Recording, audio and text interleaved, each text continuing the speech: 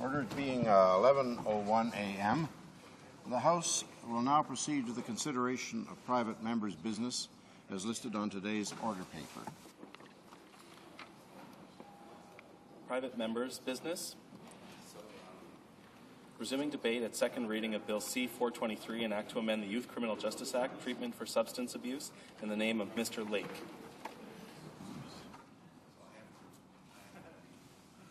Resuming debate, reprise de débat, the honourable member for Mississauga South. Well, thank you, Mr. Speaker, and I'm pleased to speak on this bill today because alcohol is an issue which has been on my agenda as an item of consideration in terms of legislative initiatives almost since I became a member of Parliament. Mr. Speaker, the particular bill before us has to do with trying to amend the laws of Canada to provide an opportunity for those who are incarcerated but can use some help to help them deal with their addiction, their problem with alcohol. Mr. Speaker, I support this bill 100%. 100%, Mr. Speaker, because when you have a social problem, Mr. Speaker, education is always part of the solution. It's part of the prevention model. Mr. Speaker, when you already have the problem, the other part of it is remediation.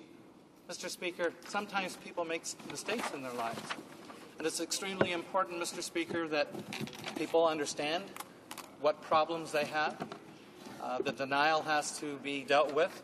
And a person needs that opportunity and that support. Because, Mr. Speaker, what we don't want to have is the recidivism. People eventually get out of jail, Mr. Speaker. And we have a justice system which includes, as part of its operations, the rehabilitation of people. With regard to most people, rehabilitation, Mr. Speaker, may be appropriate. And I say may be appropriate because I know that there are circumstances under which rehabilitation is not applicable and not appropriate. But in regard to the member's bill, we're talking about those cases in which there is an incident in which a person who is incarcerated will have the opportunity to, Mr. Speaker, to be available so that he can have some, he or she can have the benefit of the kind of assistance that they may need to ensure that they understand what the problem is, why it happened, and, Mr. Speaker, how to cope and how to deal with that in the future. So, as I said, Mr. Speaker, I support the bill 100%. Having said that, Mr. Speaker, I also want to comment on those possibilities where rehabilitation is not applicable and not appropriate. And, Mr. Speaker, that has to do with people who suffer from some sort of a mental disability. And, Mr. Speaker, more specifically, and I gave a speech in the House last Friday on this, on Bill C-251, it's related to warning labels on beverage alcohol to caution those who see the label about impending danger, a consumer lighthouse just sending out that be careful message. That's all the bill is. Mr. Speaker, it relates also to the messaging dealing with things like how alcohol can impair one's ability to operate a machinery or equipment or to drive a motor vehicle. It also, Mr. Speaker, it's extremely important that we talk about the problem when there is consumption of alcohol during pregnancy. Mr. Speaker, recently there have been some judicial statements with regard to the problems coming before the courts. Mr. Speaker, the latest I've heard, and I included in my speech, was that almost half of the people that appear before the courts of Canada suffer from some sort of alcohol problem or alcohol-related birth defect. Half, Mr. Speaker. It is enormous when you think of the cost of the courts, the cost to the system to deal with this. This is a social problem, Mr. Speaker. It is a social problem which requires a comprehensive solution. It's not going to be good enough to lecture people about they did something bad and you're going to serve your time and we're going to throw away the key and you're going to be there until the very end. Mr. Speaker, when people come out, they have to understand what the problem is. But rehabilitation in our system is not applicable to persons who, for instance, suffer from alcohol-related birth defects. As a consequence, Mr. Speaker, questions also have to be asked in addition to the issue that the member raises about giving the kind of support to people who are in jail who understand what they did, and so that they get the treatment for their addiction, for their problem. But, Mr. Speaker, what happens to all the people that are in the jail, convicted in the same jail where the jails are set up for rehabilitation? But if you have a mental disability, such as fetal alcohol spectrum of disorders, Mr. Speaker, rehabilitation is not applicable.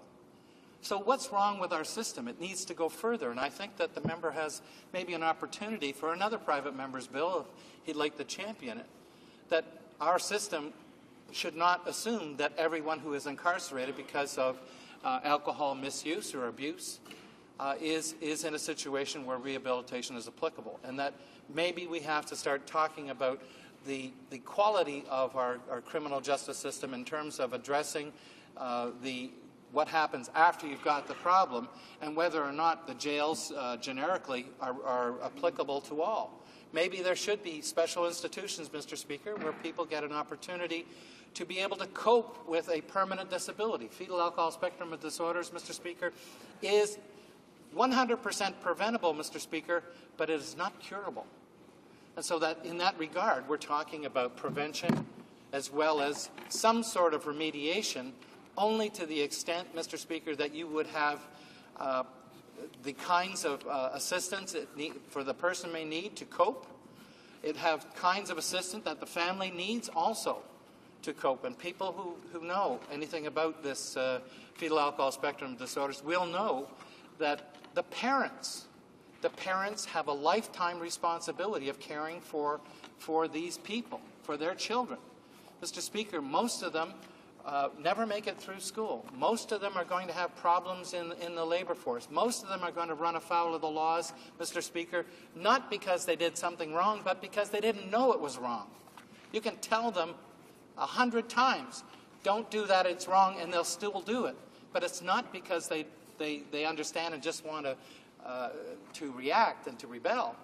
Mr. Speaker, in those cases, people who have FASD do not know the difference between right and wrong.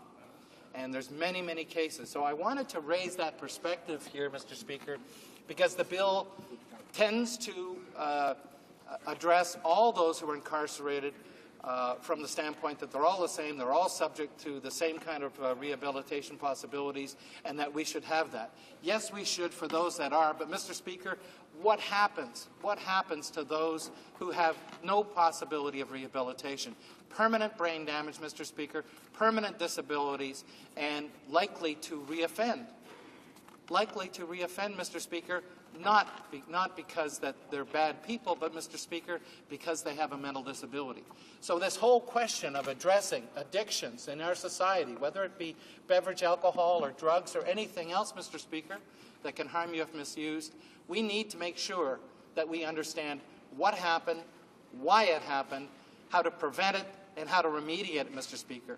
There are many elements to it. This bill deals in part with part of the equation, but in our criminal justice system, Mr. Speaker, it has a very narrow focus, and it says that if you do something wrong, you're going to jail, and you're going to stay there and do your time, and you're going to be subject to rehabilitation, etc. Mr. Speaker, it's missing a significant component.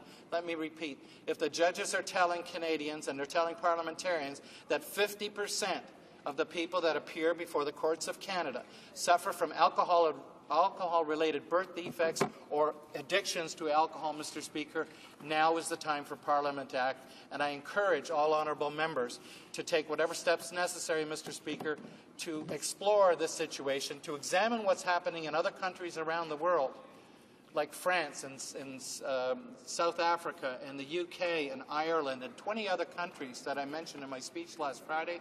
Mr. Speaker, those are the kinds of things that we have to learn. We don't have to reinvent the wheel, Mr. Speaker. The evidence is there. Parliament should have a look at that evidence, and Parliament should act. Thank you, Mr. Speaker. Reprise du débat. Resuming debate, the Honourable Member for Châteauguay-Saint-Constant.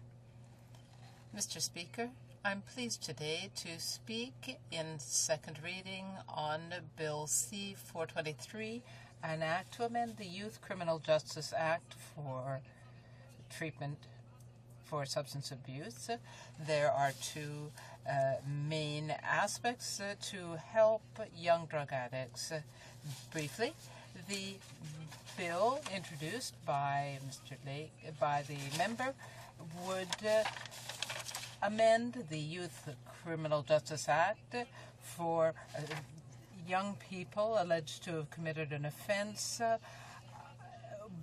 as a result of their drug addiction, and they would be recommended for treatment.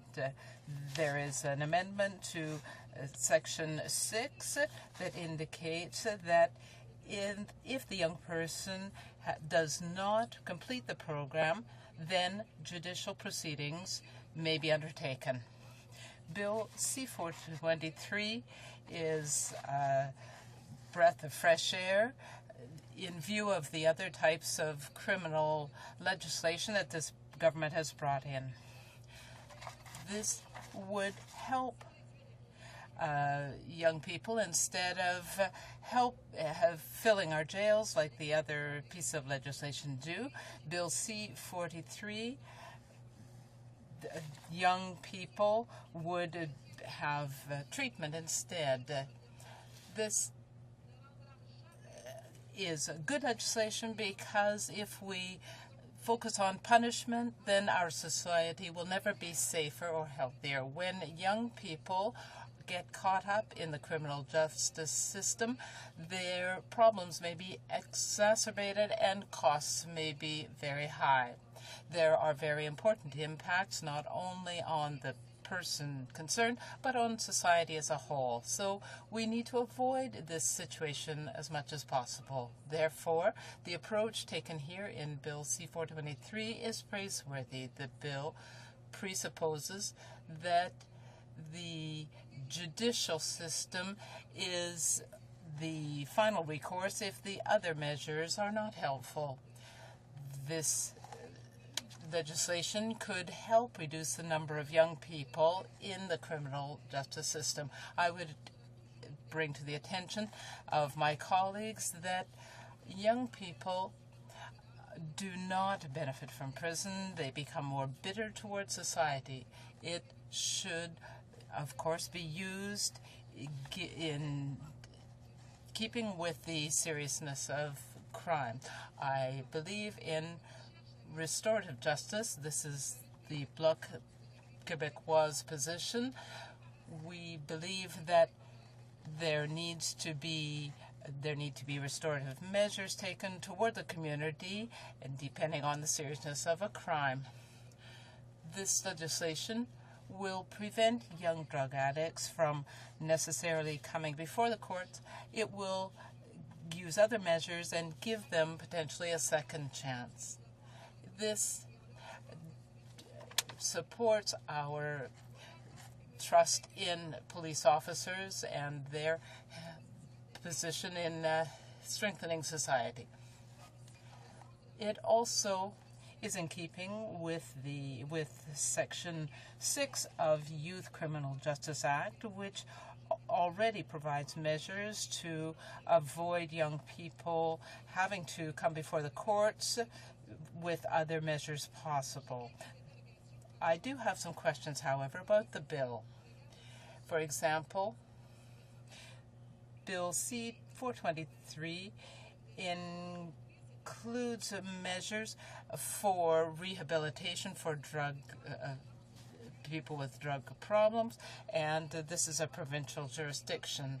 So there will need to be resources, and treatment must be available for these young people.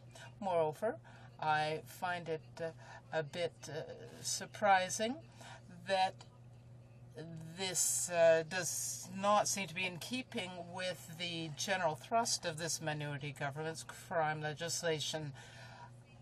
I wonder how it fits in with the new anti-drug strategy announced in October.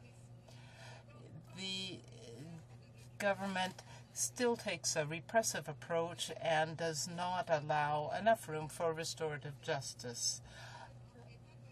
Only $10,000 or so is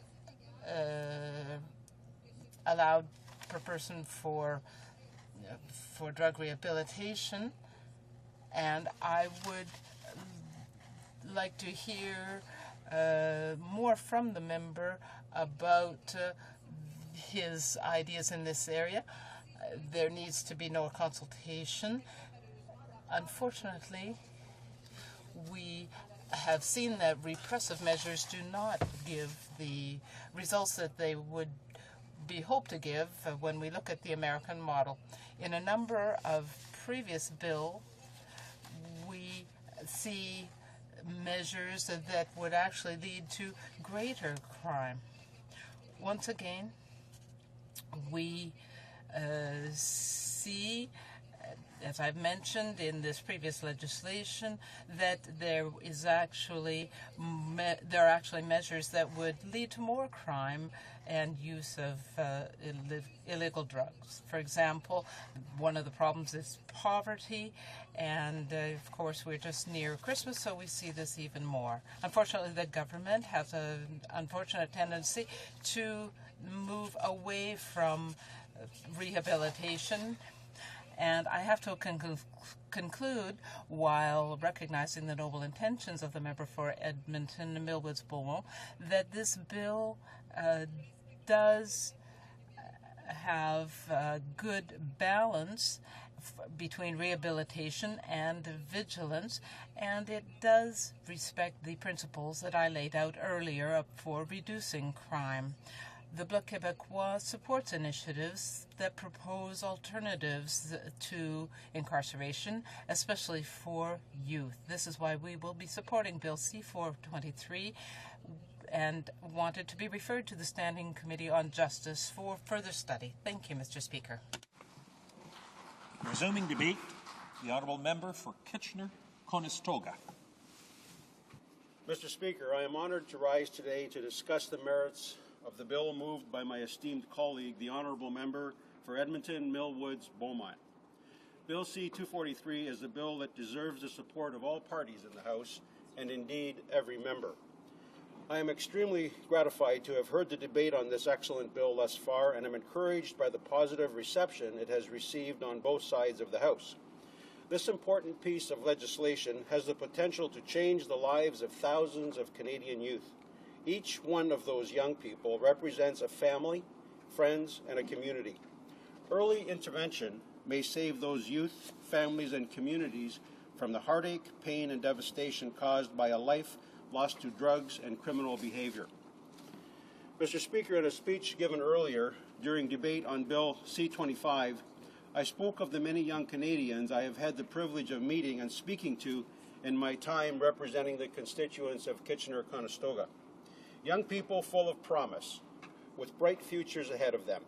These youth represent the overwhelming majority of young people in Canada today. Mr. Speaker, I have also had the occasion to meet with families of youth caught in a web of violence and crime, and with the youth themselves. What are the determinations that would cause a young person to choose one path over another? Well, undoubtedly, there are many factors, Mr. Speaker. High on the list of causes, we would find drug use to be one of the chief contributing factors to subsequent violent criminal behavior. Canada faces some serious drug problems, not the least of which is the growing number of our youth becoming involved with drugs at younger and younger ages.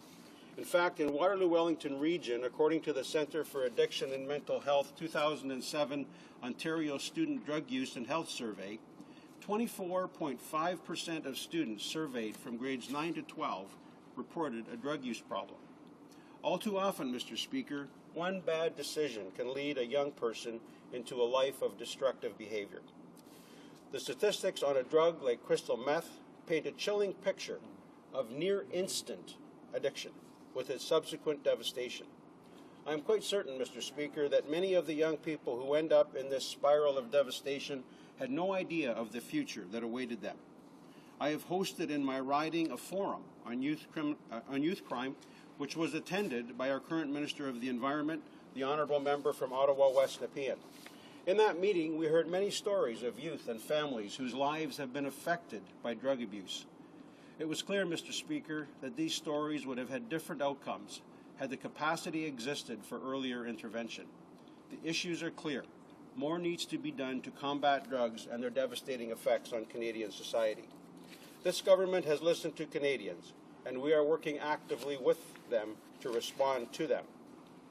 This government believes that the most effective way to deal with complex issues is to first identify the most important priorities and then to act decisively on them in order to achieve results.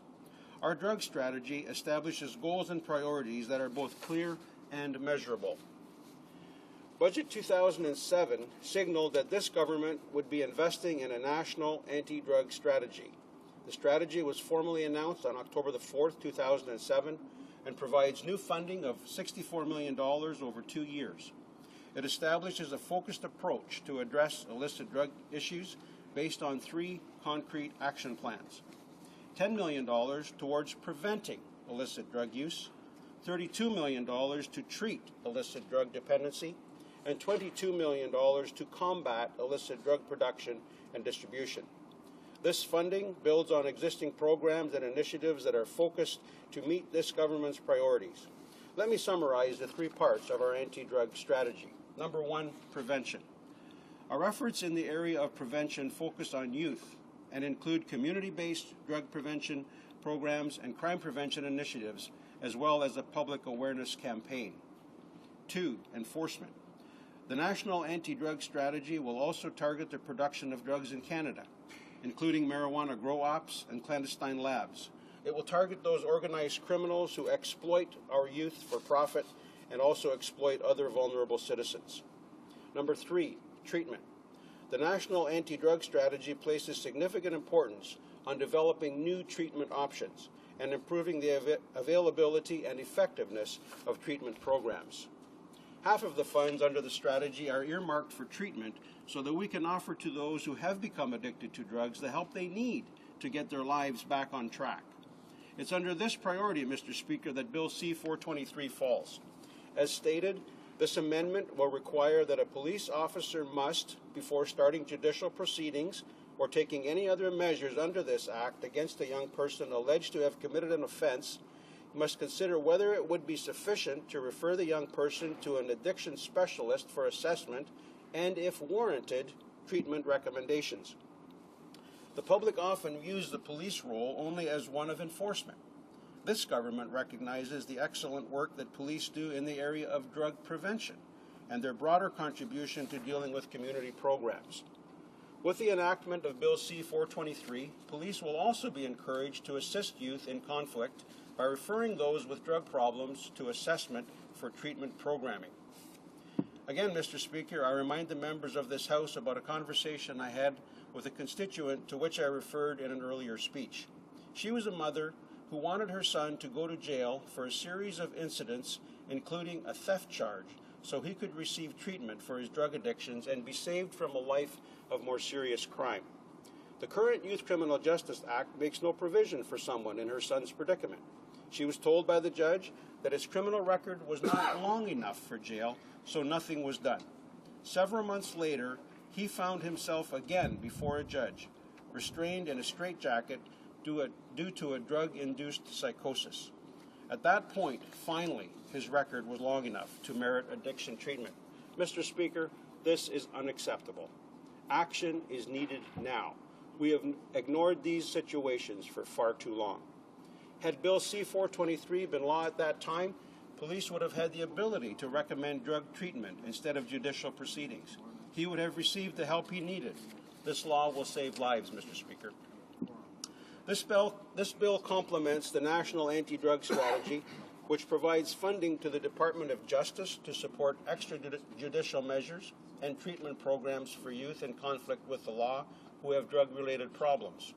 Funding is also directed to the RCMP to implement new tools to refer youth at risk to treatment programming and funding is also directed to the Canadian Institute of Health Research to develop new treatment models for crystal meth use. This government recognizes that the combined efforts of many will bring success in addressing our drug priorities. We are working with all those who are concerned about Canada's youth, both from private and public sectors and across different disciplines like health, education, and the justice system. From a local perspective, in Waterloo Region, organizations like Ray of Hope in my riding, which runs youth treatment programs for youth aged 13 to 17 who are involved in addiction, are working to make a difference in the lives of vulnerable young people. Supporting Ray of Hope is a group of generous people led by Steve Shear of Kitchener, who have donated or pledged close to $6 million to build the Ray of Hope Youth Addiction Treatment Center. Police have long been a key resource in dealing with the drug problems facing our communities. We will continue to rely upon their key contribution under the National Anti-Drug Strategy. Bill C-423 recognizes the role that police can play in linking youth with drug and addiction problems to those who can help on the treatment front. It provides a valuable and additional tool to help youth overcome their problems and make our communities safer. I am proud to be part of a government taking such active, real steps towards effecting positive change in the area of early intervention for youth at risk. And I am proud to represent a riding where people are not only asking what can be done, but are committed to making sure it gets done. By working together, we can spare needless pain and trauma for many young people and their families.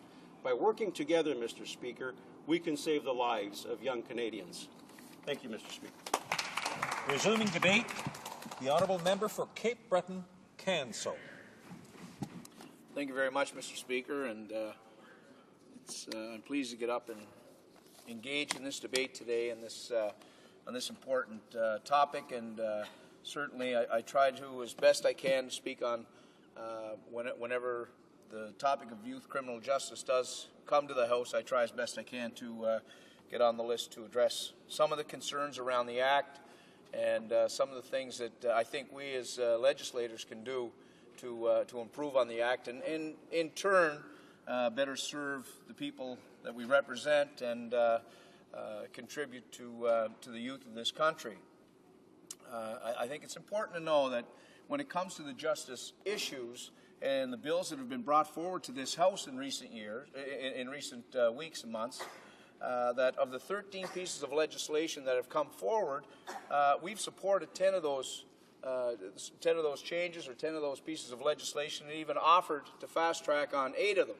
Now, this particular piece of legislation, a private member's bill, and put forward by my colleague from Edmonton Millwoods Beaumont and a colleague on the HRDC committee. In discussion with people within our caucus, we certainly believe that although maybe the provisions are already in the Youth Criminal Justice Act, that it underlines the importance and the responsibilities of police officers and enforcement officers, that they look at extrajudicial opportunities when they're dealing with young offenders.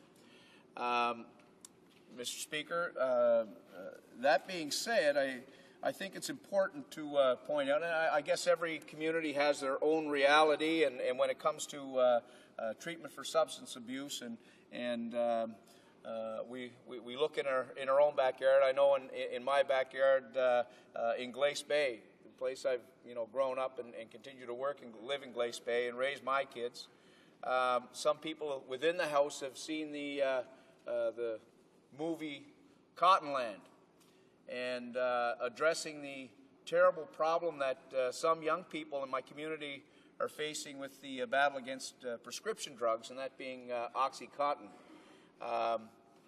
Very powerful piece of film, and it just notes that how many good, productive, normal young people make some bad decisions at a certain point in their life, and certainly there are grave consequences with those bad decisions. There's a great not great. I guess it's more tragic than great, but great in its magnitude, the devastation that was reaped on one particular life, Mr. Speaker. Young guy, a young athlete, had a problem, had an athletic injury, went to his doctor to seek some relief from his pain in his shoulder. Was prescribed by the doctor this particular OxyContin, and he was taking the medication once every 2 days, and then as the pain continued, then it was once a day, and then it became twice a day, and as it evolved, the OxyContin took over this young man's life. There was an addiction, and his entire being then revolved around how was he going to get his next fix, and what was he going to do to get the money to buy his drugs. And truly, and this prior to being prescribed this and developing this addiction, this young man was a young, productive person within our community, very caring for others, very giving, and a very involved and engaged life. And so, Mr. Speaker, these tragedies are out there, and I think what we're trying to do, what this member is trying to do with this legislation, is to make sure that that those people that find themselves in those situations, that enter into an illegal activity or take part in a crime, that this is weighed in prior to any action taken by the police. Currently, as the Act stands now, Mr. Speaker, the current Act, it requires police to consider referring a youth to an addiction specialist for assessment and potential treatment recommendations before commencement of judicial proceedings, and that's already in the Youth Justice Act. The bill further states that a youth's failure to complete this program, it should be taken into consideration by that officer, and that would allow him to decide whether to start judicial proceedings or not. And in many cases, Mr. Speaker, even under the current Act, extrajudicial measures are an option for that enforcement officer. It is an option for the police to enter into extrajudicial measures. That might involve any spectrum of things, from taking no action at all to issuing the youth a warning, administering a caution, referring the youth to a program or agency within the community. And we're very fortunate in most communities that we do have groups and organizations that their entire focus is to deal with these young people that have these addictions and that are troubled youth. The goal is to provide the youth with some options in order to promote an effective and speedy response to youth crime, Mr. Speaker. So some of those components are right now they are in the legislation, but I think what this does, and I would look forward to the comment from my honourable colleague on this, but what I would see this legislation doing is making sure, making it mandatory, an obligation of that officer to consider such measures when dealing with a youth involved in crime. So I would hope that he would make sure that he addresses that in his wrap-up comments. But, Mr. Speaker, we've seen each of us bring our own experience to the House here, and having the opportunity in my past life to work with young people through recreation and through sport, many of these young people find themselves in the midst of a group. They're taking part in an activity. They get out one night, maybe they're going to try a few beer, whatever. The group get together, and collectively they make an unwise decision. And in making that unwise decision, I think we as Canadians, we don't believe that they should pay an extreme price for an extended period of time. And that's why I think it's important with currently with the Youth Criminal Justice Act, that there's flexibility within the Act that allows law enforcement officers and the judiciary to to prescribe rehabilitative actions so that they can go on and lead productive lives. Hopefully that's what we, as Canadians, we believe in our youth, and that we try to offer them those opportunities. So, Mr. Speaker, in speaking to this particular bill, I would hope to see this bill go to committee, that witnesses are heard, that it can be hashed out at committee to see whether or not this does result in what's intended here. And if so, then I'll certainly support this, and I think the vast majority on this side of the House will support this in going to the committee. And I'd like to thank you for your time, Mr. Speaker. All party. Resuming debate, the honourable member for Sackville Eastern Shore. Thank you very much, Mr. Speaker, and I thank my honourable colleague from Cape Breton, who, for the House to know, has done a tremendous amount of work over the years, him and his family, not only with his 3 sons, but with literally every other kid that's in Cape Breton. I think he's run across them on a hockey rink or a baseball field, and I mean, the Glace Bay Colonels, some of the best little players around in the entire North American continent. But, Mr. Speaker, that's the advantage that we have as grown-ups, being able to work with kids, to be able to share our experiences with them in order to sort of guide them in the right path. But, Mr. Speaker, I know my honourable colleague from Hamilton here, who's from the great province of New Brunswick originally. You listen to him and some of his stories, he talks about growing up. I mean, it would have been very easy in those days to make a wrong turn. And, Mr. Speaker, an awful lot of kids in this country grow up impoverished. They grow up with various disabilities, either mental or physical, or they come from a broken home, or they come from all kinds of various backgrounds, Mr. Speaker, and it's very, very easy as a youth, either as an individual or as a collective, as my honourable colleague said, to make the wrong choice at a particular time. And the question is, Mr. Speaker, what do we then do with them? Well, the initial outrage would be hang him from the highest tree and make sure he pays for his or her mistake. But, Mr. Speaker, there is also a compassionate side to it. I mean, forgiveness in the Bible means that you turn the other cheek. You would look at that child and say, this is a human being. Can we make a productive person out of this individual? And I believe, Mr. Speaker, that's how justice laws should go toward. There has to be a deterrent. There's no question about that, Mr. Speaker.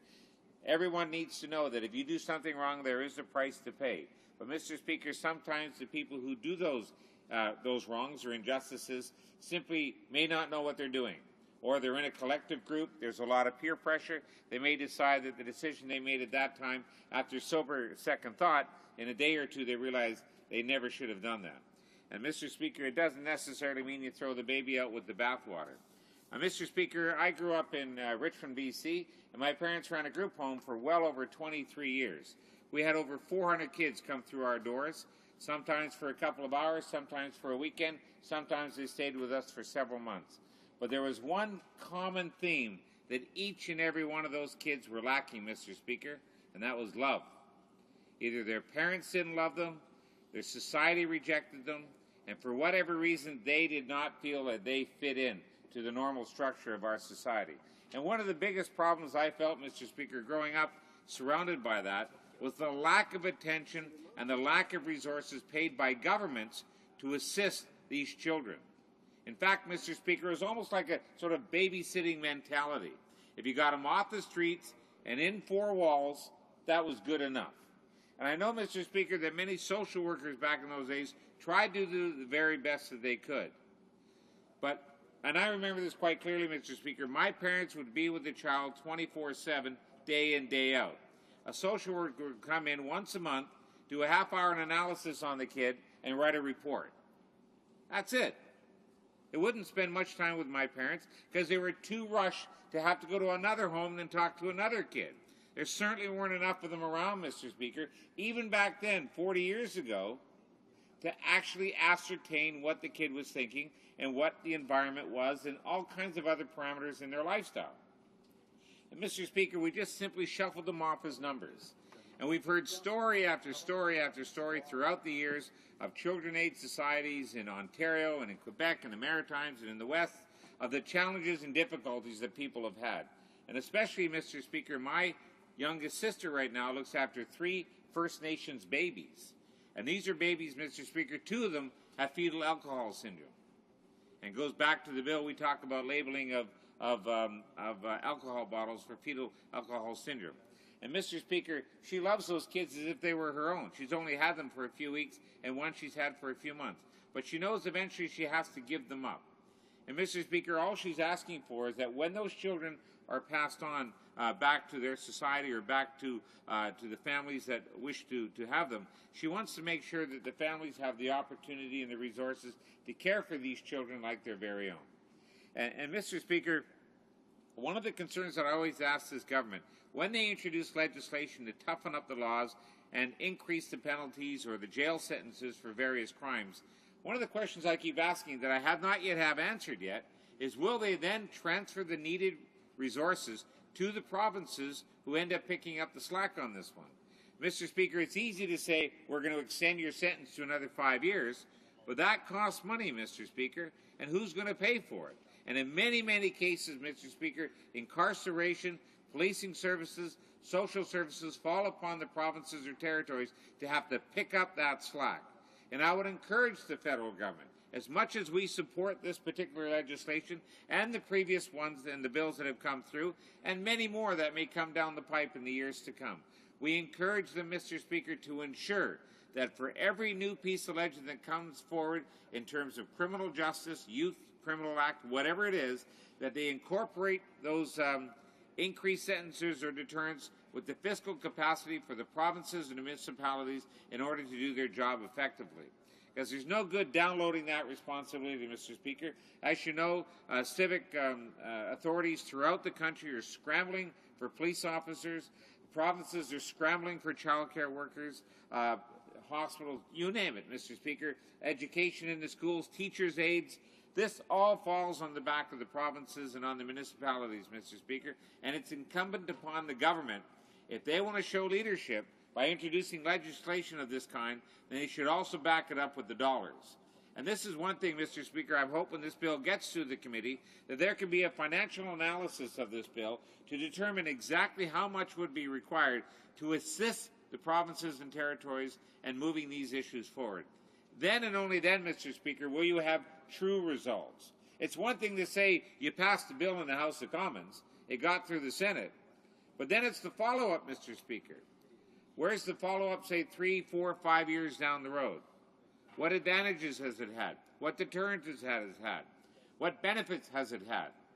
And without a careful analysis of that legislation down the road, we simply won't know.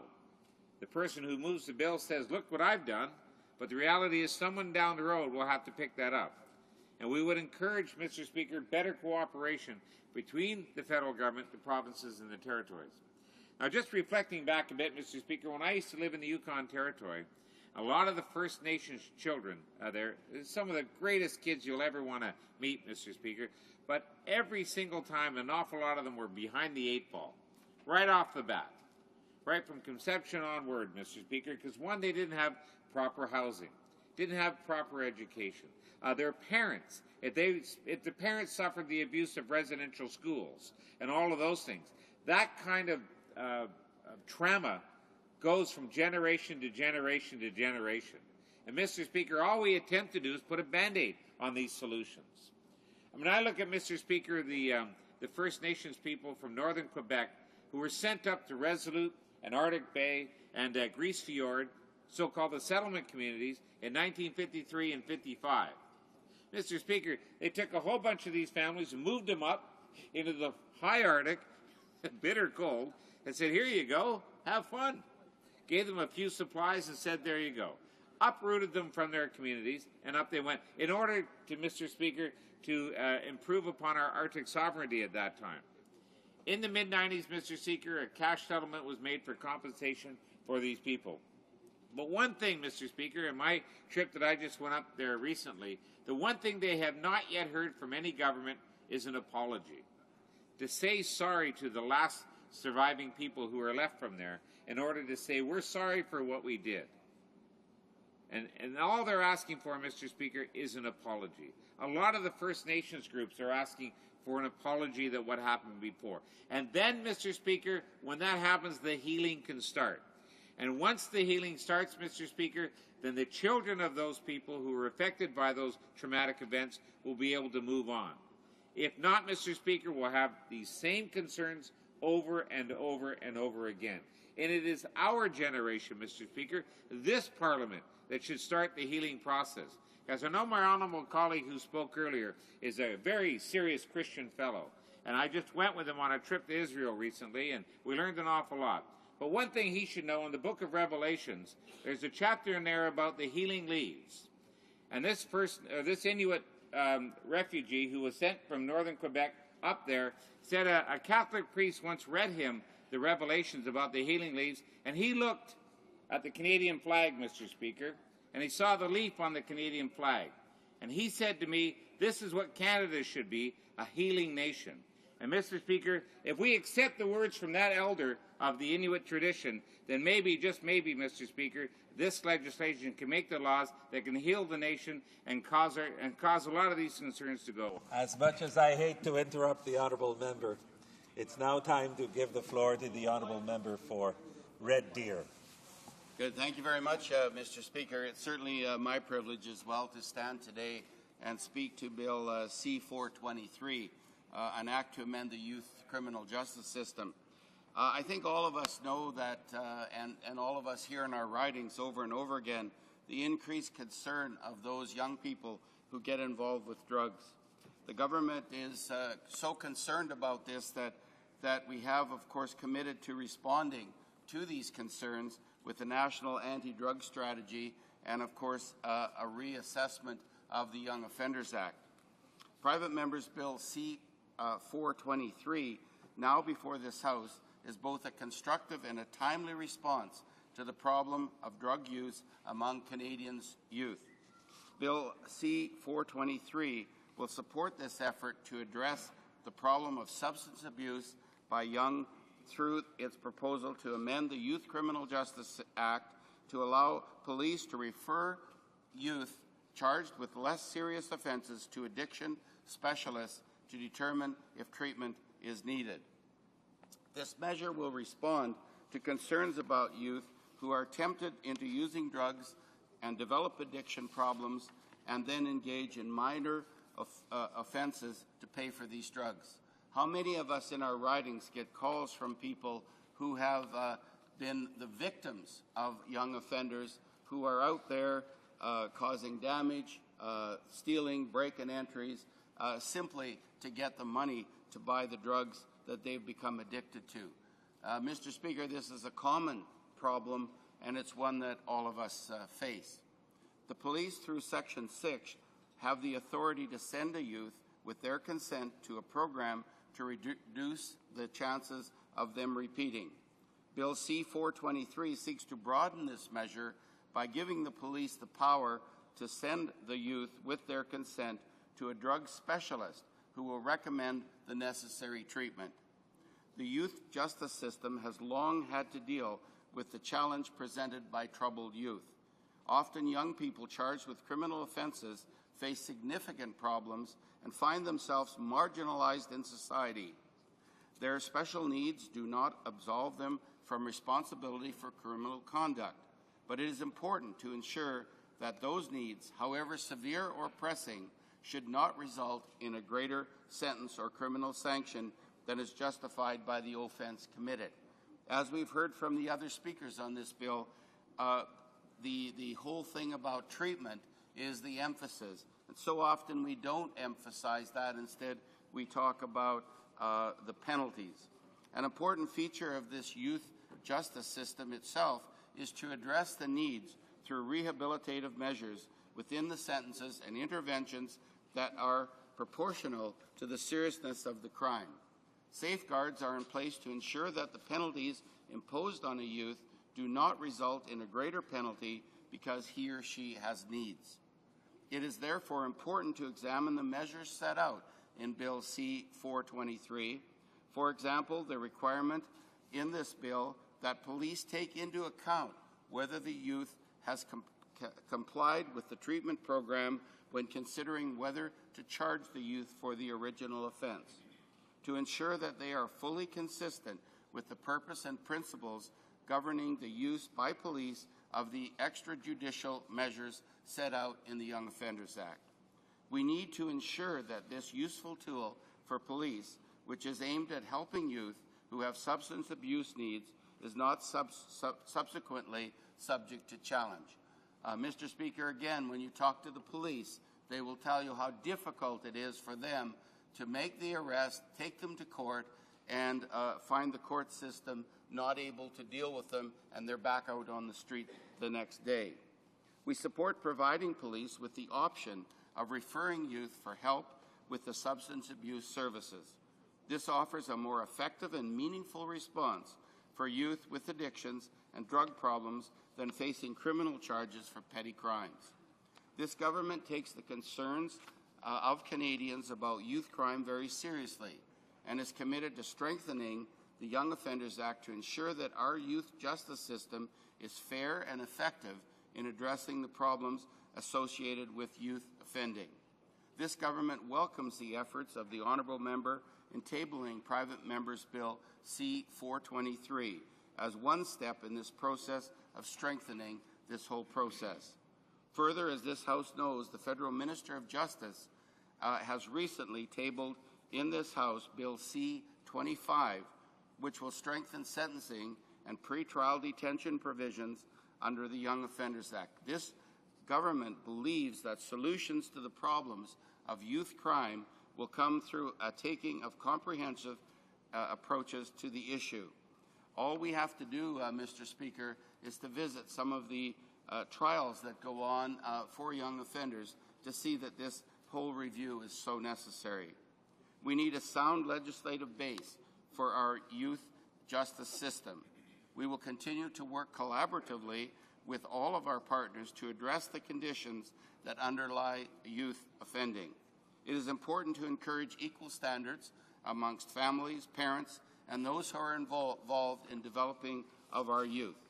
Furthermore, this government will be launching a comprehensive review of the Youth Criminal Justice Act and the youth justice system in 2008 to ensure that our youth justice system fairly and effectively holds young offenders accountable for criminal conduct.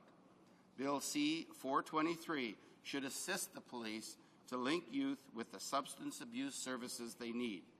I am proud to support this bill and congratulate the member from Edmonton, Millwoods, Beaumont for taking concrete steps to help our youth who have become involved with drugs and are committing petty crimes. Mr. Speaker, we have many parents calling out to us for help. This bill is just one measure to try and help them with those young offenders. Thank you, Mr. Speaker. The honourable member for Edmonton St. Albert has the floor. He should be cognizant of the fact that he'll be interrupted in about 5 minutes. Well, thank you, Mr. Speaker. I'll just have a short speech so you don't have to interrupt me. And I apologize, I've also got a cold, so I hope you can hear me okay. But I'm pleased to talk on this bill by the member for Edmonton Beaumont because it demonstrates the compassion that he has for young people in this country, and it also demonstrates the position of the Conservative Party that we believe that it's important that we help our young people rather than just throw the book at them anytime they commit a crime. Now, this particular bill deals with the fact that when a young offender, is apprehended because it's alleged that he may have committed some crime, first thing that the officer has to do is say, okay, what is the mental state and attitude of this person? And on that basis makes a decision whether or not to start the full process of court proceedings or whether or not to engage in the fact that perhaps the drug treatment programs that are currently offered would be much better. And I think this is a great recommendation by the member from Edmonton Beaumont, because we've had some high-profile cases in the past, Mr. Speaker, and I refer to, I think we all remember Davis Inlet in the North Shore of Labrador, where these young kids were into gas sniffing and glue sniffing and everything else. And they ended up in Poundmaker Lodge in St. Albert, my constituency, for treatment. Now, a lot of illegal things were going on in Davis Inlet at that time, Mr. Speaker, but the country's compassion was to help the young people. And they were taken to the Poundmaker Lodge, and we did everything that we could to try and rehabilitate these people rather than throwing them through the criminal proceedings. Now, that concept is replicated many times in this country, in many days, but it doesn't get national headlines, but it does affect a particular young person who is arrested and has fallen into criminal behavior because of his participation in drugs. And therefore, I think that when the person says that he would like to start the treatment, then demonstrates that he's willing to follow through on the treatment and complete the recommended course by the professionals and the experts and cleans himself up, why would we want to give him a criminal record that is going to dog him for years and years and years? Young people are a great asset, Mr. Speaker, and some of them fall by the wayside, and some of these can pick themselves up and get them back on track. We shouldn't be throwing the book at them. We should be helping them, because our justice system is all about rehabilitation and protection of society. And if we can rehabilitate that person and make him a contributing member of society rather than a criminal for the rest of his life, surely that's one of the great investments that we can make, Mr. Speaker. So I'm pleased to say that I'm going to recommend that we all support the bill proposed by my good colleague from Edmonton Beaumont. Thank you. The honourable member for Edmonton Millwood Beaumont now has the floor for his right of reply.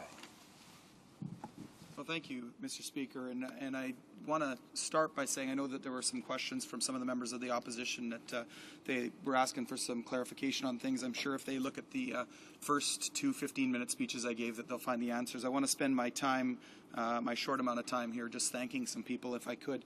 And first, I do want to start with thanking my colleagues from all parties. I know that I think each of the parties, despite the fact that they had political things that they had to get off their chests when they were speaking, I know that they all articulated the fact that their parties support this bill, and I want to start by thanking them for that. And I want to also thank the House of Commons Legal Department and the Library of Parliament who helped me with the drafting of the bill, because it's important to make sure that when you're discussing this kind of thing that you get it right the first time. So I want to thank the people that worked hard to do that and went back and forth with me as we worked through what we were trying to accomplish here. I also want to thank ordinary Canadians who dedicate their lives every day to helping kids and adults with addictions issues. Very, very significant issue in this country. I thanked some of them during my speaking time when I first got a chance to speak to the bill. Marilyn Benet from Parents Empowering Parents, Patricia Benz from the HoC Addictions Treatment Center, and folks that spend a lot of time helping people with addictions issues. I also want to take a moment to thank the RCMP and other police forces, the Edmonton City Police, who deal with this issue and the results, the consequences of addictions issues every single day. And I know I've done a couple of ride-alongs with the Edmonton City Police, and they've been incredibly helpful in helping me to understand the cycle of addictions and crime, and how much of their work centers around dealing with the consequences of addictions issues. Mr. Speaker, I also want to take a moment to express my appreciation to my 9 foster brothers and foster sister who they provide me, I don't say it nearly enough, but they provide me a lot of inspiration for a lot of what I do here in the House. So I'm going to name them: Andrew, Randy, Kelly, Jeff, Matt, Jonathan, Howie, Danny, Jeremy, and Amanda. Very, very important people in my life. They came from some very tough circumstances into my parents' house when they were early teens for the most part, and just an amazing inspiration. And it's something that I haven't realized until I've gotten older, I think, sometimes dealing with some of the things that we deal with here, how important they were in my life. And particularly want to thank my parents, Mark and Bonnie, and my brother Dan, who in 1986, I was 16 years old, and my parents made a decision to reach out to some kids who had coming from some of the toughest circumstances you can imagine. And, as a 16-year-old, that's a pretty life-changing event, bringing people into your house, growing your family of 4 into 5, 6, 7, 8, 9, eventually 14 people. And makes for some pretty fun Christmases, some pretty good ball hockey games out in the street. And you know, it's a life-changing decision. And my parents had a heart for kids at risk and kids coming from those circumstances, and they decided to do something pretty significant to try and address it and try and help these kids out. And when my father passed away in 2003, it really hit home for me how important it was to these kids. Some of the kids had, young kids in their young 20s, or like even us, they may not have been around for a little while. They'd kind of gone off and done their own thing, but when he passed away, all of a sudden these kids all came back for the funeral, and we had a chance to catch up and talk and see where they were at. And I think it was then that I started to really realize the impact that the decision that my parents had made was having in the life of these kids. So I definitely want to thank my parents and my brother for the decisions that they made. And to conclude, I just want to reiterate that the purpose of this bill is to get help for kids at a time when they might not realize they actually need the help. And that's the crux of the bill. You know, to reach out to these kids. I really look forward to having the opportunity to work with the members of the Justice Committee as we try and move forward and make this bill actually come into law. Thank you very much.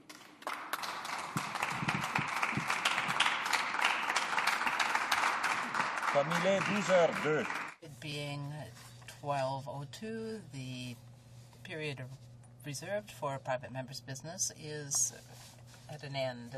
The question is as follows. Moved that Bill C-423, an act to amend the Youth Criminal Justice Act, Treatment for Substance Abuse, be now read a second time and referred to the Standing Committee on Justice and Human Rights.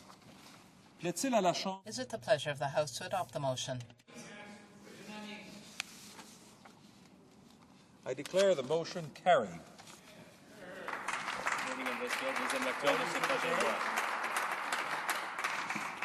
Accordingly, the bill stands referred to the Standing Committee on Justice and Human Rights. Orders of the day. Government orders, government bills, comments. C-28, Budget and Economic Statement Implementation Act 2007, resuming debate on motion number 1. Resuming debate, the Honourable Member for Thunder Bay, Rainy River has the floor. Thank you very much, Mr. Speaker. In talking to this budget implementation bill, I'd like to focus my remarks particularly on the aspects of forestry, the forest industry, and what may be done and what should be done to this bill to improve it so that it can address that question. I'll take you back a little bit to November of 2005, when a $1.5 billion forest industry competitive plan was announced by the Minister of Industry at that time. That plan included funding support for what we would call transformative technologies, incentives for bioenergy expansion, assistance to respond to innovative opportunities, support for market expansion, and let's just realize, and as I continue on through my speech, to understand that the forest industry in Canada, the capacity for us to sell to the rest of the world remains as vibrant as it ever was. So we know that our fiber is the best in the world. So that the product that we have to sell and the pent-up demand that continues is certainly something that should afford us tremendous opportunity. So let's just keep this market expansion in our mind as we discuss all of these other aspects that are affecting the industry and its dramatic downturn that we are facing right now. And the fifth thing was for a National Forest Community Adjustment Fund. Now, these supports were developed in collaboration with forest industry leaders, both union, labor, management, suppliers, to help slow the loss of jobs in forest companies across the country. So there had been a great deal of consultation and input.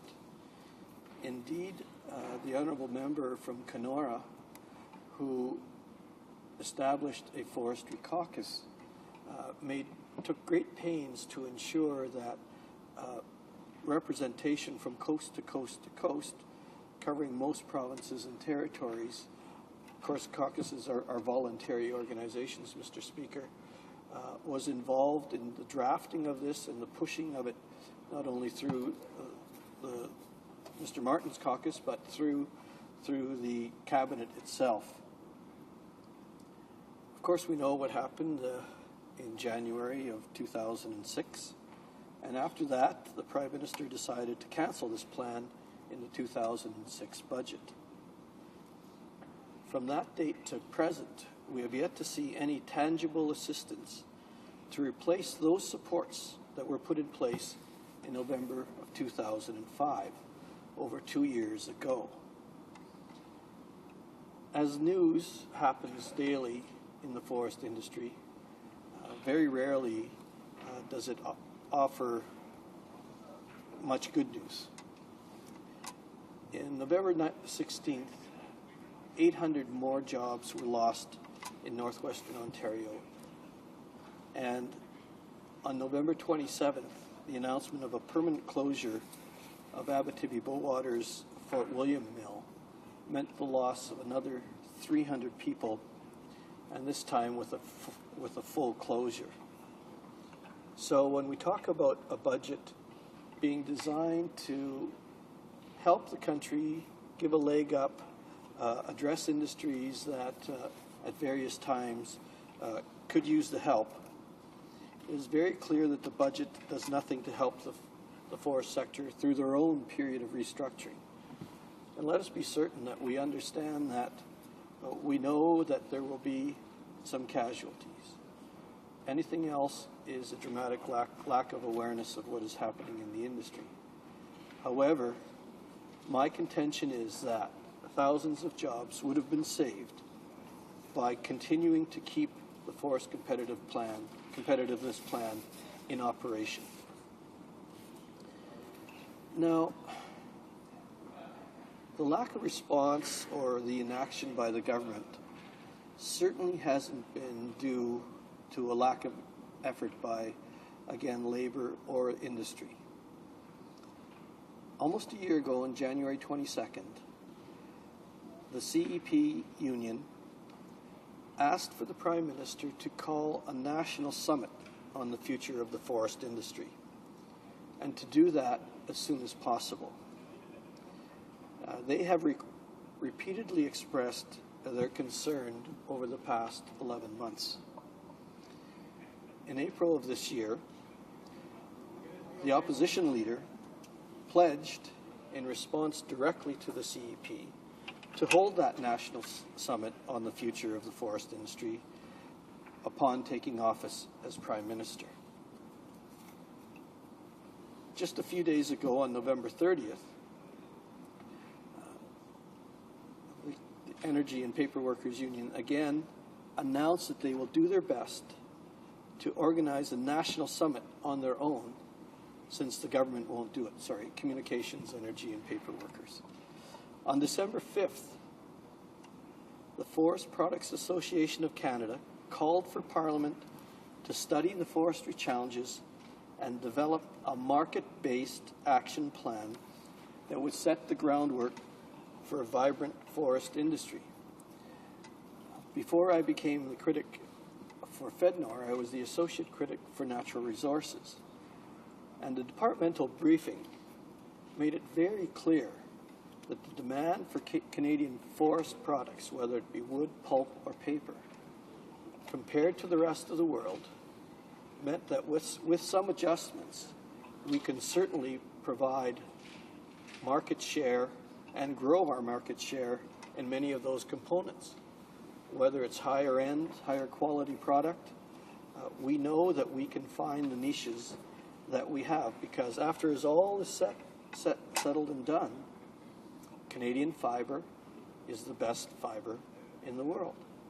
And the way we process it in terms of our environmental standards, the way we harvest it, meeting exceptional environmental safeguards, the way we produce it by cleaning up the plant operations, means that in all those fronts, the industry has shown a dramatic interest from the time when I was a young boy, really, and seeing things with mercury pollution and smokestacks emanating all sorts of pollutants into the air.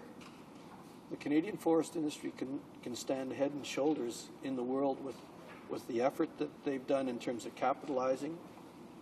Just recently in Thunder Bay, Bullwater itself, before it became Abitibi Bullwater, put $180 million into environmental improvements into their operation, which in these days, in a very competitive environment, is certainly something that should be applauded and recognized.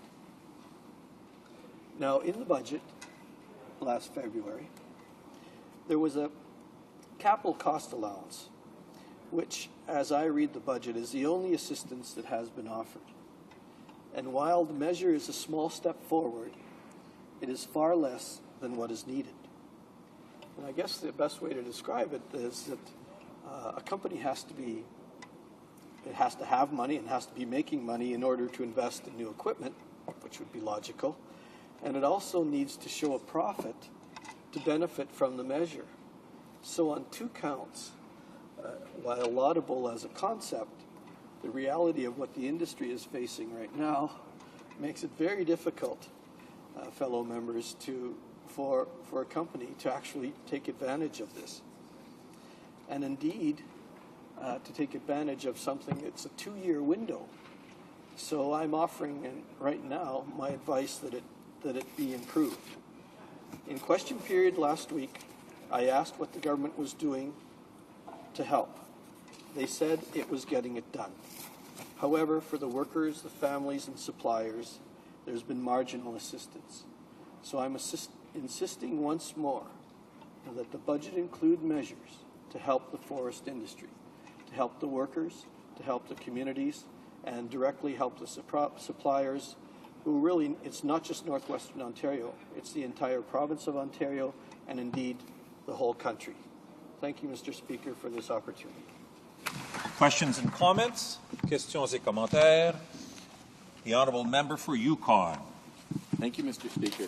And I'd like to congratulate the member on his excellent speech. And he's also say that he's been a very passionate leader of Rural Caucus and fighting for the rural people of Canada and of Ontario. And in that light, I'd like to ask him a question related to the budget. If he's fully supportive of reinstating the exhibition transportation service. I've had numerous calls of desperation of people who have heard this program is going to be cancelled on March 31st, 2008. This is a special fleet of vehicles the Canadian government has to transport Canadian heritage exhibits across the country. If you cancel this program, it's been in place since 1972 in Canadian heritage, and if we cancel it, it will dramatically reduce Canadians' access to their heritage and the works of Canadian artists. It'll have a serious effect on nonprofit museums and galleries in rural Canada, which distribute and exhibit the work of Canadian artists.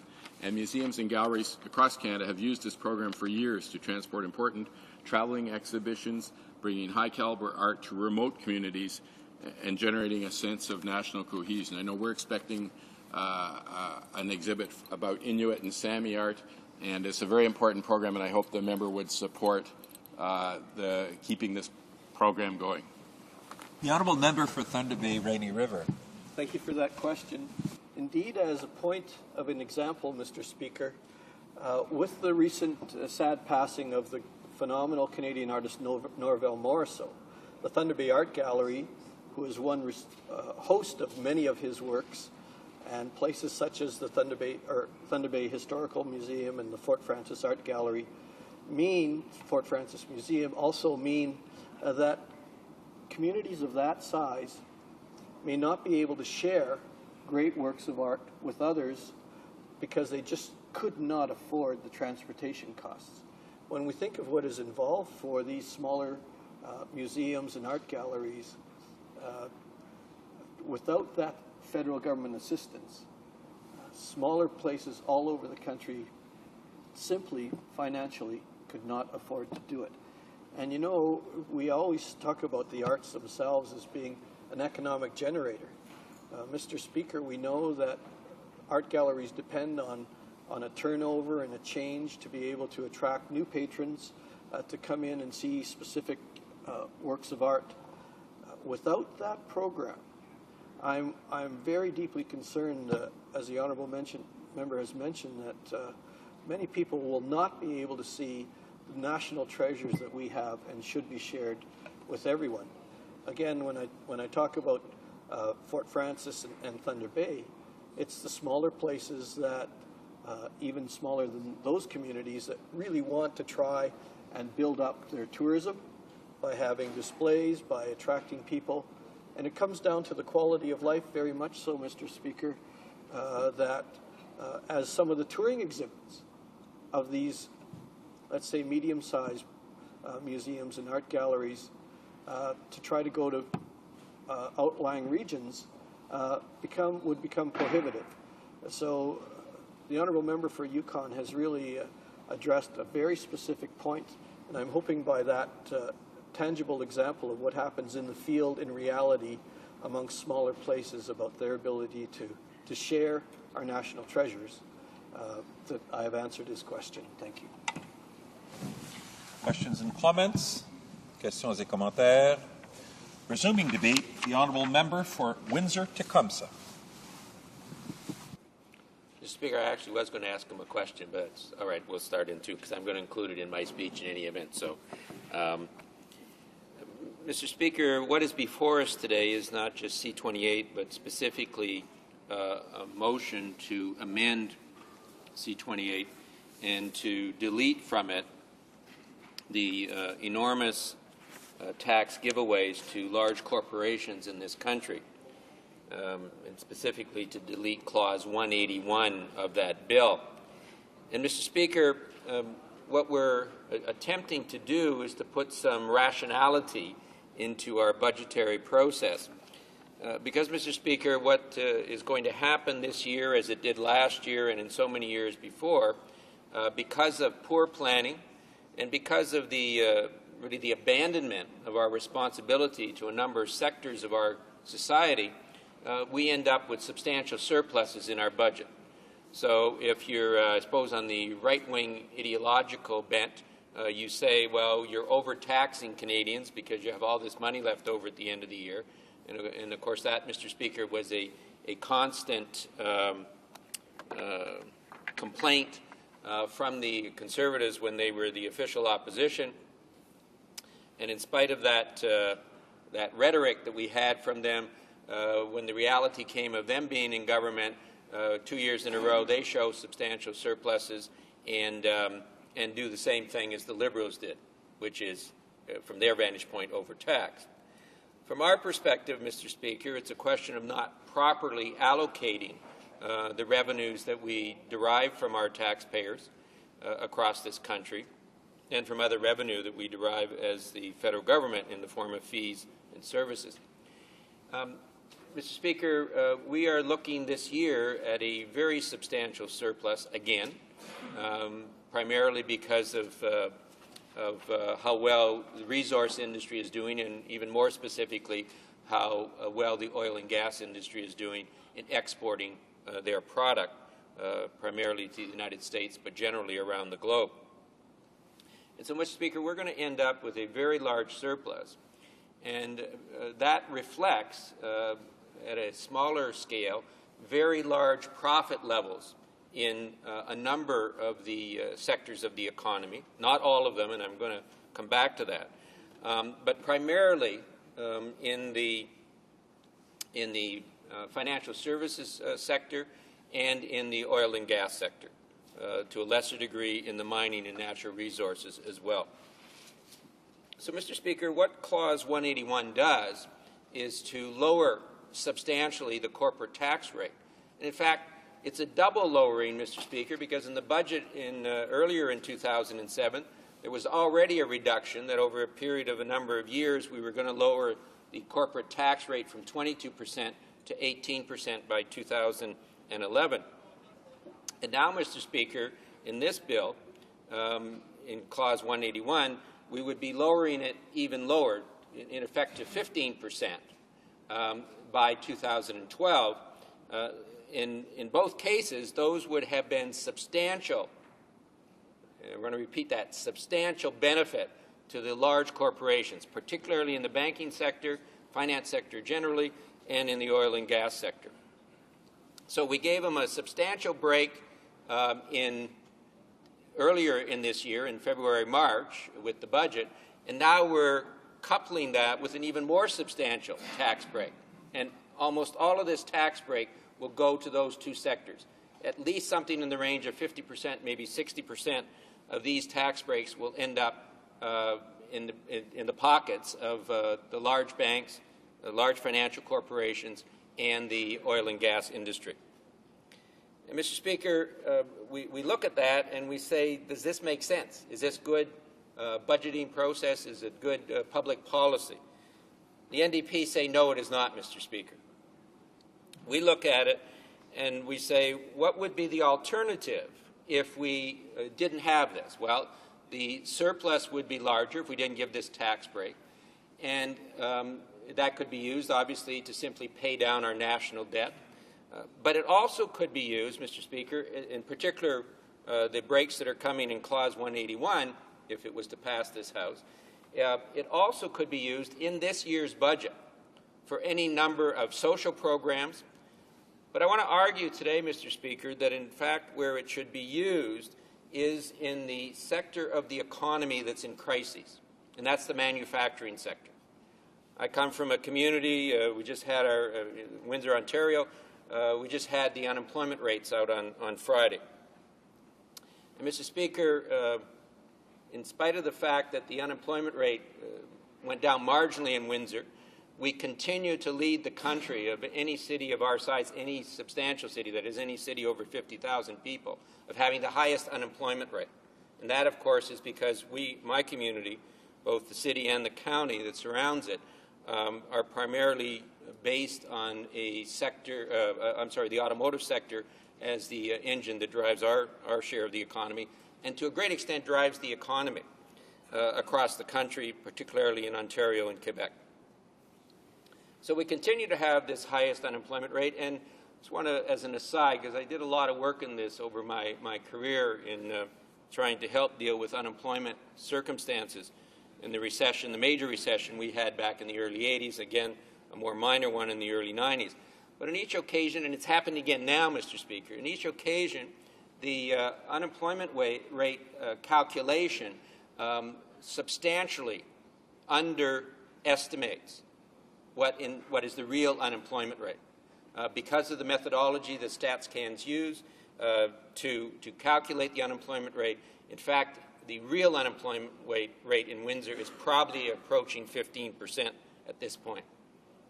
And, Mr. Speaker, the trauma that all sorts of families and individuals are going through reflect that reality.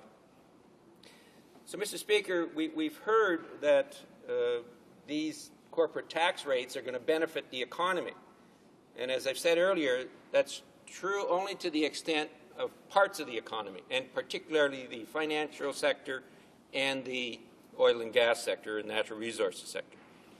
These corporate tax breaks will do absolutely nothing to assist the manufacturing sector.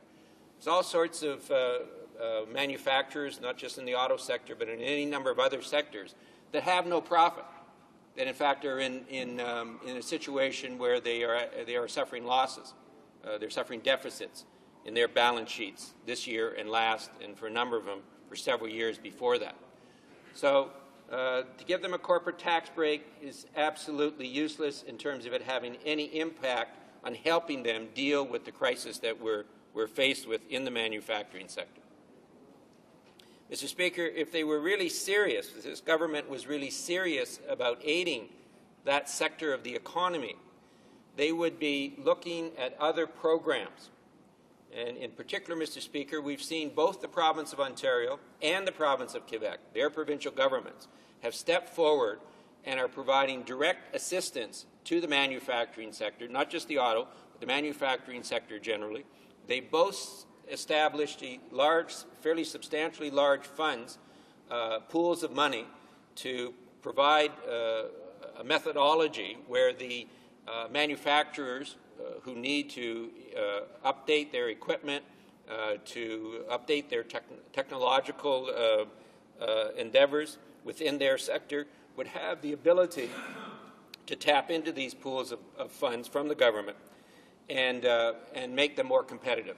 And hopefully, as we are doing that, Mr. Speaker, we would see unemployment rates begin to drop and people get back to work in that sector. So both those two provinces have provided those pools of funds. They both also, Mr. Speaker,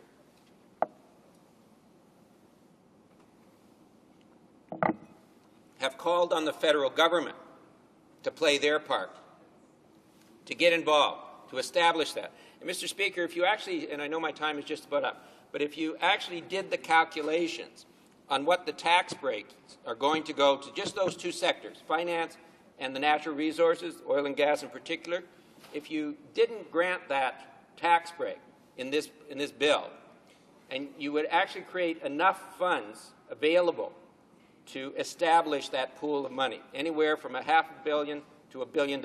That's what needs to be established so that our manufacturing sector can get back on their feet. Thank you, Mr. Speaker. Questions and comments, questions et commentaires. The honourable member for Peterborough. Well, thank you, Mr. Speaker. Mr. Speaker, I listened to the member's speech with interest, and I acknowledge the member wants to assist the manufacturing industry. Obviously, that's an industry that our government is working with. We're working to create a strong future for all companies in Canada, Mr. Speaker, and I acknowledge that the honourable member has an interest in that, but we have a broader interest, and I do get concerned when members of the NDP stand and rail against tax cuts for corporations, Mr. Speaker. Certainly on Finance Committee, we hear time and time again about how Canada is not competing, how we're becoming a high tax jurisdiction, and that's why we see companies perhaps deciding that maybe they should manufacture elsewhere, maybe they should do business elsewhere, maybe this isn't where they should employ people, and that obviously is a concern for the government. We want this to be the place where companies want to set up, want to do business, want to employ Canadians, because ultimately our society is better off. Canadians are better off when they can find a good paying job, and the best way to do that is to attract foreign investment dollars and foreign corporations, and also to assist in bolstering Canadian corporations. It's not just about helping companies that are in trouble. It's about strengthening companies that can employ even more Canadians. While I acknowledge the honourable member's statements, I just can't agree with them. And I also, in addition, would just like to ask the honourable member if he understands that by assisting companies, by strengthening companies, that those tax savings, it's been proven time and time again, those tax savings are often passed on to employees in the forms of higher wages. I ask if he's considered that. The honourable member for Windsor-Tecumseh. Well, obviously, the member from Peterborough wasn't paying much attention to my speech, because there is no savings that are going to be passed on in the manufacturing sector by the current policy or by this tax benefit that we're granting to large corporations. If you're not making it, it's simple. It's really simple. I would think even the Conservatives can understand this, Mr. Speaker. If you don't make any profit, you don't get a tax break, because you're not paying any taxes to get a tax break on. That's really, really simple, Mr. Speaker. And that's the reality in the auto sector, and it's the reality in the manufacturing sector. And when that member speaks, Mr. Speaker, of job creation, look at what the policies of both the previous Liberal government, which is being continued almost identically with this Conservative government, Mr. Speaker. We have lost in the last 2.5 years, almost 300,000 jobs in this country in the manufacturing sector. So it's not a question of getting a rise in wages, as he suggests, Mr. Speaker. The reality is there's no jobs. We're losing them, and that pattern, Mr. Speaker, is continuing. Every day, practically, another plant announces layoffs, indefinite layoffs, or plants close. So these policies are absolutely useless in terms of dealing with this. The province of Ontario has recognized it. The province of Quebec has recognized it, that they need more direct assistance. The honourable member for Yukon for a short question. Merci, Monsieur le Président. This is just a short question on the Museum Assistance Program, MAP. One of our museums suggests it's been cut 25%, and they're one of the most underfunded institutions in Canada. I assume the member would be against cutting the Museum Assistance Program and would help me to fight for reinstallation of that money. The honourable member for Windsor-Tecumseh. Absolutely, Mr. Speaker. We recognize it in our community in terms of some of the impact that cut is going to have on, again, on the smaller museums in particular who are, just barely making it, and now with a further reduction in government assistance, a number of them are probably going to go out of business. Resuming debate, the honourable member for Etobicoke North. Well, thank you, colleagues. Thank you, Mr. Speaker. I'm very pleased to participate in this discussion of Bill C-28, which is the bill that implements the budget that was tabled on March 19, 2007 by the Finance Minister, and also to implement the provisions of the economic statement that was tabled in Parliament on October 30, 2007, or what we refer to as a mini-budget. Mr. Speaker, I must say that we do know that Bill C-28 is it's a confidence bill, and if this bill is defeated, we would be into a general election in Canada. And I'm sure that Canadians don't want to have a general election right now. We don't need one, and I certainly don't want one either. Having said that, I think the bill, in implementing these measures of the budget and the mini-budget, falls far short of what Canadians deserve. And I'd like to cite just a few examples, if I might, Mr. Speaker. First of all, reducing the GST from 6% to 5%. We all know, and the economists worldwide, or certainly in Canada, have commented, this is bad economic policy. It's better to reduce income taxes or to invest in programs and services that Canadians need. Reducing the GST is not very good not a very good economic measure. And I know that the Conservatives, the platform, they committed to this, wrongly, I think, they realize now, but a better use of that money, Mr. Speaker, would be to take the $5.5 billion that reducing the GST from 6% to 5% is going to cost annually in perpetuity, the $5.5 billion per year. We've already lost $5.5 billion per year, roughly, by reducing the GST from 7% to 6%.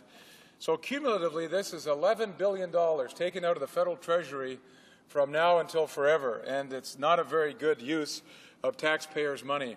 What I would rather see, Mr. Speaker, is an investment in our national infrastructure. Take that $5.5 billion, and instead of reducing the GST from 6% to 5%, collaborate with the provinces and the municipalities and start dealing with our national infrastructure deficit. Now, some have estimated that the deficit of an infrastructure is in the range of $120 to $130 billion.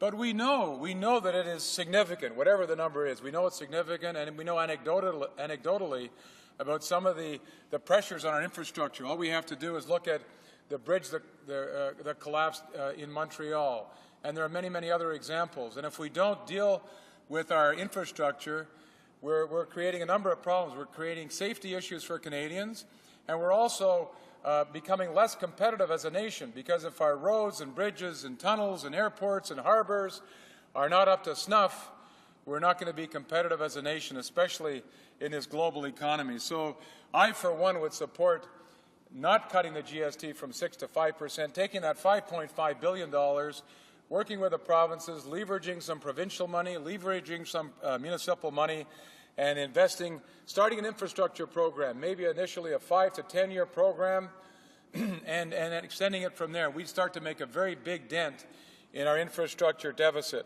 And we have mayors, Mr. Speaker, like Mayor Hazel McCallion, a very respected and reasonable mayor of the city of Mississauga, who's saying the federal government is being negligent, hugely negligent, by not investing in infrastructure. And because of that, the municipality of Mississauga is going to have to increase their property taxes. And what we could do, Mr. Speaker, if we had this infrastructure program, I'm sure that mayors like Hazel McCallion would not implement this property tax increase and would use this money to invest in infrastructure. That's just one example, Mr. Speaker. I think the budget and the mini-budget are deficient in a number of other ways, particularly their lack of emphasis on innovation and research and development. And, our government, our Liberal government, we started to reinvest in research and innovation after we dealt with or started to deal with the deficit and paying down federal debt. And we made large investments in the Canadian Institute of Health Research, in the Canada Foundation for Innovation, in establishing the research chairs across Canada, and in putting money forward for research overheads, the overheads that are needed to implement these research programs. And as a result of that, what we have seen in Canada is the brain gain. We had been losing a lot of researchers and scientists who were leaving Canada because of the poor research environment. Well, because of the measures of our government, we created the brain gain. And in fact, I met some of them at the University of Toronto recently, U.S. researchers who had come up to Canada as research chairs and spoke very positively about how our government had dealt with this positive research environment. But Mr. Speaker, this is now in jeopardy. It's in jeopardy because this Conservative government is not making the investments in the Canada Institute for Health Research or the Canada Foundation for Innovation, and also has processes that are very cumbersome and unwieldy. And so a lot of these researchers were saying that while the environment is still not bad, it's on a decline. And I think, Mr. Speaker, this would be a horrible thing to happen to Canada if we then reverted to the brain drain again, because we've taken so much effort to create this very positive research environment. And what does that research environment do? It allows us to be competitive in the global economy. It allows us to develop products and services that add value, that are create high-paying, high-value jobs in this country. And all you have to do, Mr. Speaker, is look around and you can see the impact of our global economy. And there's a lot of material to read. I'd recommend The World is Flat as a starter. But, I've been doing some work, Mr. Speaker, recently on the diamond industry. It's well acknowledged that Canada is now the third largest diamond producer in the world, and we have more diamond production coming in Northern Ontario. But guess what? 99% of the diamonds leave this country in an uncut, unpolished, no value-added form. And I've been working with various stakeholders to see what we can do to deal with that, so we could perhaps establish a diamond bourse or a diamond exchange here in Canada, and from there the value-added activities, the cutting and the polishing, and the other jewelry businesses would grow from that. That is the experience worldwide. And in fact, we know that it can't all be done up in the Northwest Territories and in the Yukon.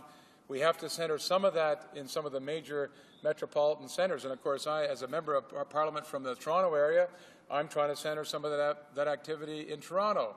And we have a great opportunity with retail diamonds in Canada that can be differentiated in the marketplace, or are being differentiated in the marketplace, and are a great attraction. But Mr. Speaker, one of the bottlenecks that I'm running into is that the cutting and polishing of diamonds is increasingly happening in India and China. And we could repeat that scenario over many, many, many different sectors. And we can't fight that, Mr. Speaker. It's the reality. It's the new reality. But if we're going to compete in this world economy, what we have to do is we have to seek the higher value-added initiatives. We have to seek we have to be innovative. We have to invest in research and adding value to our products. Mr. Speaker, I could go on. The manufacturing sector, another colleague commented about that. We need to invest now. Our businesses need to invest in new technologies to increase our productivity, and that's why the accelerated capital cost allowance measures that the Conservative government brought in need to be extended. But we need to give business a longer planning horizon. They don't make decisions like this over 2 years. They need to have the accelerated capital cost allowances extended for 5 to 10 years.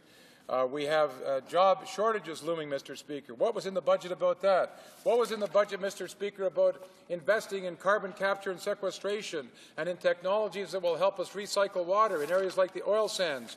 What was in the budget, Mr. Speaker, about dealing with intellectual property rights or fighting counterfeit goods? I didn't see a thing. What was in the budget, Mr. Speaker, about protecting small investors? What was in there about the brokers that are using investor money and churning their accounts, and there's no accountability, there's no There's no responsibility. The integrated market enforcement teams, which are supposed to deal with this type of fraud, is not effective. It's ineffectual. What was in the budget to deal with that? What was in the budget, Mr. Speaker, to deal with backlogs in immigration processing? What was in the budget, Mr. Speaker, for literacy or for women's programs? So, Mr. Speaker, I could go on. I'm going to end there. I will probably vote for this because I don't want an election like most people in this House, but I think it's seriously flawed. Thank you. Questions and comments? The honourable member for Wellington Halton Hills. Mr. Speaker, the member for Etobicoke North says that we should spend more money on infrastructure. And he references the mayor of Mississauga, Mayor Hazel McCallion, in his remarks in his speech. But, Mr. Speaker, I point out that we are spending a record $33 billion in the next couple of years on infrastructure, a record amount for the federal government to be spending on infrastructure across Canada. And, you know, as an aside, Mr. Speaker, I find it interesting that when Toronto has fiscal challenges, it's blamed on the City of Toronto. But when Mississauga has fiscal challenges, it suddenly becomes the federal government's problem. And I think that's an interesting irony that I've noted in the public debate on this over the last number of months, that when Toronto runs into fiscal difficulties, it seems to be all Toronto's problem. But when cities like Mississauga run into fiscal challenges, suddenly it becomes the federal government's problem, and the federal government is blamed for this. And I think that's something that isn't consistent. I think that some of the infrastructure deficit should be blamed, and my question for the member for Etobicoke North is, some of the problems that we've had in infrastructure in Canada over the last number of decades is possibly related to the way we've built our communities, the way we've sprawled out. I note that, as statisticians call it, MTV, Montreal, Toronto, and Vancouver have population densities of between some 4,000 and 5,000 persons per square kilometre, yet a city like Mississauga has a population density of 2,300 persons per square kilometre. So my question for the member is, shouldn't some of the challenges around the infrastructure deficit, shouldn't some of the blame for this infrastructure deficit also be placed on the way in which communities like Mississauga have been built? The honourable member for Etobicoke North. Well, thank you, Mr. Speaker, and to the member from Wellington Halton Hills. And unlike the Conservatives across the way, we don't look for blame. We look for solutions. We look for opportunities to deal with things. And I must say that on the question of urban sprawl, I do agree with him that part of the problem that we have created in the Toronto area is urban sprawl. And I was glad to see the Liberal government in Queen's Park announced the formation of a green space. But the reality is we have to get urban density populations, the densities up to rationalize or to justify more use of public transit. And that's why I'm glad that our government invested in public transit. But unfortunately, we need to do a lot more because public transit is good for the environment, it's good for people living in cities, and it's a very positive thing to do. But I think I look at, Mr. Speaker, Mayor McCallion, because she's very credible. You know, I think most Canadians would say if she can't find it in her budget, it's probably not there. I know that the Mayor of Toronto, David Miller, has been saying the same things, and I think that he does a very credible job as well. But the reality is that the federal government needs to take responsibility for investing in infrastructure. Our government did it over many years with our cost-shared programs. They work very, very well. If you look at the United States, the federal government is making huge investments in infrastructure. They're not worried about it. They're not concerned about it. So our federal government needs to take a very strong position on infrastructure and leverage other investments, but take a lead role. Questions and comments? The honourable member for Peterborough, a short question.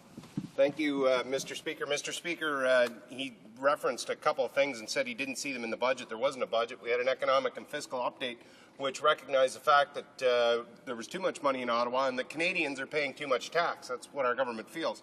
Canadians pay too much tax. Now, the honourable member said a couple of times that we have lost $11 billion. Ottawa has lost $11 billion, I believe is what he said. Well, I'd just like to ask the member if he understands that Ottawa hasn't lost $11 billion, the Canadians are actually in possession of that money. It's in their pockets. In my riding, it's $40 million a year that stays in my riding, that can be reinvested in businesses, that people can spend, that they can save.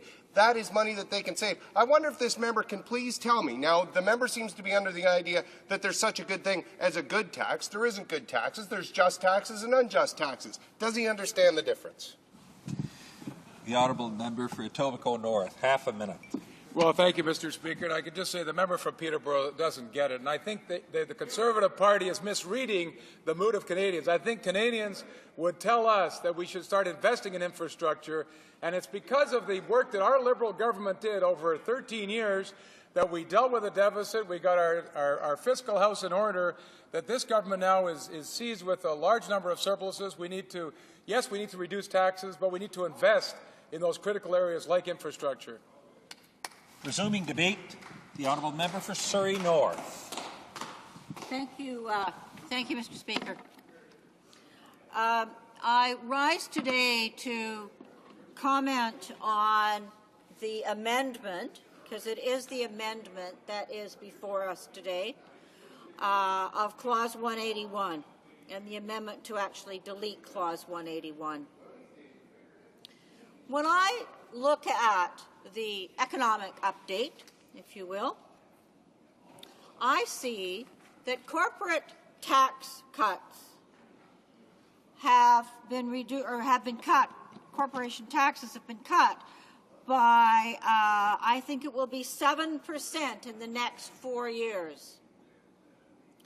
Now, I know that the official opposition has applauded this.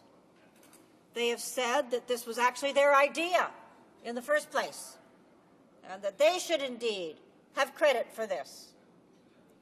Well, let's be very clear that when the government puts this forward and the official opposition applauds it, what they are actually applauding and celebrating.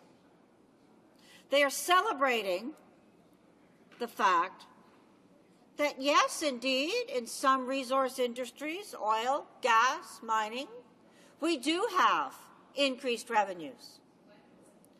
But it's not taking into consideration at all other natural resources in which communities are devastated. And I speak of the natural resource, which is also a manufacturing industry as well, which is forestry. And in British Columbia, forestry is not in any way benefited by these tax cuts. There's actually a lot of forestry not left to be benefited at all. We have no mills left on the Fraser River in British Columbia because they have all closed. The forests have been devastated by pine beetle. And those towns and communities have closed. And it's not only affected the workers, it's affected their families and their children, who are then uprooted somewhere else for a job that their prime wage earner may or may not find, and retraining that they may or may not find. Because in this, with the corporate tax cuts, I do not see a major focus on retraining for these workers. It is another example, it seems to me, Honourable Speaker, Mr. Speaker, of the lack of balance pursued by this government. To aid the economy, what steps can be taken? Well, there are a number of steps that were overlooked completely, entirely, in this economic update. What about apprenticeship support? Surely apprenticeship support aids our economy in major ways. In British Columbia, we have jobs we cannot fill. And I realize it's very hard to say that standing up after the, or second after the member from Windsor-Tecumseh, but who's town is devastated. But we have jobs in British Columbia, that well-paying jobs that we can't fill because we don't have skilled workers. We don't have apprenticeship programs for people to learn those skills. And with the Olympics coming, and all of the development that comes with Olympics, the housing that develops in the communities where the Olympics are, all of the creation of the Olympics, the facilities, and simply the visitors that it brings and the facilities they will need, aids the economy enormously. But without apprenticeship support, without support for people in trades and technology, those jobs that support our economy will go unfilled. Or they will be filled by people who do not really have the skills to do the job, and in 5 years' time, we will be back in, and we've all seen, certainly in BC, seen this happen. In 5 years' time, you're back in repairing it because the work originally done was not necessarily done by people who knew precisely what they should be doing. And my constituents in Surrey North, Mr. Speaker, cannot afford the private colleges that offer trades and technology. They don't have the dollars for themselves or for their sons and daughters to be able to provide high tuition fees. This was a superb opportunity to provide support to those to those young people, but also to those adults who are looking and wanting very much to have training. And by the way, how do we attract investment? And I heard people speak about attracting investment here to Canada. Absolutely. If you ask companies what attracts them to a country, they will tell you, in part, that they want to move their company or their manufacturing plant to a country that has skilled workers, that has strong research and development,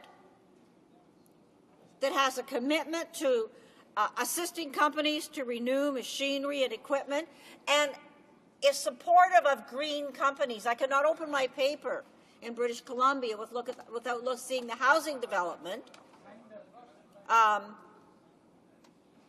embracing, for want of another verb, the sort of ways of developing or building a home that uses the green components that we have learned about.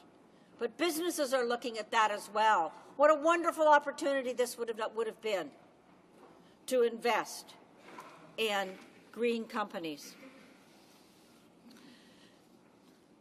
My colleague who a moment ago from Etobicoke North, who spoke, talked about our national infrastructure deficit. Well, I live in a city of 400,000 people that has, for years, been one of the most rapidly growing cities in the country, of Surrey. My riding is Surrey North. But by working with provinces and by working with municipalities, there could have been this vibrant partnership to renew the infrastructure that is virtually crumbling across this country. And I'll just use a couple of from Surrey, the Fraser Highway, which in parts, one part is about $20 million just to upgrade. Our city doesn't have that kind of money for a highway upgrade. People move to Surrey because there's affordable housing, but they may live in Vancouver or may work in Vancouver or Coquitlam or in Langley. And for a massive expansion of buses or light rapid transit along King George Highway or Fraser Highway, it costs $800 million. And TransLink, which is our overall transit organization, says we don't have that kind of money. So all those people who are looking at working there and living there can't, because there's no possible viable transportation for them, because we have a huge national infrastructure deficit and we're ignoring it. We're ignoring it at the plight of all of the people who live in our communities, and in this case in Surrey and in Surrey North. The other thing, Mr. Speaker, I know that you will remind me of the time as we move along, is the investment in human resources. And the first investment in human resources that any of us could make is in childcare. And if there are people who are able to choose and make sacrifices to choose to be home when their children are small, then that's their choice, and I support that choice. But not everybody can do that. Thank you, Mr. Speaker. And at $1,200 a month for infant care, I don't know how much somebody has to make in order to even enter into the workforce to support their family. So, Mr. Speaker, in closing, I would say what we looked for, what the NDP looked for in this, was investment in people in their communities, targeted tax relief, and closing the gap between those who have and those who don't, between working women and men who don't have those opportunities and those who do, and those entrepreneurs and small businesses, home businesses, that are actually also support our economy. How does how do those corporate taxes help them? They don't. So from the position of someone from Surrey and from Surrey North, Mr. Speaker, I very much support this amendment to delete Clause 181, and I thank you for the opportunity to speak. Questions and comments? Questions et commentaires. The honourable member for Tobic Mactaquac. Well, thank you, Mr. Speaker, and I listened with interest on the comments made by my honourable colleague from the NDP. And I guess the question I would ask her, she went on quite a bit about trades, and there's absolutely no question there's a significant trade shortage in the country today, and we're seeing a lot, and which is why in our previous budgets we put in support for the trades and deductions of the trades tools and things of that nature. But I'd like to ask the honourable member, how does she believe that business is going to continue to hire, continue to grow, to continue to provide those opportunities for those tradespeople unless we have a very competitive tax environment? Otherwise, those trades are going to go somewhere else, and I'm afraid it's not going to be Canadian companies. That's right on. The honourable member for Surrey North. Thank you, Speaker. Well, those trades won't go anywhere else in British Columbia because people don't have the skills to take the trades anywhere else. What they're looking for is an opportunity to learn the trades. There's lots of companies looking to hire, absolutely, but there aren't the people with the skills to provide those jobs. That's what we were looking for, are the opportunities that were affordable for people to gain those skills. And so the trades won't be going anywhere else because they're not already existing to go somewhere. Questions and comments? Questions et commentaires? Reprise du débat. Debate. The honourable member for Acadie-Bathurst. Thank you, Mr. Speaker. I'm pleased to rise today to discuss the repeal of Section 181 in C-28. You know, Mr. Speaker, we listen to the Conservatives. They're trying to tell us that the only way a company can survive is by having a tax cut. If they don't get their tax cut, the company will go bankrupt. Where was the government the past 5 years when we saw, for instance, the softwood lumber crisis? Companies go bankrupt when they lack support from the government, be it the Liberals during the softwood lumber crisis or the current government, where money or programs to help the industry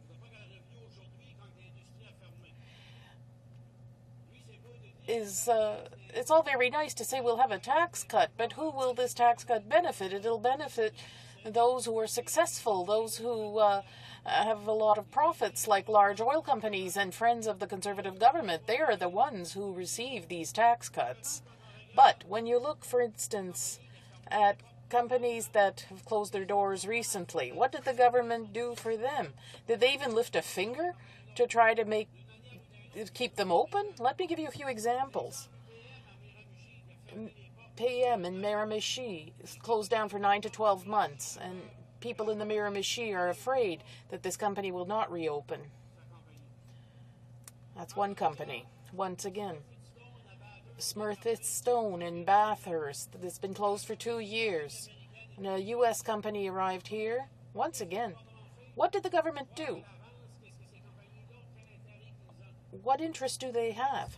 They come here, they buy up a Canadian company, Bathurst Consolidated, and all of a sudden they turn around and say, we're shutting this down.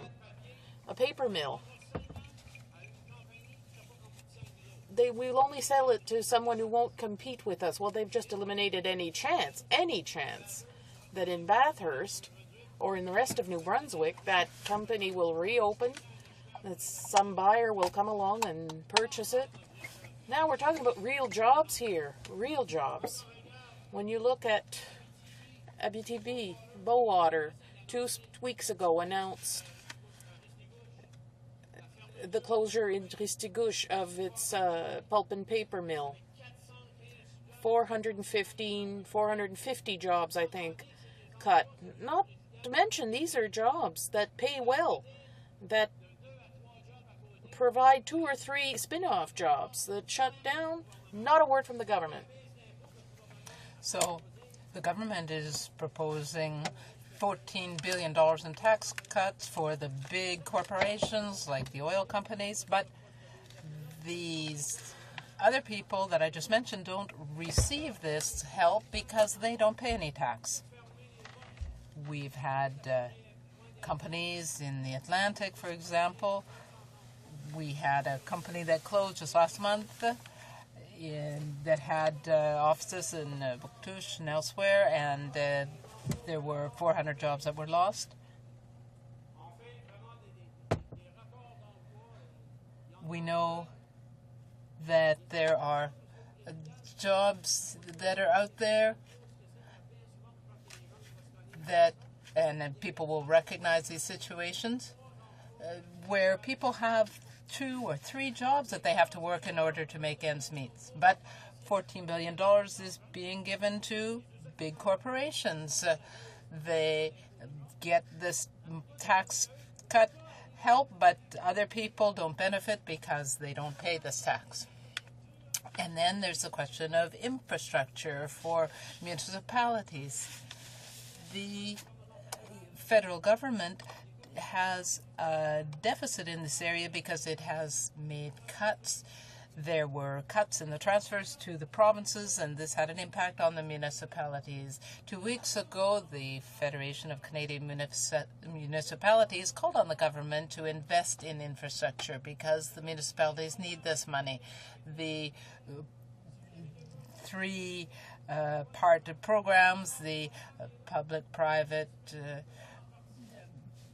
3-tier programs, are programs that can't really help the municipalities because they don't have the money to participate in them. For example, to fix their sewers or their local airport. And then we have the problem of public transit, which is a big problem in cities. We need it to help the environment. But instead of putting money into public transit, this government has decided to help its friends on Bay Street. We know that the Toronto and Montreal exchanges have just signed a deal to amalgamate. They're helping their friends in the exchanges. They're going to be happy when they go to the bank tonight. But the $3.3 billion in surplus that we've seen just in 2006-2007 in the EI fund could have been used to improve the employment insurance program for regions that need it, where they have lost jobs, where it could be helpful for people who are selling Christmas trees or doing all sorts of things. They're not important. They vote, they drive the economy, but that's okay. We're still wondering, though, about the lack of respect to taxpayers, and these are people, though, that every day they work to build this country. And, Mr. Speaker, when we look at the money that needs to be put into infrastructure, we also think about highways.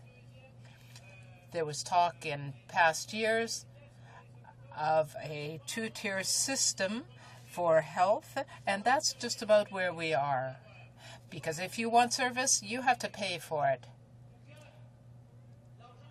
The money is not being put into highways, into road infrastructure, and one of these days people will only have good roads if they have toll routes, if they can pay their own way.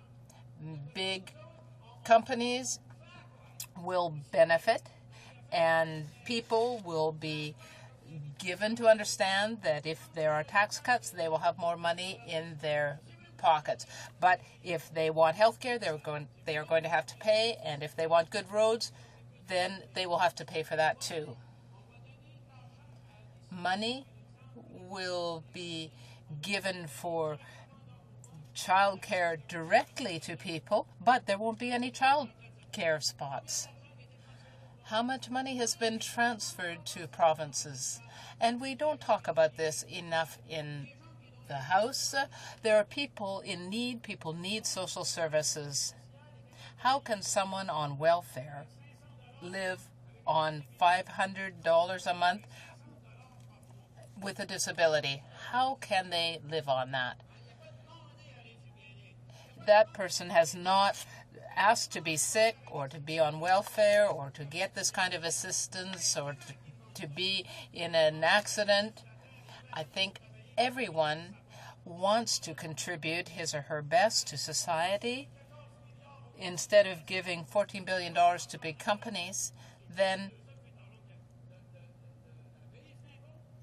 these tax cuts could have been given to people who are in need.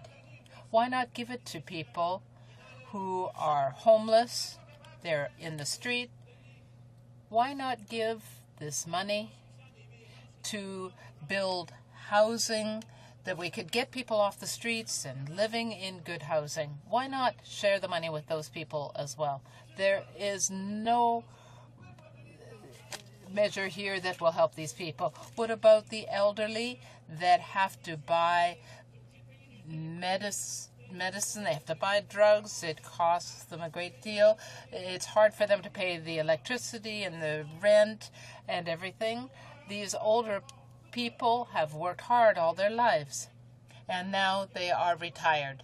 There are people, though, that do not have any pension because they were never able to get one, but now they are in need.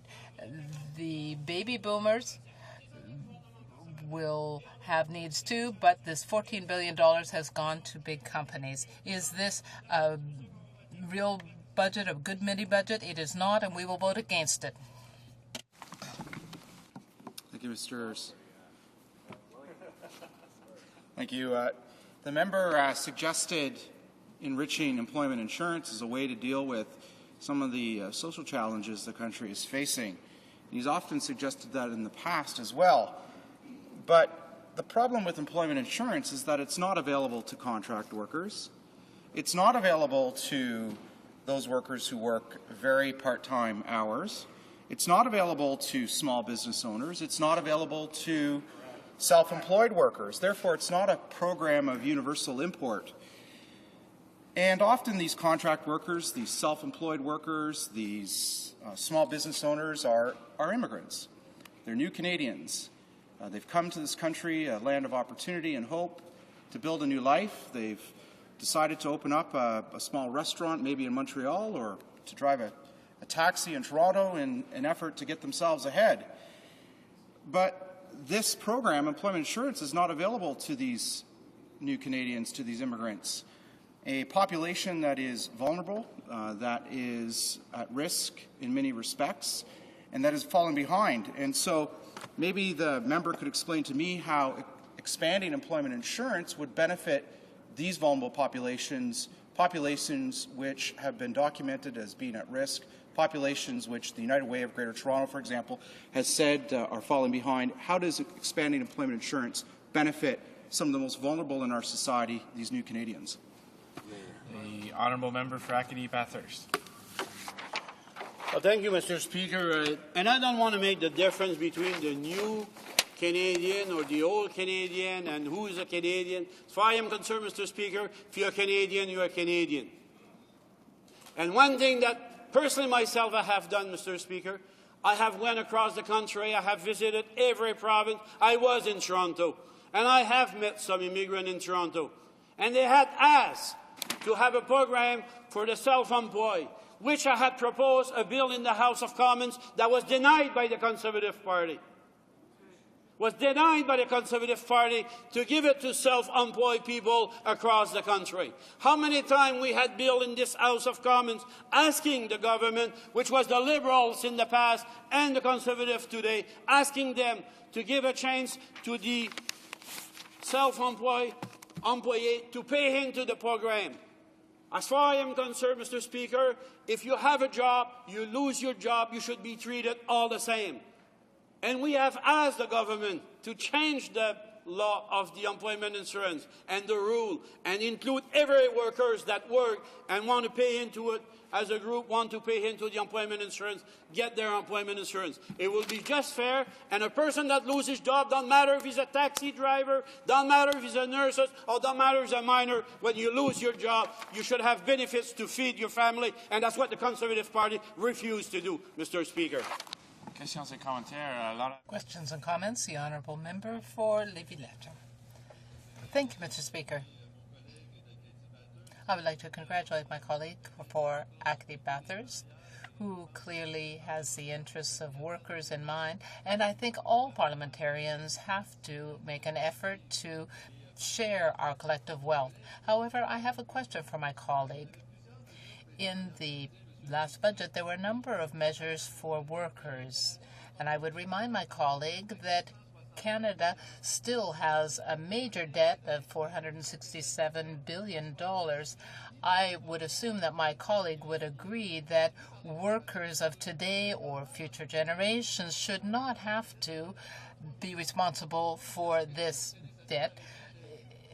We had to deal with $33 billion in interest that we should not have had to if previous generations had managed well. Now, there are many Canadians that will no longer pay tax. Why is he not supporting this budget, which is good for all Canadians?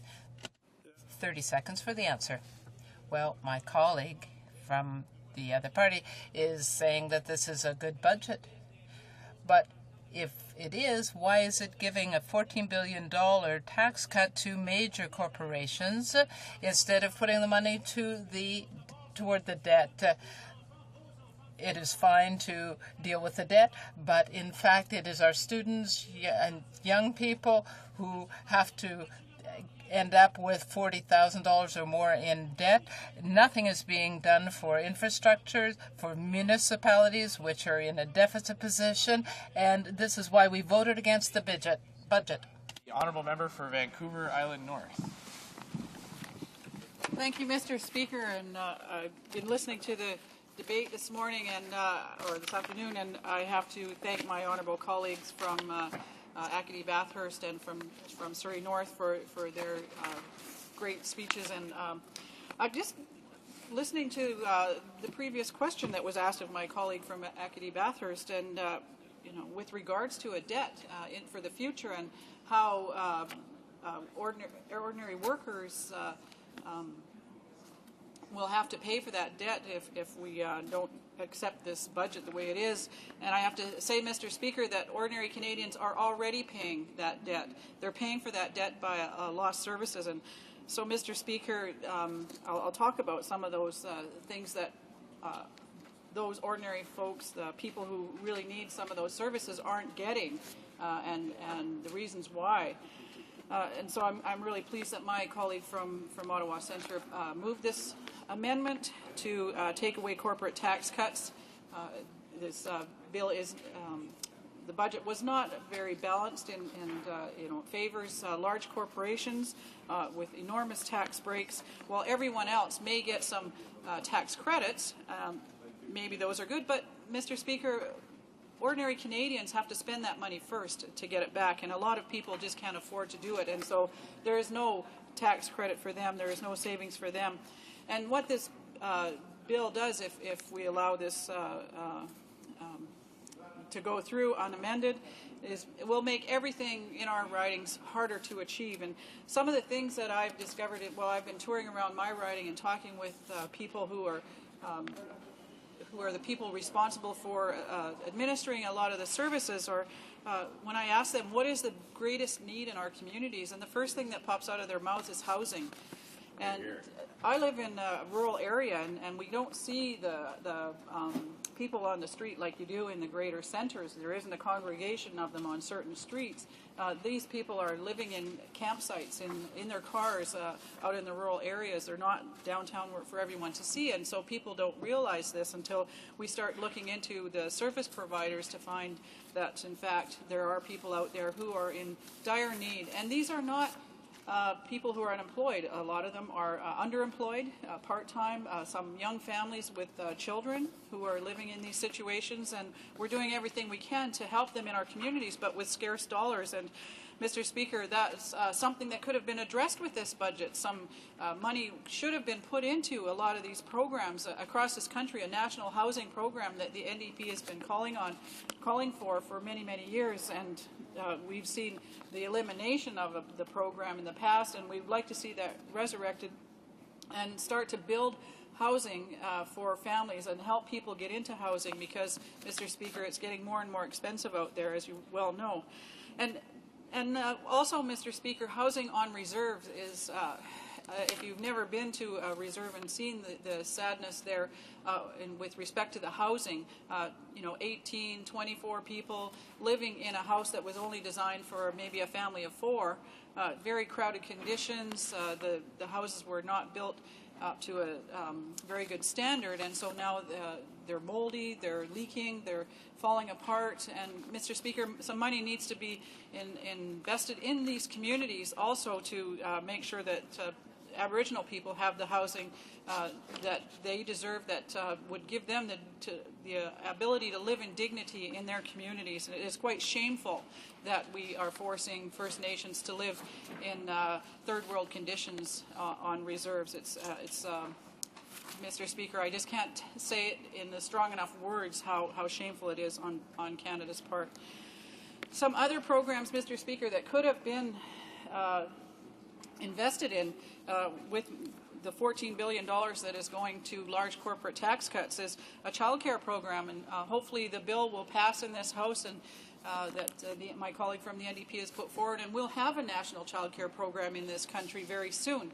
It's something that all parents have been calling for, and that is sorely needed and would help ease the debt burden for a lot of working families. And I wholly support that, and I'm looking forward to the day when we don't have to go cap in hand and have bake sales to raise money to fund our child care centers. And Mr. Speaker, that's something that is so important in all of our communities. Other things that we don't see are in my riding, especially where I live on coastal BC.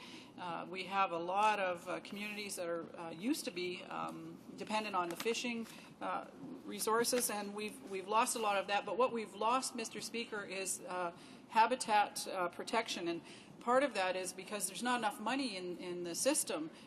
There is some money, but it's not near enough. We need huge dollars invested in our habitat protection on the coast so that we can make sure that we have a viable fishery for the future, and we're not seeing that, Mr. Speaker. It's sad, and there seems to be enough money for so many other things, especially for corporate tax cuts. And we would like to see some of that money flow to our communities to protect our streams and our rivers and our lakes, and so that we have the people there that can protect those areas, so we can have fish for the future. Mr. Speaker, my colleague from Acadie Bathurst also talked about forestry, and that's another a big concern that we have in my riding. And because of the softwood lumber sellout, we're now seeing the increase of raw log exports from all our forestry communities across this country, and that's causing mills to close. And Mr. Speaker, I know that the government has said that they're going to make some investment into mills and resources in Quebec, I believe, but I didn't hear anything about the West. And Mr. Speaker, I have to ask the finance minister again. I remember him saying in his budget speech a while back that his Canada from the Atlantic to the Rockies. Well, I live on the other side of those Rockies, Mr. Speaker, and I have to remind him that there is a whole province out there with a huge forest industry that's in big trouble, and they need an investment in our value-added manufacturing. We want to see our communities stay alive instead of seeing all our raw logs shipped out of the country and get processed elsewhere. It's having a devastating impact on our communities, and something has to be done about it. And this government had an opportunity with billions of dollars in surplus to do that. And again, Mr. Speaker, I mentioned at the beginning of my remarks that workers are paying for the debt, and they're paying for that by a lack of jobs, the loss of jobs in our forest sector, in our fishing industry, the lack of childcare, the lack of housing. These are things that people are having to pay out of their huge amounts out of their own pockets, to the detriment of being able to pay their rents or mortgages, or to even be able to live decently in a community. And that money is basically being stolen out of their pockets, out of their tax dollars, and nothing given back to them. And I think it's shameful, Mr. Speaker.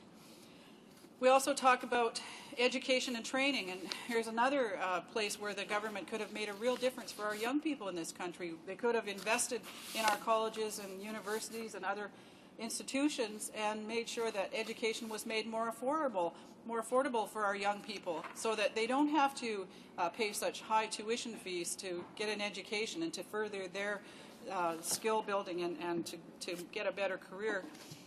Mr. Speaker, a few $1 million into the education sector in this country could have gone a long way to help young people reduce their debts and to help them start off their working lives on a more even footing, and not have to start off with thousands and thousands of dollars of debt and have to, and Mr. Speaker, some of that debt is probably a problem of why they're having to live in their cars and in campsites and not able to live in a home, and it's another shame on the part of this government, Mr. Speaker. And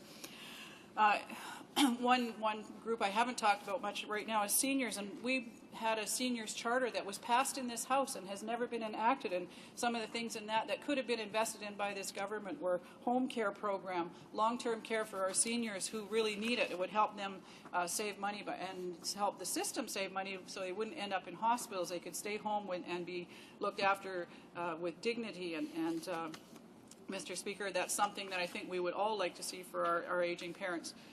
Prescription drugs should have been made much more affordable, if not free for seniors, as well as dental care. These are the things that were passed in the Seniors Charter and have never been enacted by this government, and it's a shame again, Mr. Speaker. So for all these reasons, Mr. Speaker, I have to say I support my colleagues' amendments to this bill, Bill C-28, but you aren't standing up. Comments, questions et commentaires. The honourable member for Yukon. Monsieur le Président, I wonder if the member would agree with me that this government could do more to help tourism. She mentioned a number of industries that were in trouble because of this government, and there's been an unprecedented assault on tourism industry. When the Canadian Tourism Commission had more money left over from its move they could have used in marketing, that was taken away. The GST tax rebate for tourists that travel, lots of them travel through my riding individually to Alaska, that's been taken away. The museum assistance program has been cut 25%, I believe, and small museums, of course, are the part of the heart of the tourism industry in rural areas, and the exhibition transport service is going to be cut next March, and that has exhibitions of Canadian heritage taken across the country. I wonder if the member would agree with me that we should do more to support tourism and not cut all these valuable programs. The honourable member for Vancouver Island North. Yeah, thank you, Mr. Speaker. Yes, absolutely, Mr. Speaker. This government missed an opportunity again to provide some incentives or some investment in our tourism sector, and as he talks about museums, and that's one other body in all of our communities that is actually paying for the debt vicariously by not having the investment that they need to continue operations in a much more growth-oriented way. Questions and comments. The Honourable Member for Sackville Eastern Shore. Well, Mr. Speaker, I'd like to just allow the Honourable Member from Vancouver Island North to discuss just a little bit of an issue I was discussing the other day at a reception I was with a group of military personnel. And one person who just got back from Afghanistan said to me very, very clearly, the mission in Afghanistan is not over until the last Canadian that participated in the mission dies. And what he was saying by that, Mr. Speaker, was the fact that these men and women who come back from Afghanistan, some of them may have mental or physical disabilities, and they will require care and treatment for the rest of their natural lives. And that's what he was referring to, Mr. Speaker, that the mission just isn't the time when you get in and the time when you get out, but the people who are there and their concerns that they require possibly for the rest of their lives. And that's what he was referring to.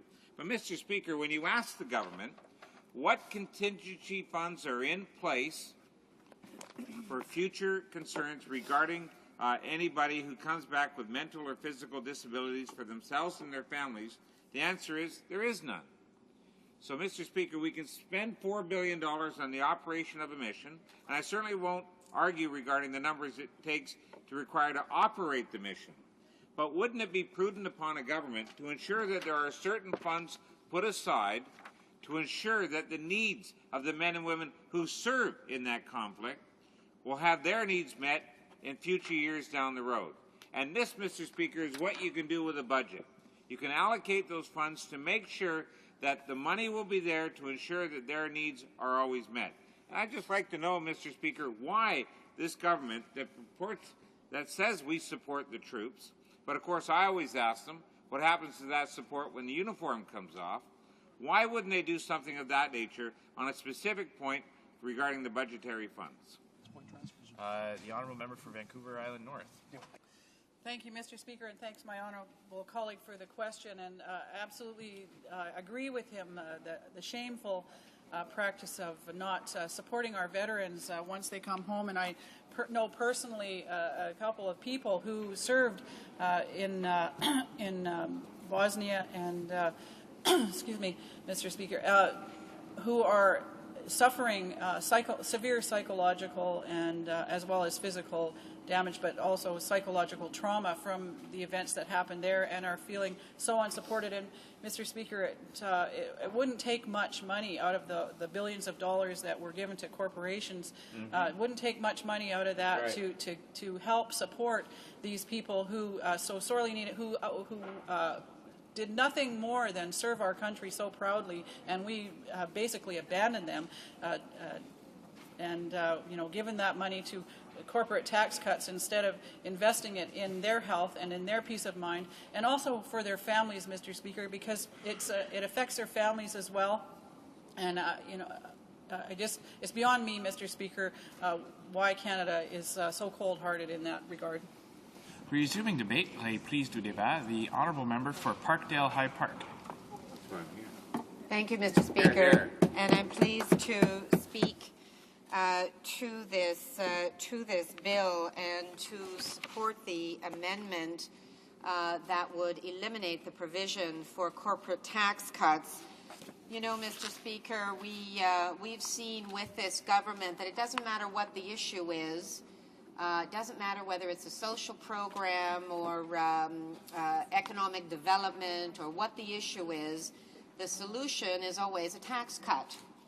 And clearly these tax cuts are not working. We've seen the massive, massive corporate tax cuts from the previous governments that have basically drained so much potential from our federal resources, and this government is continuing along the same path. And the high cost of these tax cuts means that we're not investing where we ought to be investing in our communities. We've seen a growing gap, a growing economic gap in this country where people are working longer, they're working harder, and they're falling further and further behind.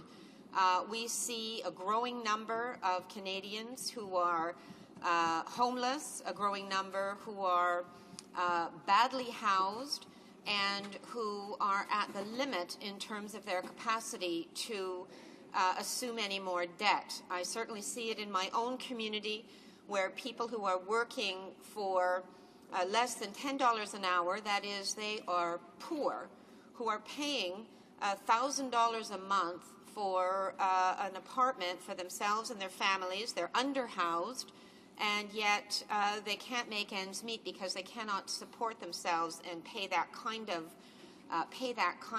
rent. And yet, where is the money to be able to invest in a national housing strategy? We see 75,000 families in my city in Toronto who are on the waiting list for assisted housing, on the waiting list, and those numbers aren't moving. In fact, they're growing every day. We don't have money to build new facilities for them. We're not seeing new co-op housing, other forms of affordable housing being built, which is an absolute disgrace. And of course, there was the recent United Way report that came out that showed how the numbers of people, numbers of families especially, falling into poverty in my city, in Toronto, are double the rest of many other communities. Why? Well, we're a fast-growing city. We're the home to many newcomers who come to Canada, and we are one of the most expensive cities, the most expensive city in the country. Tax cuts are not fixing this.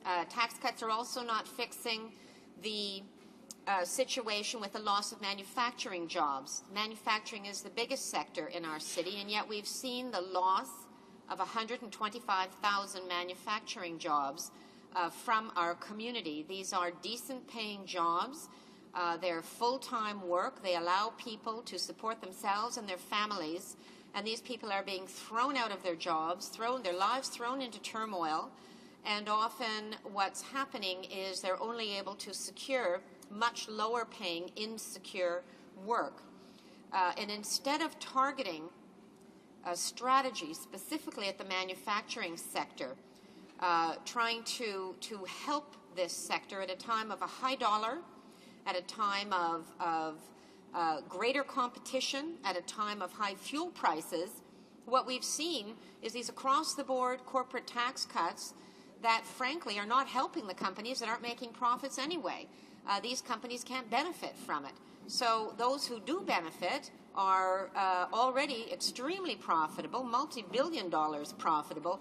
The banking sector, the oil and gas sector. So, in fact, we're helping the already overheated sectors of the economy and pushing our dollar even higher. So, what this government needs to be doing, it needs a focused, targeted strategy to deal with the crisis in the manufacturing sector.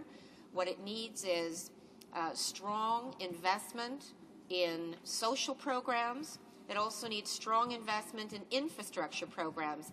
None of these things happen with across-the-board corporate tax cuts. And I want to just spend a couple of minutes on the issue of infrastructure investment.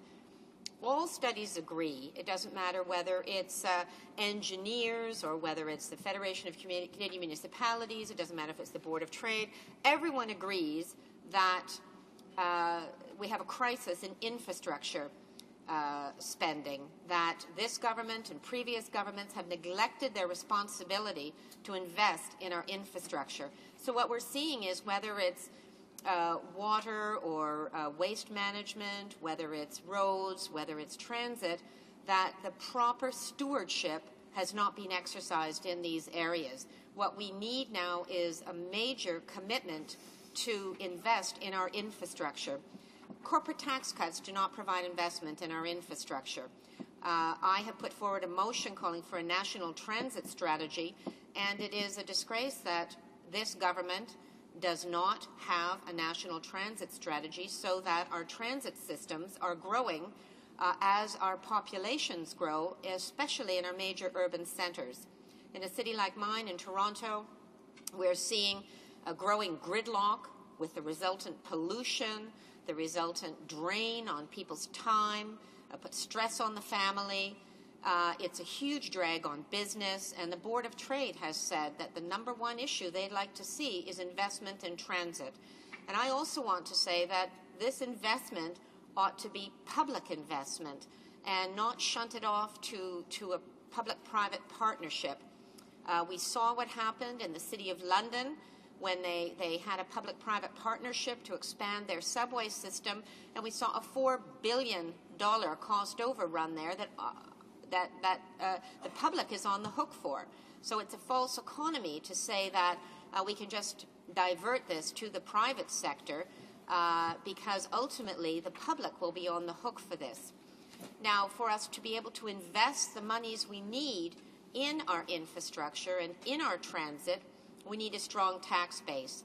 And letting profitable corporations off the hook to the tune of tens of billions of dollars is a colossal mistake. It's wasting our tax revenue, and it's missing an opportunity to invest in the services, the programs, the infrastructure that Canadians need. Mr. Speaker, if we cannot now, at this time, when our economy has been expanding, when our economy has been doing relatively well, if we cannot now make these important investments, when will we ever be able to do this? Here, here. I would argue that to let companies off the hook and not have them paying the taxes that they should be paying based on profits, very successful profits that they're making, is a mistake. It's missing a golden opportunity at this point in the business cycle to be able to address the physical and the social infrastructure needs that our country has, and that we're through neglect letting our country slide into crisis of poverty for a growing number of people, crisis of lack of childcare, crisis of lack of housing, crisis of lack of infrastructure, especially transit, and I fear with the growing number of seniors that this country has and will increasingly have a crisis in terms of neglecting the needs of seniors as well. So, Mr. Speaker, I in conclusion, would strongly argue that this is not the time for across-the-board tax cuts. We need to pay attention to the manufacturing crisis and the crisis in other sectors that desperately need attention from this government, such as tourism.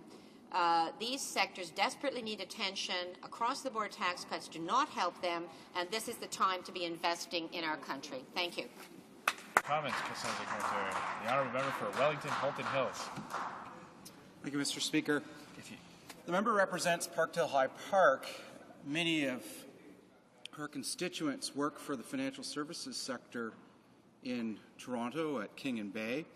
Many of them are executive vice presidents in various banks, various investment dealers, various other financial services firms, and they are very aware of the need for a competitive corporate tax regime in this country.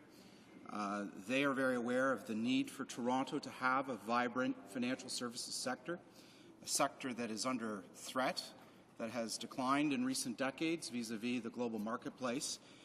And as part of that effort, the Minister of Finance, my colleague, has been working hard to come to an agreement on a national securities regulator, a common securities regulator. And my question is, does the member for Parkdale High Park and her party support the need, support the creation, support the initiative for a single national securities regulator? The honourable member for Parkdale High Park. I thank the honourable member for his question, and I want to say that more than bank vice presidents, what I have in my riding are people who are living below the poverty level. These are people who, in many cases, are living in substandard housing. They are struggling and scratching every day of the week to try to support themselves and their children.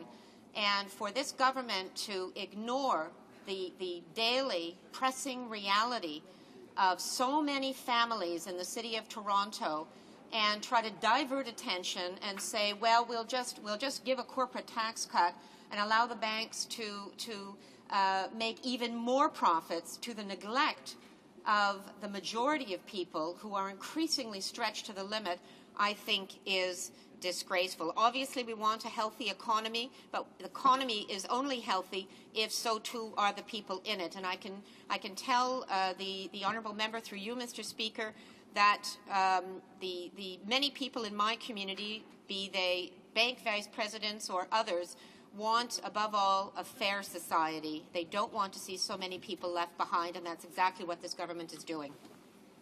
Questions and comments? Questions et commentaires. The honourable member for Surrey North. I would like to ask the member for Parkdale High Park how she sees the lack of investment in infrastructure, particularly transit, affecting the economy of her riding. The honourable member for Parkdale High Park. I thank the honourable member for her question. And when I met with the Board of Trade and when I meet with small businesses in my community, they say the same thing, that because of the lack of investment in transit, streets are clogged, we have gridlock in our city, goods and services are delayed and are taking forever to get into our community. It's difficult for people to be able to get to businesses. It increases staff time. It is a huge economic issue. Clearly, previous governments have not invested sufficiently in transit. This current government is holding up funding for transit in our community. It's desperately needed. The City of Toronto has a blueprint for effective expansion of transit in our community. All they're waiting for is money from the federal government, and my question to them is, when are they going to deliver? There's enough time for a very brief question or comment from the honourable member for Outremont.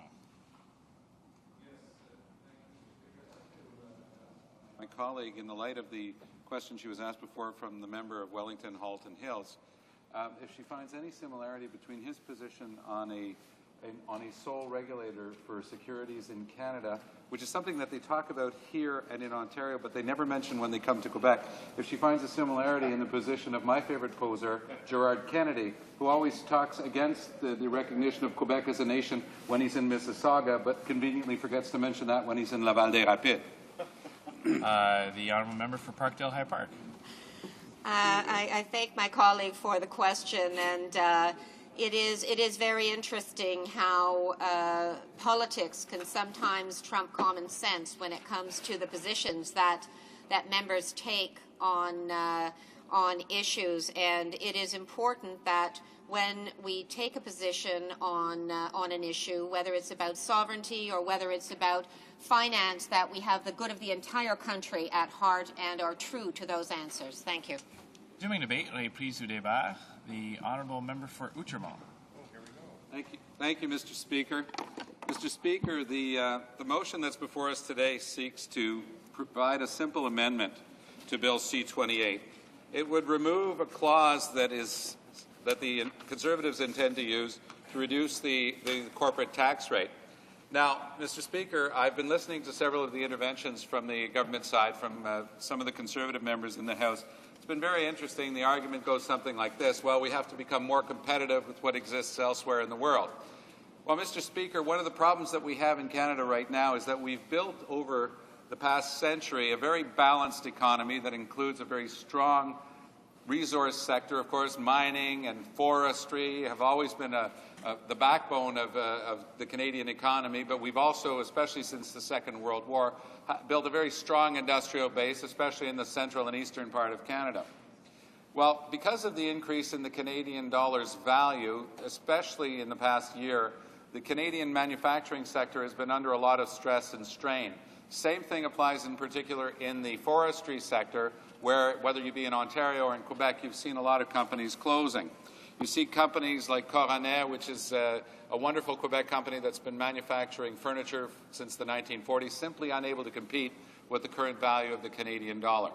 So instead of recognizing that in a country the size and the breadth of Canada, that the government has to play a role in shaping the economy and maintaining it when there are these types of ups and downs that we've been going through, what have we gotten from the Conservatives? Well, they've thrown themselves headlong into a race to see how quickly they could reduce the corporate tax rate.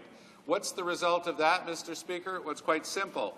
In the forestry sector, companies have not made any profit in the past year simply because that the Canadian dollar is so high and exports have become that more difficult for those companies. As a result, those companies will not benefit in any way, shape, or form from this purported help that they're providing. Same thing in the manufacturing sector, where very few companies have actually made a profit in the last year. So, Mr. Speaker, who's going to get the $14 billion that the Tories are putting on the table and that they keep snapping their suspenders about? Well, the companies that have made the biggest profits and that have been throwing the economy out of kilter. Precisely the oil and gas sector, especially in the West, in Alberta, to name it, where the companies have made huge profits in the past year. Several companies are going to be getting checks back from the government for 50, 60, 70 million bucks because of the fact that we're reducing the corporate tax rate, and it's going to benefit those companies that have made the most profit and therefore should be and have been paying the most taxes. The banks are also in for a windfall, Mr. Speaker. Now, we all had the benefit of watching our current finance minister go cap in hand to the banks last year and ask them to do something about reducing the fees at ATMs, at automatic teller machines. What happened? They told him to take a hike. He thinks that they're his boss. He doesn't realize that he's in charge of regulating the banks in the public interest. They told him to get lost, and he did. He came back to Ottawa, reported duly to the House, and said, sorry, they won't move, and that's where it stayed. Same thing earlier this year when he went and talked to the retail sector and said, do you really find that it's fair that this product has two prices on it, one in Canadian dollars and one in US dollars, and that the Canadian price is 35% higher than the US price, given the fact that, generally speaking, in the past year, our dollars have been pretty close to par? No problem there either. The retail sector told him he didn't understand anything about inventories, and they sent him packing. What's interesting is when we look at the oil sector, no one ever argues that the existing inventories were bought at a lower rate. The minute there's an increase in the per barrel price of oil around the world, somehow the company that's pumping your oil into your tank in the basement, if you've got oil-fired hot air at home, increases the rate overnight to go along with that worldwide increase. It's funny how the argument of the companies works sometimes and not others. Monsieur le Président, nous avons devant... Mr. Speaker, we have before us an amendment that proposes to reduce or remove the tax cuts that the Conservatives are proposing through their mini-budget. There is a remarkable fact we have to point out here to everyone listening. The fact that the Liberal Party of Canada is supporting the Conservatives in these tax cuts for large companies, large corporations, notably oil and gas companies, and banks. It's interesting because we in Quebec are suffering particularly from a destabilization of the economy that is caused by that overheating in the West with the massive increase in oil and gas production. Rather than trying to attenuate the effects of that overheated economy in the West, what are they Conservatives proposing to do? Cut checks for $50, $60 million in tax cuts to the oil companies. How will that help the Quebec and Ontario manufacturers? What will it do to help Quebec and Ontario forestry companies that are shutting and locking their doors, putting hundreds, if not thousands, of people in the streets, families, no jobs? Because the Conservatives firmly believe that it is an error for the government to take care of the economy. Even in a country as big as Canada, the government does have a role. If we have built this manufacturing sector in the past 60-odd years, admare usque admare, that means nothing to the Conservatives. They're completely prepared to scrap that whole sector. It's interesting to note that on the Liberal benches, where they tend to go to large cities and like Toronto to preach about food banks, they forget that when you talk up with the leaders of food banks and people who've worked in those sectors, it's worthwhile asking them, where were the Liberals when the Conservatives were giving a present to the big oil companies. I'll tell you where the Liberals were, Mr. Speaker. They were sitting on their hands, as they've done since the beginning of this Parliament. Why are they sitting on their hands? Because they don't believe in anything. They don't believe for 1 minute in people who need help in our society. They don't believe that the government has a role to play in a modern and diversified economy such as Canada's.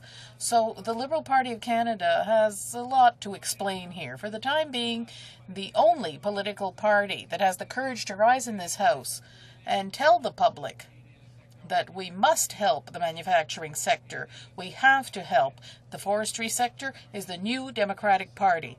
The only political party with representation from BC to Nova Scotia with a chance to form government is the NDP. And people in Quebec and Ontario who believe that the government must play a more active role will vote for the NDP in the next election, Mr. Speaker. Thank you. And comments, questions and commentary. The honourable member for Peterborough.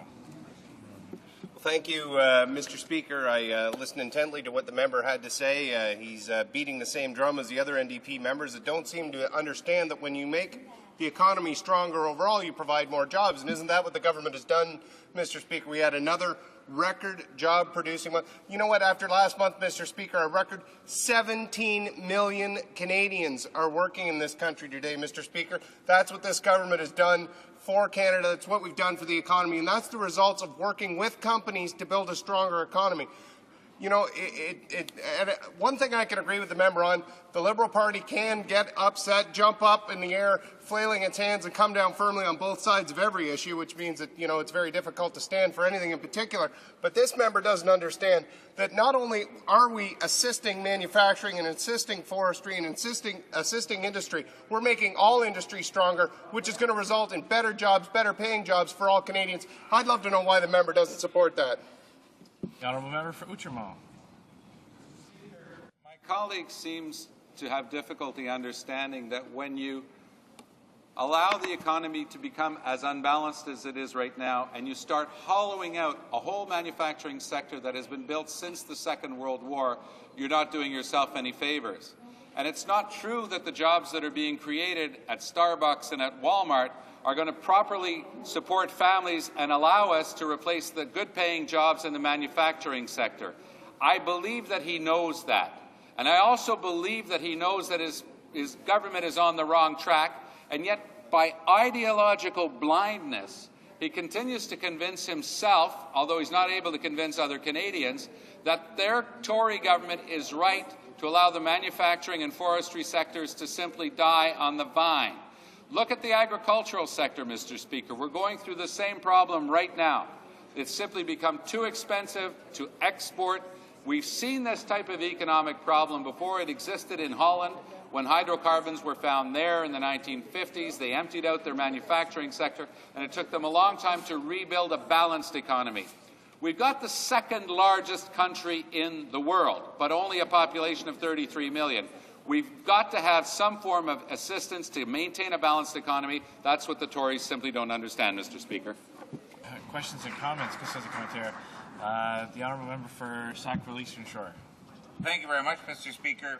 I just want to narrow it down to a couple of people in my riding, Mr. Speaker, that are having great difficulty. These are people who served their country with valor and honor, and now they're veterans. One's a widow of a veteran, Mr. Speaker, and here's what happens. When you speak to officials at DVA privately over a glass of beer and with no microphones or anybody looking over their shoulder, they'll tell you the reason why they say no and deny so many people their proper rights and pensions and that because they simply don't have the money.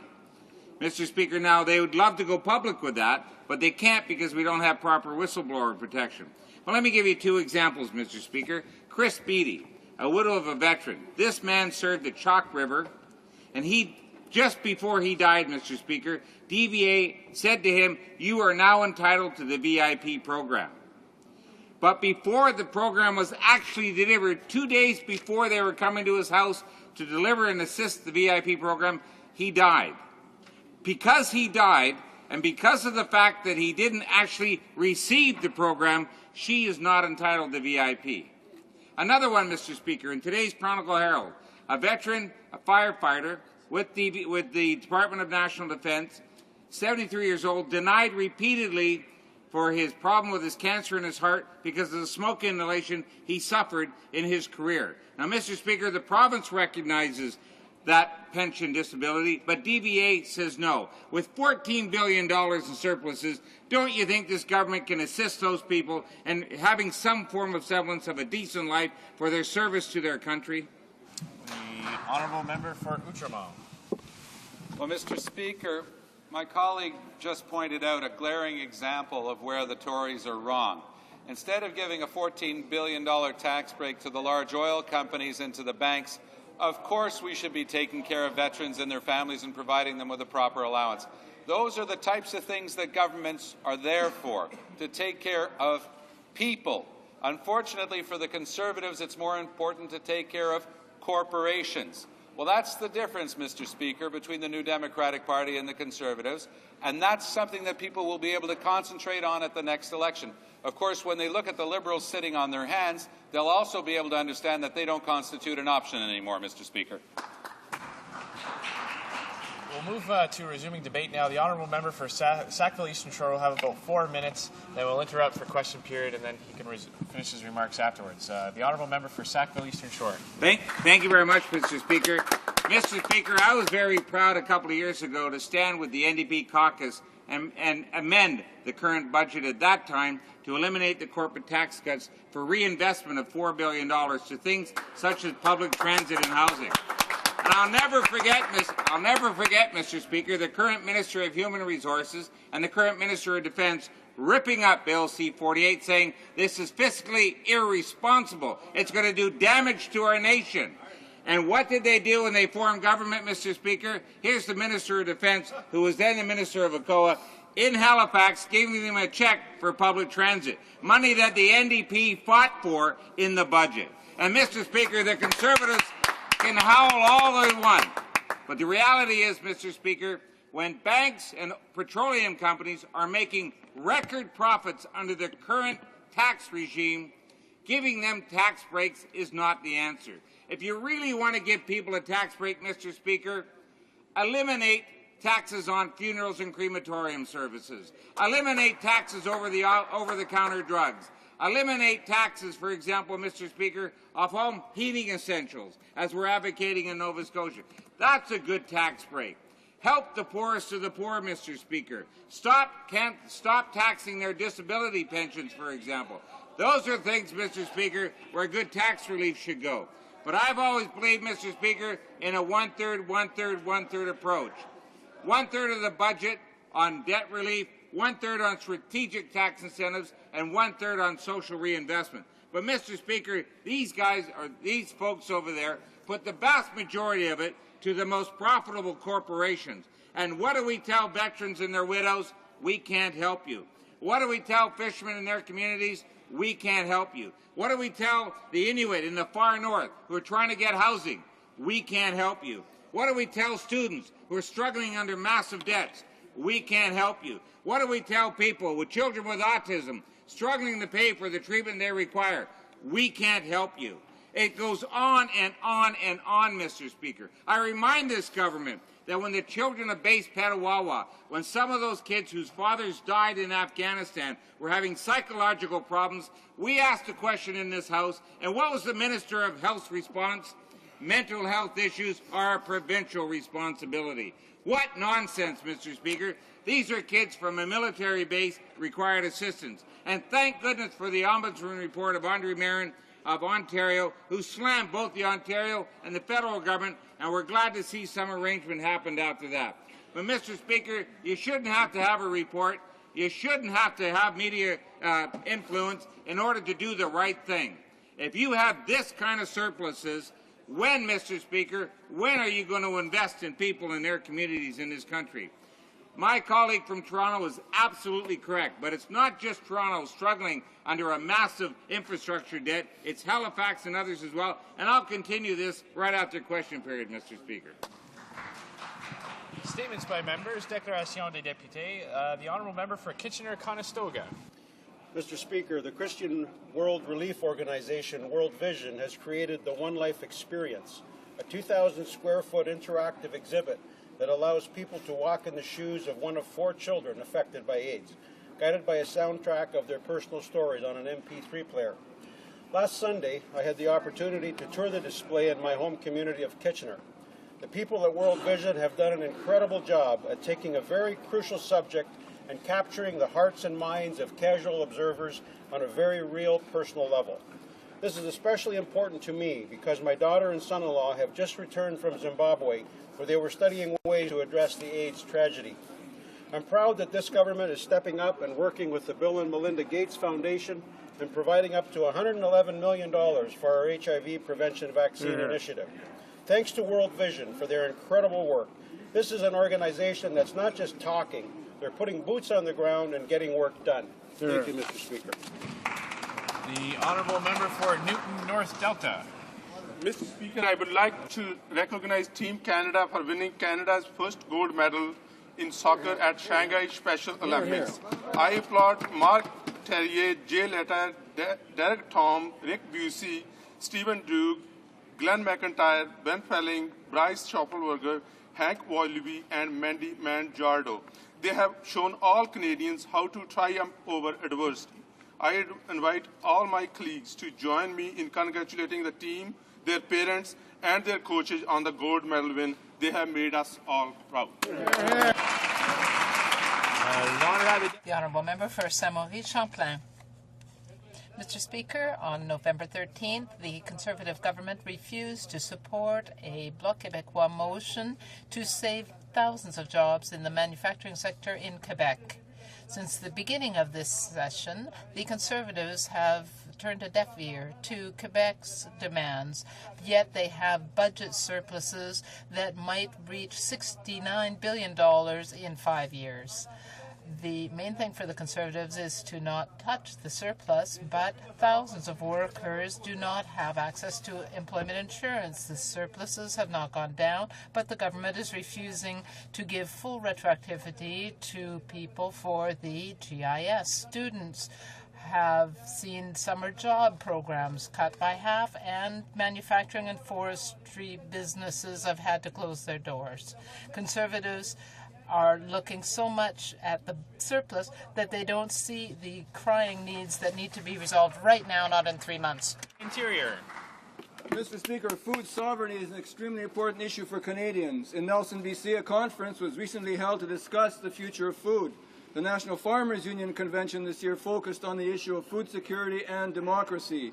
A few weeks ago, I attended an evening in Russell, Ontario. We learned there that a strategy is being developed for Quebec's food sovereignty. Moreover, the president of the Ontario Agriculture Federation told us that action was needed, otherwise Canada would lose its food self-sufficiency. The report of the Standing Committee on Agriculture recommends establishing a food policy at the national level to guarantee long-term food security. Government officials to food sovereignty is that our hands are tied because of trade obligations. Other countries are putting the needs of citizens first. Mr. Speaker, it is time for Canada to develop a food policy that puts Canadian farmers and all Canadians ahead of any WTO, NAFTA, or other trade obligations. The honourable member for Port Moody, Westwood, Port Coquitlam. Mr. Speaker, recently the government of British Columbia signed on to our government's Building Canada plan, the largest investment in infrastructure since the Second World War. BC became the first province in Canada to sign on to our plan, which means projects will move ahead, infrastructure will be built, and BC will see our tax dollars put to work addressing our needs. This plan provides more funding over a longer period of time than any previous federal infrastructure program, and BC will receive our fair share of tax dollars invested in our communities. At the signing ceremony with the Prime Minister, Premier Campbell said, quote, "I thank the Prime Minister for working to make British Columbia the first province to sign on to the Building Canada Fund that will meet the needs of a growing population and a strong economy." Mr. Speaker, for too long, British Columbians have watched in frustration as our tax dollars went to Ottawa and never seemed to come back. Those days are over. By working together, putting in place a plan, the Building Canada plan, and putting commitments into action, British Columbia will be made stronger and more prosperous. When it comes to BC issues, we're getting the job done, and our government is serving the people of British Columbia. The honourable member for Kings Hants. Mr. Speaker, across Canada, there's a massive infrastructure deficit that is impacting the everyday lives of Canadians. The Canadian Federation of Municipalities estimates our national infrastructure deficit has reached $123 billion. Of this, $40 billion is for community, recreational, cultural, and social infrastructure. Recreational facilities, many of which were built as memorial projects and centennial projects, need reinvestment or replacement now. The infrastructure deficit has become a significant health and safety issue. Community projects such as the East Hand Sportsplex, Glooscap District Arena, Brooklyn Fire Hall and Community Centre, the Windsor Curling Club, all deserve investment now. Tax credits for hockey equipment won't matter if there's no rinks for people to actually play hockey in. The government's responsibility is first and foremost to work with municipalities and the provinces to help provide social infrastructure and ensure that these facilities continue to exist. The Government of Canada needs to provide meaningful support to its communities now. The Honourable Member for McLeod. Mr. Speaker, I would like to share with you good news from my beautiful riding of McLeod. When the good people of McLeod requested help from the government, this government listened, and our government delivered. From High River to Coleman, from the South Country Fair to the Empress Theatre Society, from Western Biodiesel to the Claresholm District Museum, they have all gained from this government's commitment to invest in the prosperity of its citizens. These significant investments will assist the development of both the economy and the culture of the riding of McLeod. It is proof of this government's commitment to supporting all facilities that enrich the lives of our communities. Mr. Speaker, for years the Liberals talked about these kind of investments, but what matters is what you do, not what you say. This government has answered the requests of the citizens of McLeod, and though I have never believed it was possible to improve on perfection, it seems that with this government's strong leadership and generosity today, my riding of McLeod is more prosperous and more beautiful than I could ever have imagined. I would like to take this opportunity to wish all my constituents and indeed all Canadians from coast to coast to coast a safe and happy holiday season. The Honourable Member for Châteauguay Saint-Constant. Mr. Speaker, today we are celebrating Human Rights Day, which is an opportunity for the international community to reaffirm its attachment to the principles in the Universal Declaration of Human Rights and its desire to eliminate torture once and for all. The theme for this year is combating torture. The Bloc Québécois is very concerned by this government's attitude regarding human rights, particularly in the file of the Afghan prisoners. The government first hid reports that talked about torture, then it denied the allegations, and finally it had to give at least a partial admission that there probably had been cases of torture. In November, Amnesty International expressed doubts about Canada's real will to shed light on these allegations of torture, and the government refused to sponsor the UN resolution about capital punishment. We're very concerned. The Honourable Member for Lévis-Bellechasse. Today, I would like to congratulate Christian Lacasse, who was elected on December 6th as the president of the Union des Producteurs Agricoles du Québec. As a consensus builder and a promoter of agriculture as a profession, Christian Lacasse intends to keep as a priority food sovereignty and supply management for the future.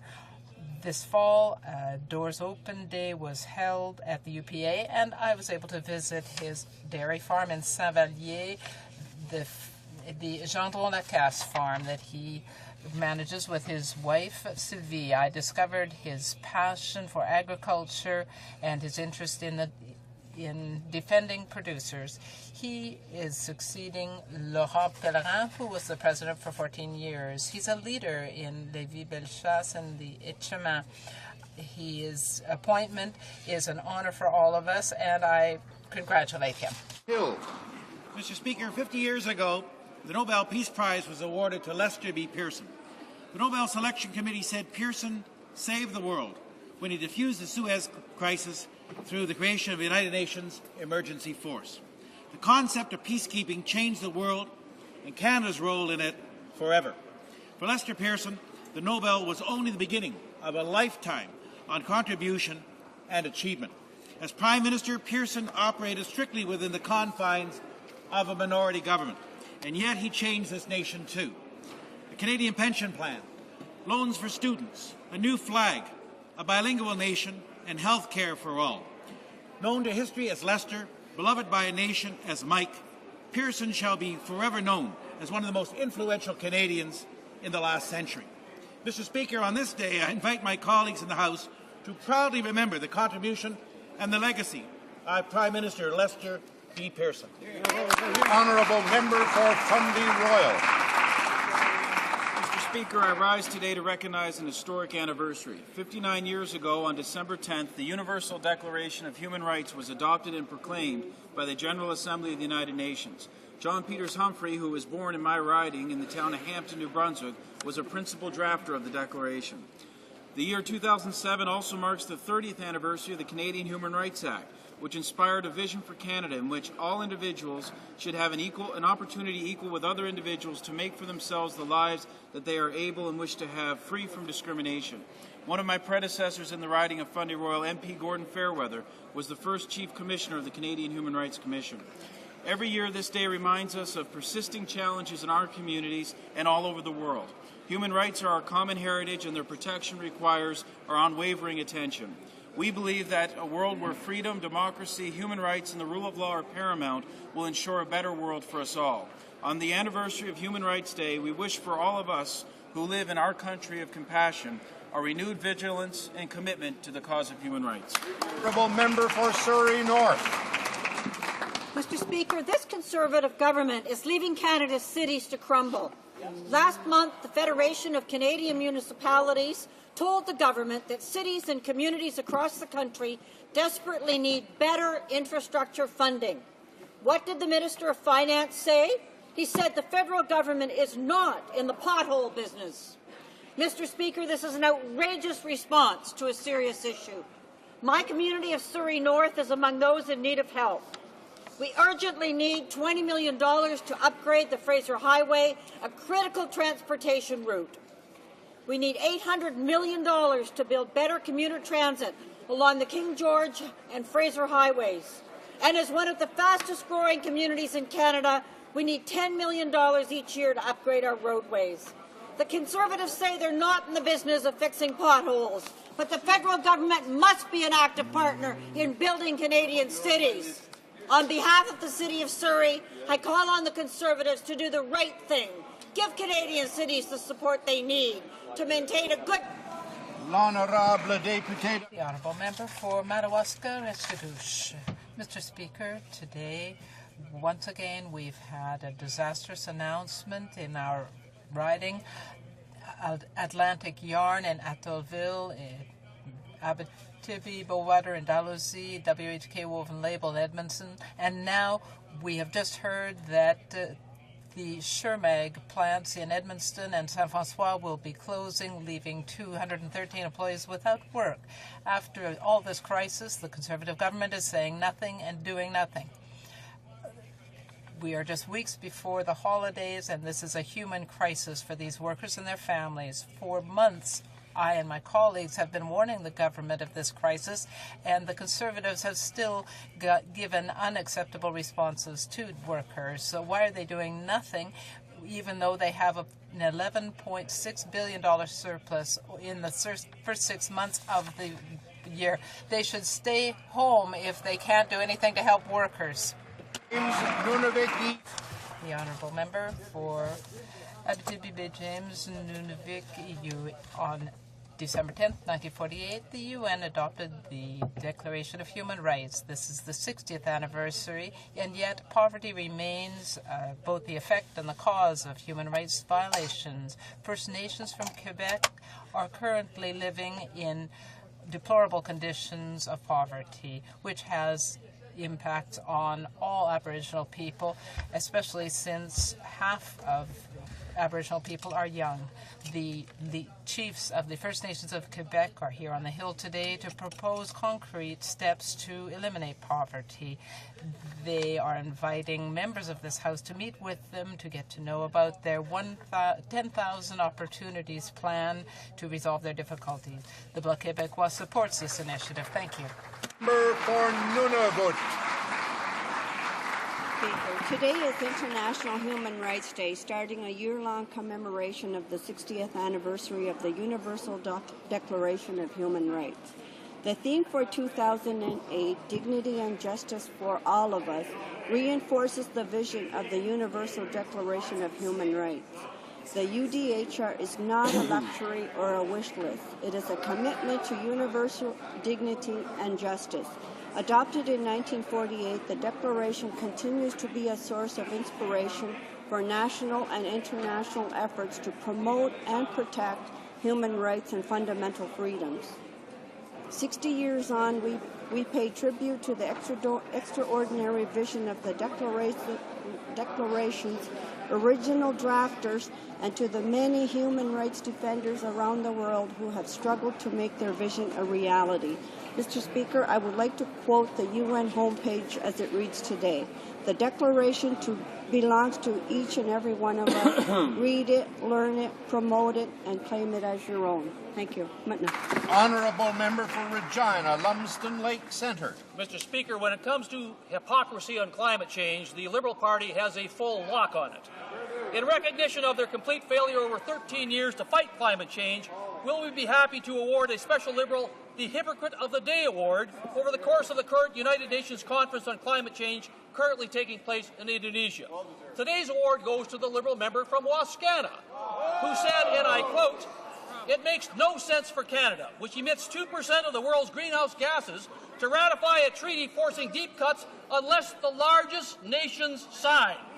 Mr. Speaker, when it comes to fighting climate change on the world stage, there's only one party that is serious about getting things done and getting all major emitters like China, India, and the United States to sign on. Mr. Speaker, of course, that is the Conservative Party of Canada.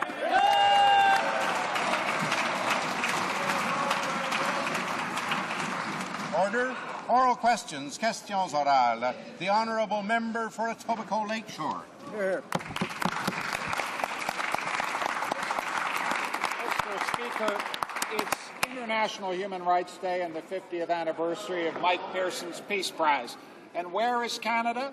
Walking away from the global campaign to abolish the death penalty, voting against the International Convention on the Rights of Aboriginal Peoples, staying silent as the UN begs member states to save its mission in Darfur, and finally fighting against climate change agreements in Bali. Can the Prime Minister explain the pattern here? The pattern. Why we're abdicating leadership Canada built up over 50 years. Right Honourable Prime Minister. No such pattern. In fact, we speak of the issue of Darfur. This government has been heavily engaged in Darfur. In fact, it was a discussion that we had at the Commonwealth, a discussion I had recently with the Secretary General of the United Nations. And Mr. Speaker, this government has undertaken one of the most important human rights initiatives in this Parliament in decades, and that is to enshrine in law the right of Aboriginal people to have their human rights protected and be able to make complaints before the Canadian Human Rights Commission. Why is the Liberal Party blocking that initiative? Honourable Member for Etobicoke Lakeshore. Mr. Speaker, the Ontario and Quebec governments have both said that the Conservatives are failing Canada at Bali. Premier McGuinty of Ontario says the Conservative government, quote, has continued to work on an intensity-based approach that will see Canada's emissions increase, not decrease. These are not the words of a small man, Mr. Speaker, but a very big man who's looking to the federal government for leadership and not finding it. Will the Prime Minister admit that his real strategy at Bali is to subvert, to prevent an international agreement on climate change? Right Honourable Prime Minister. Mr. Speaker, nothing that this government is doing prevents the government of Ontario or any other province having stricter emissions targets on climate change. But in fact, Mr. Speaker, the province of Ontario has no emission targets of any kind. Only this government does, and he should talk to his provincial leader and tell him to fulfill that promise to close down the coal-fired plants. Honourable Member for Etobicoke Lakeshore. Mr. Speaker, in Bali, Canada has been criticized. The leader of the German delegation says that the Conservative position is not constructive. Chinese delegation is one of the least cooperative countries. Will the Prime Minister finally say that he intends to sabotage this agreement, and when will he really unite people rather than sabotage efforts? The Right Honourable the Prime Minister. It's always possible to be popular by adopting positions of other countries. China, for example, doesn't have mandatory targets despite the fact that China is the largest emitter of greenhouse gases in the world right now. Mr. Speaker, the position of the Liberal Party is that China and other developing countries should not have mandatory targets. This is an irresponsible position. This is a position that this party does not intend to adopt. Ottawa. The honourable member for Ottawa South. Already, this government's approach at the United Nations Conference on Climate Change in Bali is drawing fierce criticism from our international partners. Canada is completely isolated, providing cover for the Republican White House. Here's what the UN climate chief says. Canada is becoming a bargain discount version of Australia of old. And the head of the Nobel Prize-winning Intergovernmental Panel on Climate Change is convinced this Conservative government, quote, does not want to do anything on climate change. Will the government abandon their obstructionist approach, end the bluster, and show real leadership at Bali? Honourable Parliamentary Secretary to the Minister of the Environment. Well, Mr. Speaker, we talked about Hypocrisy Award of the Day. Mr. Speaker, that member is definitely in the running. Mr. Speaker, we heard, after 13 long years of the Liberals doing nothing, the Deputy Leader asking his leader, why didn't we get it done, Mr. Speaker? Likely, Mr. Speaker, it's because that member was advising the Liberal leader what to do, and it was a total failure, Mr. Speaker. It's this government that's getting it done for the environment. That's right. Honourable member for Ottawa South. Mr. Speaker, the current behavior of the Conservative government at the UN Conference on Climate Change in Bali is being criticized by international organizations and foreign governments. The leader of the German delegation said, we, the Europeans, we don't believe that Canada's position is constructive. Will the government not set aside this backward strategy, put an end to its conduct, and finally set the example in Bali? The Honourable Parliamentary Secretary to the Minister of the Environment. Well, Mr. Speaker, the Prime Minister is absolutely right. We need to have all the major emitters to reduce greenhouse gas emissions globally, Mr. Speaker, and this government is taking the issue of climate change very serious after 13 long years of Liberals not doing anything. This was a quote from Mr. Steiner, Executive Director of the United Nations. Congratulations once again for putting Canada in the ranks of those countries moving aggressively to reduce the emissions on greenhouse gases. Wow. The Honourable Member for Laurier-Sainte-Marie. The associations of exporters and manufacturers, the Liberal Party of Quebec, the Parti Québécois, and the Mr. Maillot, the Prime Minister's friend, is asking assistance right now for the manufacturing sector. With the thousands of jobs that have lost and which continue to be lost, the situation is very difficult. Will the Prime Minister provide assistance to the manufacturing sector before the House adjourns? The Right Honourable the Prime Minister. Mr. Speaker, this government has presented significant measures for the manufacturing sector, and in the budget, Mr. Speaker, I know full well that the measures in the budget were very effective, and because the Bloc supported such measures. The Honourable Member for Laurier-Sainte-Marie. The economic update, Mr. Speaker, well, when you're talking about reductions to companies that don't make profits, well, that's not much at all. What about companies trying to modernize their facilities? 2 plants have shut their doors this morning. Now is the time when the government has to take action, not in 3 months' time. The Bloc recently presented some concrete measures that could be taken right now. With this huge surplus for 2007-2008, the Prime Minister has a lot of flexibility. He can take action. When will he go ahead and implement the measures that we're proposing. The Right Honourable Prime Minister, Mr. Speaker, in 17 years in the House, the Bloc has never taken any measures for the manufacturing sector. Mr. Speaker, this government has presented measures in the budget, in the economic update. These measures have been accepted very favorably by the manufacturing sector. And in the speech from the throne, this government indicated that it intended to do more in the upcoming year. And I hope that the Bloc will support these measures as well, Mr. Speaker. The Honourable Member for Trois-Rivières. Mr. Speaker, the lack of action taken by the Conservatives is to be criticized. What Quebecers need is some audacity. The solutions proposed by the Bloc are good. For instance, what's stopping the government putting $7 million in the PPP, in the Technology Partnership Program, or $1.5 million to enable companies to modernize their equipment, or set up a tax credit that's refundable for research and development? What is holding the government back? It has the means to take action. The Honourable Minister of Industry, Mr. Speaker, we have to look at these projects in Quebec. According to Stats Canada, certain manufacturing companies have been hit in particular. The food production, however, has gone up. There have been new jobs created, 4,000 jobs created in other sectors, and construction has created 43,000 new jobs. So the situation in Quebec is quite positive, Mr. Speaker. The Honourable Member for HoC, La Métis, Matin, Matapedia. Mr. Speaker, the forestry crisis is serious. Jobs are threatened and communities are jeopardized. More than 200 communities in Quebec need some assistance immediately.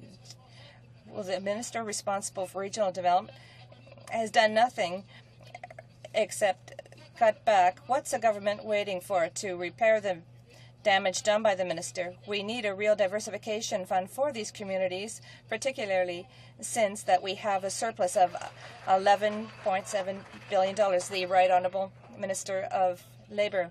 Mr. Speaker, I'm surprised to hear the comments made by the representatives of the Bloc Québécois. A few weeks ago, a representative, a member from the Gaspé, was against us doing something to help the shipping industry, where in fact people in these communities were doing everything they could to get money from the federal government. They reacted privately, but 7 other cities that are in Quebec that are waiting for money, well, it's a Bloc that is against helping these communities diversify. The Honourable Member for Toronto Danforth. The government is hiding behind the United States and China instead of working to convince them that they need to take measures. We find out today that the government of Canada is trying to sabotage Bali negotiations on climate change, and it's suggesting that the government is going to introduce a new clause on national circumstances. What's that? This is a clause that would enable Canada to pollute even more, and that's unacceptable. That's headed off, and we're heading in the wrong path. Why is the government trying to ruin discussions in Bali? The Right Honourable the Prime Minister. Mr. Speaker, it's just the opposite. In fact, the government has proposed that we need to have an effective agreement that includes all big emitters, and the Minister of the Environment has suggested a model that has been very good. We saw this will lead to more positive results. The Honourable Member for Toronto Danforth. This government is serving as the head waiter for George Bush and the big corporate polluters in Bali. They are supersizing Canadian emissions. They are undermining the boreal forest with the tar sands. They're rewarding their big corporate friends with tax cuts, and they're sabotaging the talks in Bali. And it's wrecking Canadians' reputation globally. Not to be outdone by the Liberals here, this government has already received 8 Fossil of the Day awards from the experts at the climate talks. So why is the government undermining and ruining these talks so it can pollute more? Right Honourable Prime Minister. Well, Mr. Speaker, it's actually been many months since the leader of the NDP mentioned George W. Bush in a question, so I guess that's an improvement. But, Mr. Speaker, we are concerned about the position of the United States. We believe the United States, China, and all major emitters should be part of an international protocol to fight climate change. The Minister of the Environment has proposed a successful Canadian model built around fighting depletion of the ozone layer. That was the Montreal Protocol. Mr. Speaker, Canada has made a positive proposal, and we are interested in working with other countries to make sure we get a result that includes everyone. If the NDP doesn't think everyone should be included, they're wrong. Honourable Member for London North Centre. Mr. Speaker, international observers have recently stated that the peace agreement between North and South Sudan is now unraveling, threatening to engulf the Darfur conflict throughout the entire region.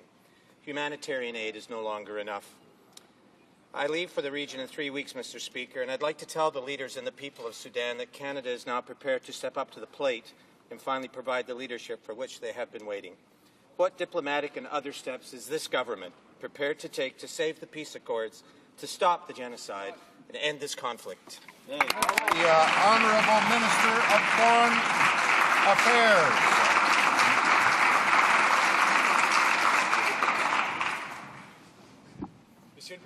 Mr. Speaker, we are concerned about what is happening in Sudan and Darfur.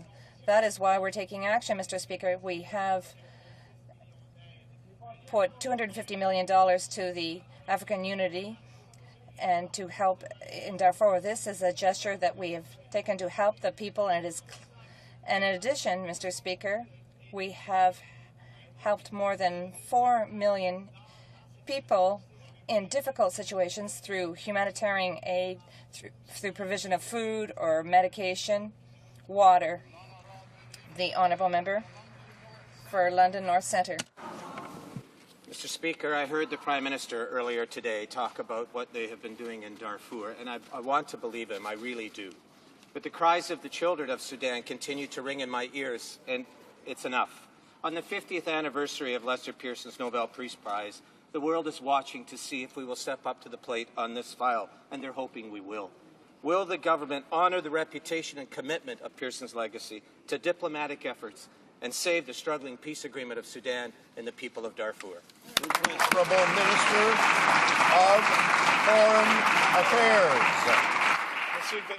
Mr. Speaker, I'm happy that my colleague raised the 50th anniversary and the Nobel Peace Prize for Mr. Pearson. We're very proud of this heritage, of this inheritance. We work hard to defend human rights throughout the world, Mr. Speaker, and that's the reason why we've taken a very solid position against the military regime in Burma. We have done this in other countries as well. We have take action in Afghanistan with the international community to promote human rights, to help people get out of misery. We are taking action throughout the world, Mr. Speaker, and every time I have conversations with my colleagues, I take the Honourable Member for Mount Royal.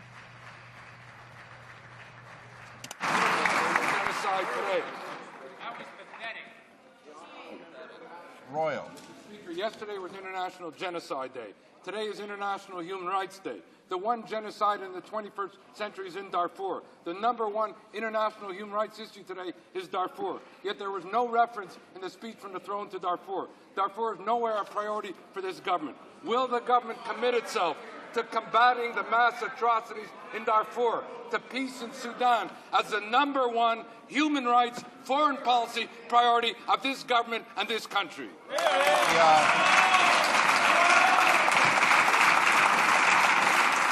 The Honourable Minister of Foreign Affairs. Mr. Speaker, this is a new passion for my colleague in the opposition. When he was in the government, he didn't have the same enthusiasm for human rights, Mr. Speaker. What I find strange is that he's very selective when it comes to human rights. Here in Canada, we want to ensure that Aboriginal people are able to benefit from human rights like all other Canadians. And the party opposite, Mr. Speaker, is simply delaying this delaying this possibility so Aboriginal rights can take advantage of human rights. So We've spent over $400 million in Darfur to help out the local people. The Honourable Member for Mount Royal. Mr. Speaker, I've been speaking about Darfur even before I became a minister. Mr. Speaker, anything less than an international priority will not stop the genocide. It will not stop the culture of impunity, where the Sudanese Minister of Humanitarian Affairs, indicted by the ICC, is actually promoted by the Sudanese government. Will the government engage in concrete involvement to stop the killing? Will it, for example, provide the necessary resources, equipment, logistical support, command and control assistance, air and transport assets, helicopters, force multipliers to effectively deploy the unified protective mission? The Honourable Minister of Foreign Affairs. Problem with the previous government. A lot of talks, but no action. I'm proud here. We are acting to promote human rights, the rule of law, democracy all across the globe, Mr. Speaker. That's what we're doing. And Mr. Speaker, it's not only we have a good report, because UN Watch said that we have a 100% note on the promotion and the protection of human rights around the world. It's not us, Mr. Speaker. It's UN Watch who told us that, and I believe them. The Honourable Member for Joliette. Mr. Speaker, the strategy of the Minister of Environment in Bali is becoming clearer. His strategy is to copy the approach taken by George W. Bush, who denies scientific proof and continues to pollute. The recent statement made by the minister that he won't do anything unless the U.S. signs on, and he shows that he's turned his back on Kyoto. He's working actively with Bush, and he's simply trying to sabotage, undermine the Bali conference. The Honourable Parliamentary Secretary, the Minister of Environment. It's absolutely wrong. Mr. Speaker, we are in Indonesia working internationally to see a reduction in greenhouse gas emissions. And the only way that can happen, Mr. Speaker, is if everybody participates, everybody gets their oars in the water, and everybody, especially the major emitters, Mr. Speaker. And this is what the Minister of the Environment from Quebec said. We believe that mandatory targets must be imposed upon everyone, and that is countries must participate in the fight against climate change, including the United States and China and India. The Honourable Member for Joliette. Mr. Speaker, there's nothing surprising about this when we look at the composition of the Canadian delegation in Bali. It is the minister excluded the opposition members and environmental groups and instead gave their seats to industrialists, including people from the oil sector, Mr. Speaker. The Honourable Parliamentary Secretary to the Minister of Environment. We have a very strong delegation going to Indonesia, Mr. Speaker. It includes 3 Canadian companies who are leading the way in green technology right here at home, Mr. Speaker. Strong leadership, including gasification of garbage, carbon capture and storage, and cellulose ethanol, Mr. Speaker. We are leading the world in technology, and we're sharing that, telling the world how to reduce greenhouse gas emissions and fight climate change. The Honourable Member for Abitibi to Miskaming. Mr. Speaker, the First Nations of Quebec and Labrador have developed the strategy to improve living conditions and allow further economic development. This plan, over 10 years, proposes that we create 10,000 jobs, the building of 10,000 housing, and promote young graduates. The department is well aware of this request because the minister has made commitments during the Mestamash conference. Can the Minister of Indian Affairs agree that he will put forward an action plan so that we can make this Mestamash agreement more concrete and tangible? The Honourable Minister. Mr. Speaker, of course, it has been our pleasure to spend a record amount of money on Aboriginal issues, including a record amount of money for both on and off reserve housing, Mr. Speaker, a record amount of money for education, and we continue to work, Mr. Speaker, with provinces and First Nations to improve the quality of that work across the country. Mr. Speaker, I'd like to thank this member for coming last week to the Quebec National Assembly, where we signed an agreement with First Nations or with Aboriginal people from the north. And Mr. Speaker, I'd ask him to continue to urge the Liberal Party to quit stalling the Inuvik land claim agreement, which would put $400 million in the hands of Inuit people. The Honourable Member for Abitibi-Témiscamingue. Mr. Speaker, on September 13, 2007, despite Canada's opposition, the UN National Assembly voted in favour of an important Declaration of Aboriginal Rights. Australia, which originally voted against this declaration, announced that it will be signing on to this declaration. What's the Conservative government waiting for? It should perhaps review its situation and finally give the First Nations the dignity that they deserve. The Honourable Minister of Indian Affairs and Northern Affairs. That every other Canadian has by being covered under the Canadian Human Rights Act. That's why we proposed removing Section 67, which does not allow coverage of the Human Rights Act for First Nations. Mr. Speaker, one of the basic things before you start lecturing the world is to get your own house in order. Mr. Speaker, right now First Nations do not have the coverage of the Canadian Human Rights Act in our own country. Now it's time the opposition parties got that through their heads. The time for protection for First Nations is now. Let's get it done. Order. The Honourable Member for Ajax Pickering. Ottawa Mayor Larry O'Brien has today been charged under Criminal Code Sections 121 and 125 relating to the negotiation of a federal appointment. Top-level Conservatives John Reynolds and the Minister of the Environment have been linked to this investigation. Police have served warrants, interviewed the minister at least twice, and have evidence to suggest that an appointment was not only in the works, but that the minister and Mr. O'Brien met during the course of these unseemly negotiations.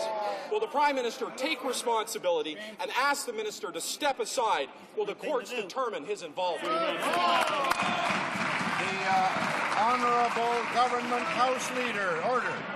Mr. Speaker, after last week in this House, I'm saddened and disappointed to hear the opposition persisting in this kind of reckless smear. Today we saw charges laid, and implicitly in that process there was a decision not to lay any charges. As the Minister of the Environment always said, there was never any involvement, there was no appointment ever offered, no discussions ever occurred regarding an appointment, and you owe an apology to that member for continuing these smears.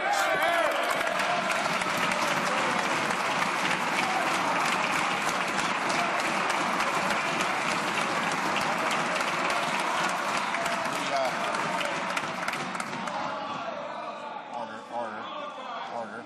The Government House Leader, of course, will want to set an example for all members and continue to address his remarks to the Chair, and I don't think those last remarks were quite addressed to the Chair. The Honourable Member for Ajax Pickering.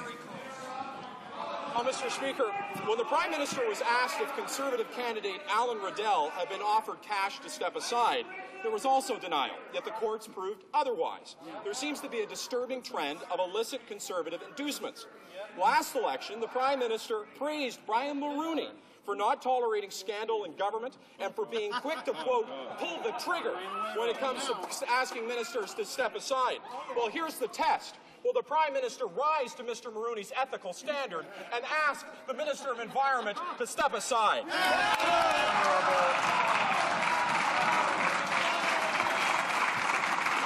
Order. The Honourable Government House Leader.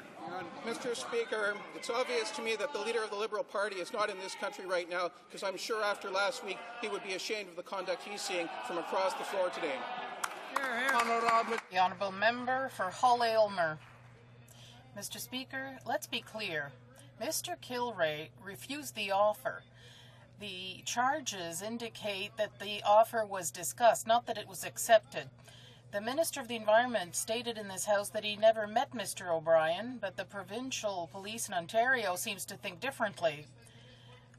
The Minister is the political minister for the Ottawa region. He could help Mr. O'Brien make this offer possible. Will the Prime Minister ask this minister to resign until his name is cleared? The Honourable Government House Leader. The members of the Liberal Party should be offering an apology to the repeated, baseless, without any evidence smears they have conducted against the Minister of the Environment, who's been quite open and frank throughout. There were never any discussions of any appointment. That is what he has always said. He did not say anything close to what that member just suggested, and they really do frankly owe him an apology, especially today. Honourable Member for Hull-Aylmer. Mr. Speaker, the Minister of the Environment knew that an offer had been discussed, and yet he did nothing to stop this. He met with Mr. Kilrea. The provincial police suspects he also met Mr. O'Brien, and after that meeting, Mr. O'Brien maintained his offer to Mr. Kilrea. Mr. Speaker, how can the Minister of the Environment claim that his hands are clean in this affair, whereas he did not notify authorities as soon as he was informed of these affairs? The Honourable Government House Leader. To be saddened. The Minister of the Environment has been quite frank and open throughout. He never offered any appointment. The issue has nothing to do with this government. Nothing ever came from this government. And the continued efforts at sleaze over there should be tried outside the House and then see how they feel. Exactly. Honourable Member for Peace River. Well, thank you, Mr. Speaker. Our government understands that as a northern country, Canada is particularly vulnerable to climate change. Canadians across this country have seen the impacts of a warming climate. For example, we've seen the mountain pine beetle infestation that has ravaged the boreal forest and the melting of the permafrost in the north that has destabilized foundations of both homes and schools. Can the Minister of Natural Resources please tell this House what action this government is taking to help Canadians adapt to changing climate? Great effort. Honourable Minister of Natural Resources. Well, thank you very much, Mr. Speaker. Our government is very proud of the Turning the Corner Action Plan to reduce greenhouse gases and air pollution. Mr. Speaker, we also acknowledge that we have to invest in adaptation, and we're very proud of the Minister of Environment on his announcement today in Indonesia of $85 million. Our government is investing in measures with respect to adaptation. Mr. Speaker, I may add that every single Canadian is watching and is very proud of our Minister of Environment representing Canada so proudly at these talks. Order. The Honourable Member for Parkdale High Park. Order. Thank you, Mr. Speaker. In 2005, the Liberal government was alerted by then Ottawa Centre MP Ed Broadbent to the very serious concerns about missing safety procedures and quality assurance at the Chalk River nuclear program. Now, nearly 24 months later, the world is facing a critical isotope shortage due to the serious errors made at Chalk River. Mr. Speaker, was the Minister aware experts were telling the opposition the project was 5 years behind schedule and almost 300% over budget? And if not, will he find out why these very serious concerns were totally ignored by the previous Liberal government? The Honourable Minister of Natural Resources. Well, Mr. Speaker, with respect to the situation with medical isotopes, I can assure this House that our government is very, very concerned. Our first and foremost immediate priority is resuming production as soon as possible. Mr. Speaker, immediately upon learning this, I was in immediate contact with both the CNSC and ACL with respect to this issue, and I want to stress to this House that both of these agencies are absolutely independent of this government. However, Mr. Speaker, of our concern, both myself and the Minister of Health have written both of these agencies today to put our concerns in writing, and we're looking for an immediate response from both of these agencies to resolve this as quickly as possible. The Honourable Member for Parkdale High Park. Well, it's about time. I mean, the facts are clear. An NDP MP forwarded the serious concerns of an engineer who warned the government about the technical capacity of the Chalk River nuclear facility. This person warned of serious risk to the safety of the site, its employees, the surrounding communities, and the whole Ottawa Valley. The government and the Canadian Nuclear Safety Commission clearly failed to respond, and now the site has been shut down, causing diagnostic equipment to go dark around the world. Mr. Speaker, when will the Minister launch a probe into why these warnings were ignored? Honourable Minister of Natural Resources. Well, Mr. Speaker, as I said, we are very concerned, and our first priority right now is to ensure the production of these isotopes as soon as possible, and we are working with both of these agencies. But I want to stress that both the Canadian Nuclear Safety Commission, the regulator, and ACL are completely independent agencies of government, Mr. Speaker. We'll work there. I should say, Mr. Speaker, that we've also made available all government assets, if we can expedite this at all, to ensure that these radioisotopes come back online as soon as possible. Thank you very much, Mr. Speaker. The Honourable Member for Pierrefonds-Dollard. Mr. Speaker, the Minister of Health knew for quite some time that the nuclear reactor in Chalk River would close, but he had no emergency plan in place to provide radioactive isotopes that are indispensable for patients who may have cancer. The result is catastrophic. Thousands of patients have been waiting more than 22 days for essential diagnostic tests. This is unacceptable and irresponsible.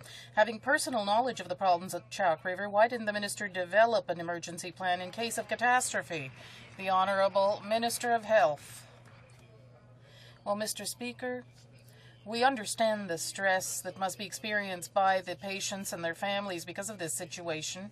The moment we were alerted to this extended shutdown, Health Canada swung into action. We have been scouring the globe for other replacement radioisotopes. We've been dealing, of course, as my colleague has, with an arm's length regulator and with ACL on how to start up as soon as possible. And indeed, we have been working with from coast to coast with experts to see whether there can be any replacement isotopes that can be developed domestically. So, Mr. Speaker, we are acting on best interest. The Honourable Member for Pierre-Fond-Dollard. Mr. Speaker, real leadership requires a strong dose of responsibility.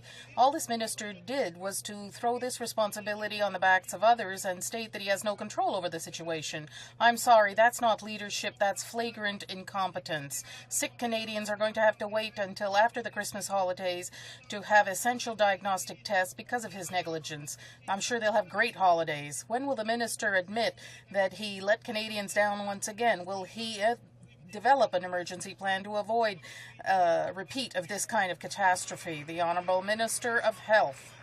Well, Mr. Speaker, we're working together with our partners at the national and international levels. Situation, as the Honourable Member knows, but of course the minute that we learned, the day that we learned that there was an issue, we have been working with our international and national partners. We have been responsible, we have been proactive, and in fact, Mr. Speaker, we have done everything under our power, given the fact that these are arm's-length agencies, to protect the health and safety of Canadians, and we hope and expect that the Arms-Length Safety Commission and ACL will do the same, Mr. Speaker. The Honourable Member for Winnipeg South Centre. Mr. Speaker. Mr. Speaker, the leadership role Canada has long enjoyed in the global human rights movement is in question because of this mean-spirited government. Canadians, Aboriginal leaders and human rights activists were appalled when this government reversed Canada's position on the UN Declaration on the Rights of Indigenous Peoples and voted against it at the UN General Assembly. Today, Mr. Speaker, is International Human Rights Day. Will this government side with the international community in favour of the declaration? The Honourable Minister of Indian Affairs and Northern Development. Well, Mr. Speaker, I must say the Honourable Member has guts like Dick Tracy to raise this here today. This, Mr. Speaker, is the member that moved amendments in committee that gutted the Bill C-21 so that First Nations people would not have coverage of the Canadian Human Rights Act. Then, Mr. Speaker, after she said, I'm flying blind, I have no idea what I'm doing, she moved to adjourn the debate so that we couldn't get it done and bring it back to the House. Now, Mr. Speaker, First Nations deserve coverage under the Canadian Human Rights Act. This member deserves to give it to them. Why don't she get off her high horse and let First Nations have coverage like every other Canadian?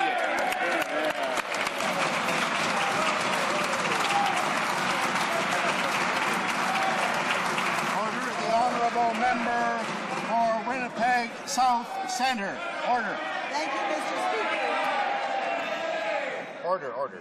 The Honourable Member for Winnipeg South Centre has the floor.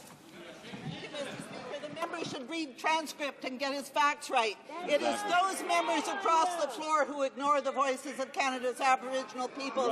It is those members who ultimately deny them their human rights. Last September, the Chief of the Assembly of First Nations of Quebec and Labrador challenged the government to support the Declaration on the Rights of Indigenous Peoples. The Chief said, voting against it, and I quote, will bring dishonor and worldwide humiliation upon the Canadian population as a whole. Why does this mean-spirited government continue to ignore the voices of Aboriginal leaders?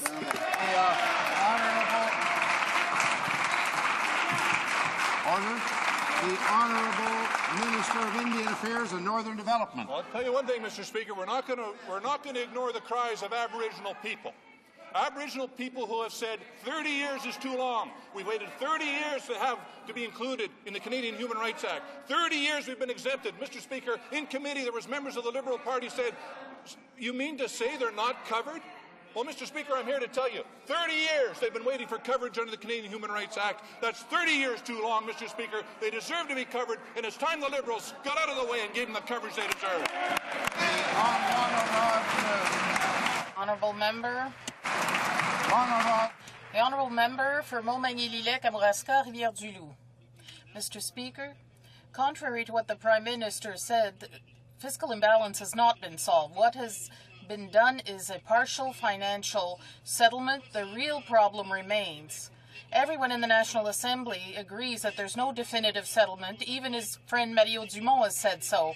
Fiscal imbalance is not solved. Will the Minister of Finance admit that his settlement for fiscal imbalance must include transfer of tax points and GST and respecting Quebec jurisdiction in order to eliminate fiscal imbalance once and for all? The Honourable Minister of Transport. Mr. Speaker, I understand the question by my honourable colleague, given the enthusiasm that people in Rivière-du-Loup had for the Prime Minister on Friday. I think he's worried, and he should be worried. Because not only did we solve fiscal imbalance, Mr. Speaker, we're offering Quebecers tax cuts over the next 5 years, GST cuts, corporate tax cuts. The Bloc, nothing. Honourable Member. Order, please. The Honourable Member for Montmagny-Lillet, Kamouraska, Rivière-du-Loup. The last Prime Minister who came to Rivière-du-Loup was the member for La Salle-et-Mar, and the same will happen to this Prime Minister.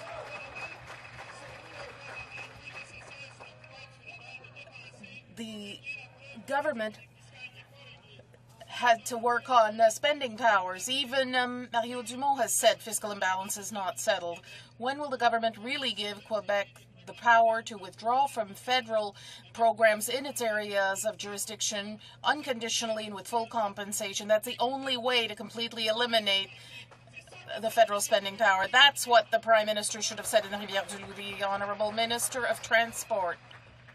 Mr. Speaker, I recognize once again in my honourable colleague's question the arrogance of the Bloc Québécois with regard to this file. But there's one thing that's clear, Mr. Speaker. This political party and this government, when it says it's going to do something, it does it. Now, Mr. Speaker, we kept our promise on fiscal imbalance. We're going to keep our promise on spending power. Honourable Member for Mississauga, Arundel. Mr. Speaker, the government's seat distribution legislation means that Alberta and BC will each get new seats in the House for every 100,000 citizens in their province. But get this, Mr. Speaker, Ontario needs 200,000 citizens for each additional seat. Some fairness. Instead of real answers, this government offers insults. Mr. Speaker, the people of Ontario deserves much better from this Conservative government.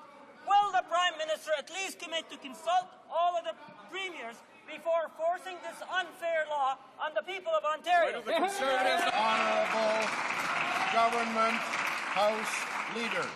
Well, I think you see in that question the real agenda of the Liberal Party on this matter, which is to resist any change to the existing formula which shortchanges Ontario, Alberta and BC.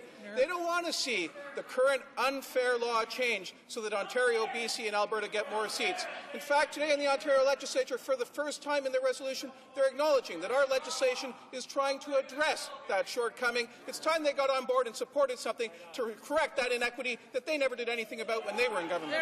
Honourable Member for Ancaster, Dundas, Flamborough, Westdale.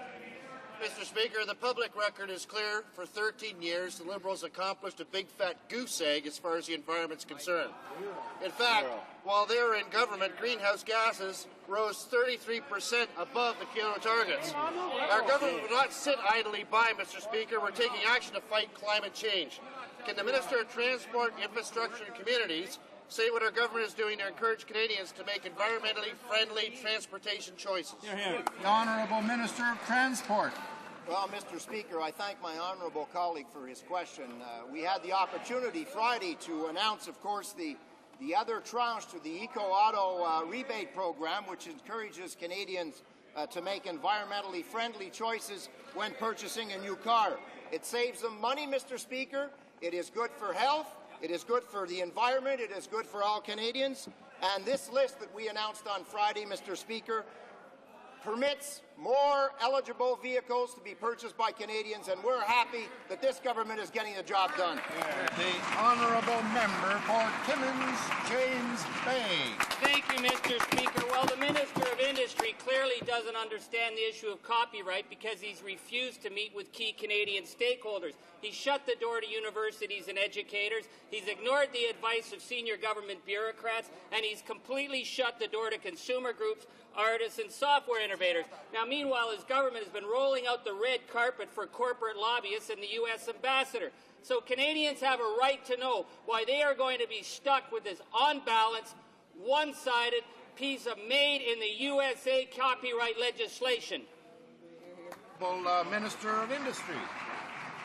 Well, Mr. Speaker, I note impatience in my honourable friend's voice here in the House in his question. The honourable member knows full well that the copyright bill has been under discussion in this country for a number of years. He knows full well that there are international treaties that our country has signed going back 10 years and that there are obligations pursuant to those treaties. But he knows in particular that I'm not at liberty to share the particulars of any piece of legislation until such time as it is tabled in the House. And certainly the bill will not be tabled in the House until such time as myself and the Minister of Heritage are satisfied, Mr. Speaker. Honourable member for Timmins, James Gray. International obligations, that's pretty rich from a government that right now is trying to sabotage the talks in Bali because it might interfere with the pillaging of the tar sands. What's also rich, Mr. Speaker, is they tabled the bill this morning. Now, 3 hours later, he's telling me he got cold feet. What, did he just discover Facebook this morning? Mr. Speaker, this is what happens when you do not do due diligence. He hasn't spoken with the key Canadian stakeholders, and he's embarrassing this House if he thinks he can keep dragging this out without meeting with the key innovators, artist groups, consumer advocates, and education authorities. The Honourable Minister of Industry.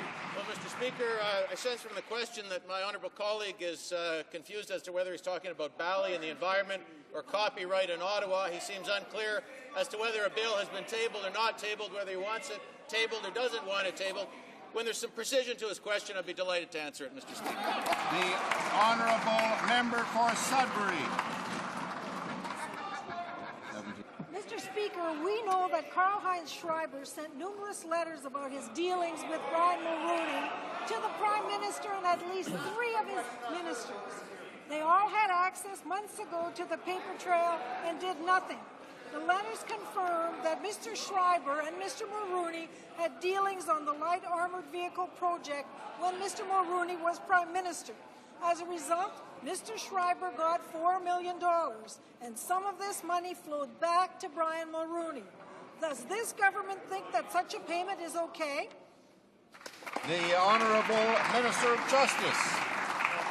There's a process in place. I know that there's a hearing going on at the Ethics Committee. In addition, the government has acted very quickly. As you know, Mr. Speaker, that when certain allegations were made in an affidavit, the Prime Minister immediately appointed an independent third party in the person of Professor Johnston to report back by January 11th, and I'm sure that individual will do that. The Honourable Member for West Block St. Paul.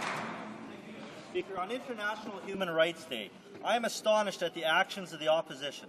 Government Bill C-21 seeks to finally give Aboriginal Canadians the same access to human rights as other Canadians. Why won't they? At last week's Aboriginal Affairs Committee meeting, opposition members voted for an amendment which waters down the intent of this bill. Shame. Then, the Liberal member from Winnipeg South Centre, who continues to try to derail this process, adjourned the committee early to avoid any more discussion on this important issue.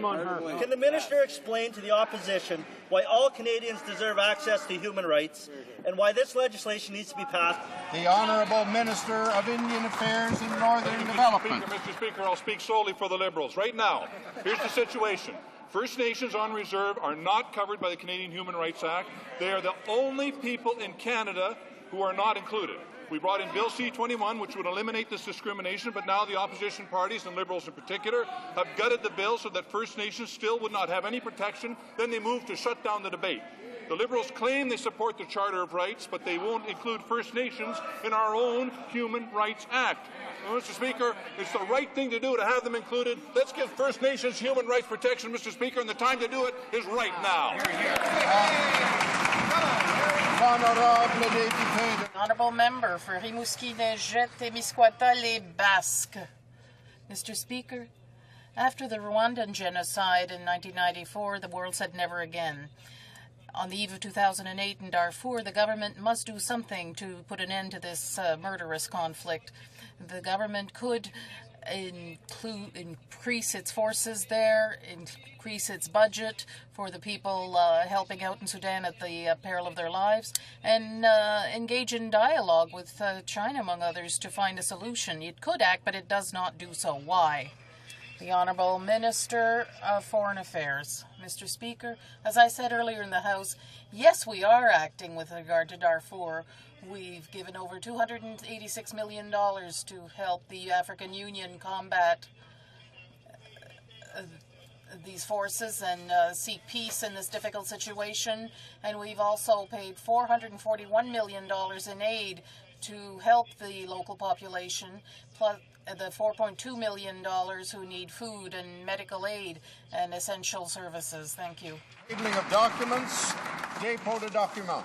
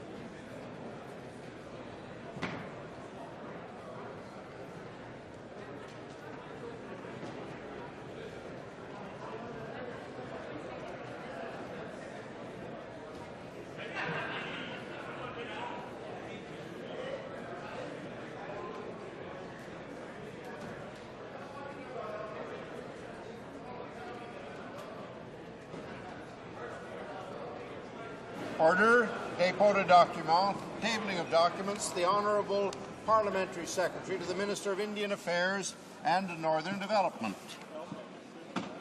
Thank you, Mr. Speaker. Under the provisions of Standing Order 32.2, I have the honour of tabling in both official languages a copy of the Aboriginal Healing Foundation 2007 Annual Report. Dépôt de documents. The Honourable Tabling of documents. Secretary to the Government House Leader. Thank you very much, Mr. Speaker. Mr. Speaker, pursuant to Standing Order 36.8, I have the honour to table in both official languages the government's responses to 6 petitions. Dépôt de documents. Tabling of documents. Parliamentary Secretary to the Minister of Indian Affairs and Northern Development. Thank you, Mr. Speaker. Under the provisions of Standing Order 32.2, I have the honour to table in both official languages copies of the 2006-2007 Annual Report of the Indian Claims Commission. Tabling of documents. Dépôt de projet de... Introduction of government bills.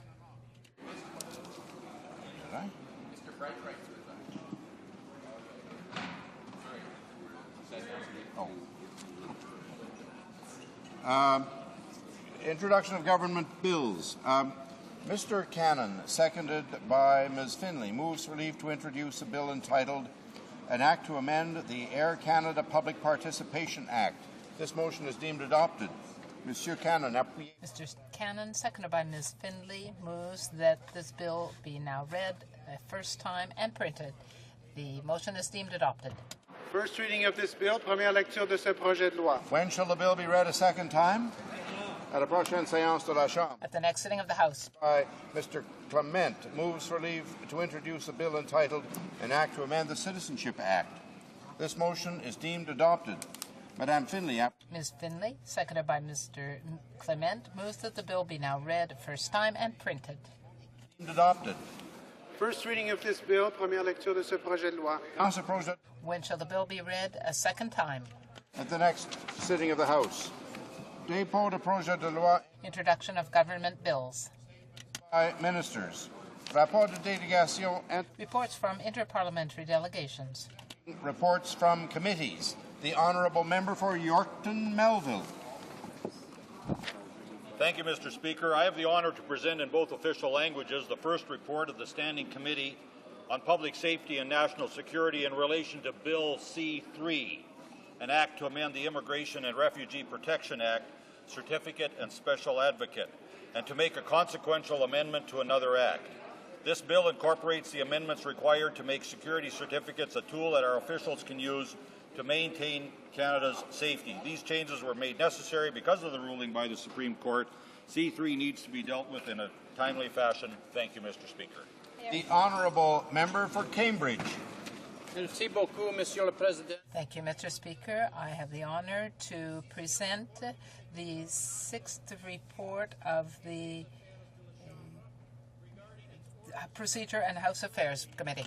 1st, 2007, Bill C-16, an act to amend the Canada Elections Act, expanding voter opportunities, and to make a consequential amendment to the Referendum Act. Monsieur le Président, Mr. Speaker, the committee considered the bill, Bill C-16, and reported it back with amendments. For Calgary Northeast. Thank you, Mr. Speaker. Mr. Speaker, I have the honour to present in both official languages the second report of the Standing Committee on Justice and Human Rights. In accordance with the order of reference of Tuesday, October the 16th, 2007, your committee has considered Bill C-343, an act to amend the Criminal Code motor vehicle theft, and has agreed on Thursday, December the 6th, to report it with amendments. Thank you. The Honourable Member for Charlottetown. Mr. Speaker, I have the honour to present in both official languages the second report of the Standing Committee on Public Accounts entitled Restoring the Honour of the Royal Canadian Mounted Police, addressing problems in the administration of the RCMP's pension and insurance plans. Mr. Speaker, this is an extensive report. The committee had 15 meetings. We heard from approximately 61 witnesses. There is 31 recommendations. And on behalf of the committee, I want to thank all witnesses that appeared before us, and in particular thank the committee staff and clerk. Thank you very much. Présentation. Presenting reports from committees. Of private members' bills. Mr. Julian, seconded by Mr. Sixay, moves for leave to introduce a bill entitled An Act to Amend the Federal Courts Act, International Promotion and Protection of Human Rights. This motion is deemed adopted. The Honourable Member for Burnaby, New Westminster. Thank you very much, Mr. Speaker. And I'm pleased to say that work on this act was undertaken by Nick Milanovic, who's an adjunct professor of law at Carleton University, and Mark Rowlandson, counsel for the United Steelworkers. And this bill has been endorsed by the Canadian Association of Labour Lawyers. What this bill essentially does, Mr. Speaker, is based on the Alien Tort Claims Act in the United States, which, as you know, has been a fundamental shift in practice. It allows individuals who have been violated by human rights violations, victims of those human rights violations, to sue companies and individuals through American courts. And essentially what this bill would do, Mr. Speaker, is promote and protect human rights by allowing that same privilege through Canadian courts. Mr. Speaker, you can't have respect for human rights by asking politely. There needs to be consequences when there are violations of human rights. There needs to be penalties when there are violations of human rights. And Mr. Speaker, this bill does exactly that. It sets penalties. It allows for process for victims so that individuals who are victims of human rights violations have effectively a legislative vehicle, a judicial vehicle to use. Thank you very much, Mr. Speaker. Mr. Julian, seconded by Mr. Sixay, moves that the bill be now read a first time and be printed. Cette motion est réputée. The motion is deemed adopted. Première lecture de ce projet de loi, first reading of this bill. When shall the bill be read a second time? À la prochaine séance. At the next sitting of the House. Projet de loi émanant des députés. Introduction of private members' bills. Bills. Motion. Motions. Petitions. The Honourable Member for West Nova. Merci, Monsieur le Président. Thank you, Mr. Speaker. This House of Petition with over 1,100 signatures gathered by Mr. Cecil Roy objecting to the federal government's backing out of the Atlantic Accord. Mr. Cecil Roy has collected over 2,000 signatures, mostly in western Nova Scotia. He points out that there can be no greater lie than a broken promise. Mr. Roy has been politically active all his life within the ranks of the Conservative Party, Mr. Speaker. I'm pleased to give this document to the House. The honourable member for Burnaby Douglas.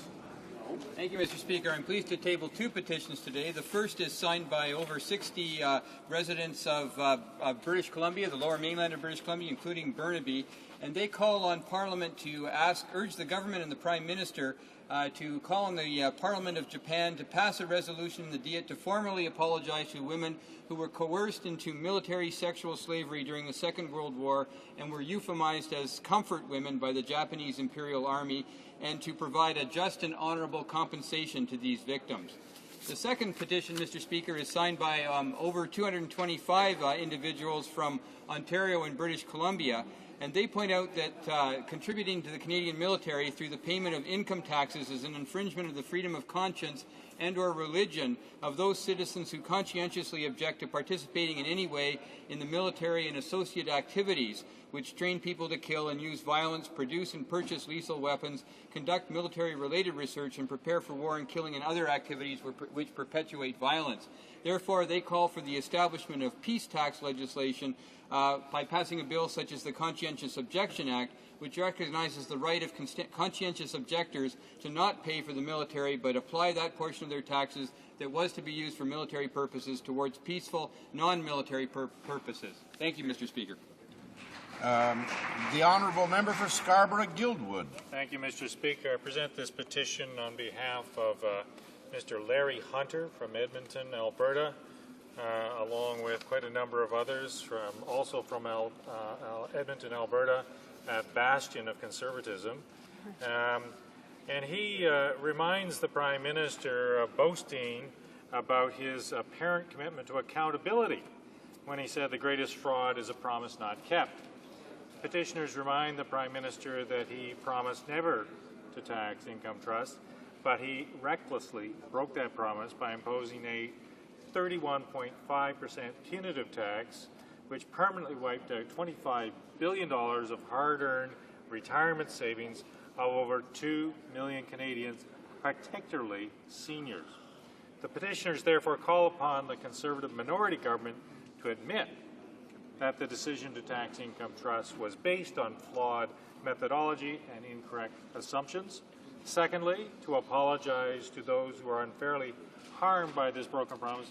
And finally, to repeal a punitive 31.5% tax on income trusts. The honourable member for Brant. Thank you, Mr. Speaker. I present as well, Mr. Speaker, an income trust broken promise petition on behalf of, among others, Mr. Allen of Belleville, Ontario. Mr. Allen clearly remembers the Prime Minister boasting about his apparent commitment to accountability when he said, the Prime Minister that is, the greatest fraud is a promise not kept. The petitioner, Mr. Allen, and others remind the Prime Minister that he promised never to tax income trusts, but he recklessly broke that promise by imposing a very punitive 31.5% tax. This tax, Mr. Speaker, permanently wiped out over $25 billion of the hard-earned retirement savings of over 2 million Canadians, particularly seniors.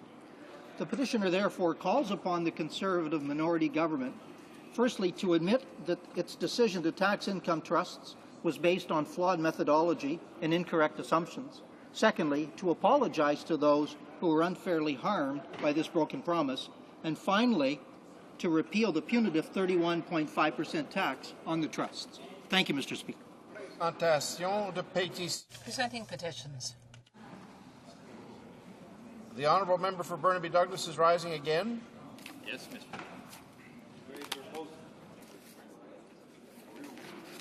Thank you, Mr. Speaker. I have two more petitions I'd like to table. The first is signed by residents of Burnaby Douglas, and they point out that the federal minimum wage was eliminated in 1996 by the then Liberal government.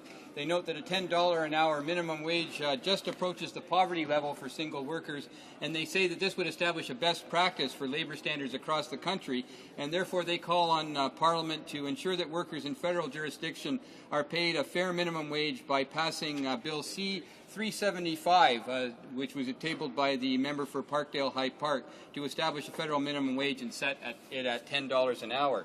The second petition I have, Mr. Speaker, is signed by over 400 residents of Ontario and Quebec, and they call on the House of Commons to commit to respecting and promoting international standards on lesbian, gay, bisexual, transgender, and transsexual human rights by adopting the principles of the Declaration of Montreal on LGBT rights and the Yogyakarta principles on the application of international human rights law in relation to sexual orientation and gender identity.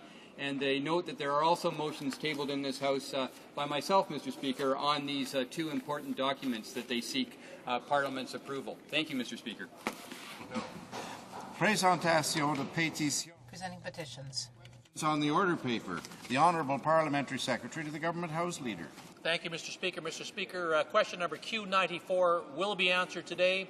And furthermore, Mr. Speaker, I ask that the remaining questions be allowed to stand. The question enumerated by the Parliamentary Secretary has been answered. Is it agreed that the remaining questions stand? Agreed and so ordered. Orders of the day. Ordre du jour. Government orders, Government Bills, Commons, resuming debate at Report Sage on Bill C-28, the Budget and Economic Statement Implementation Act 2007.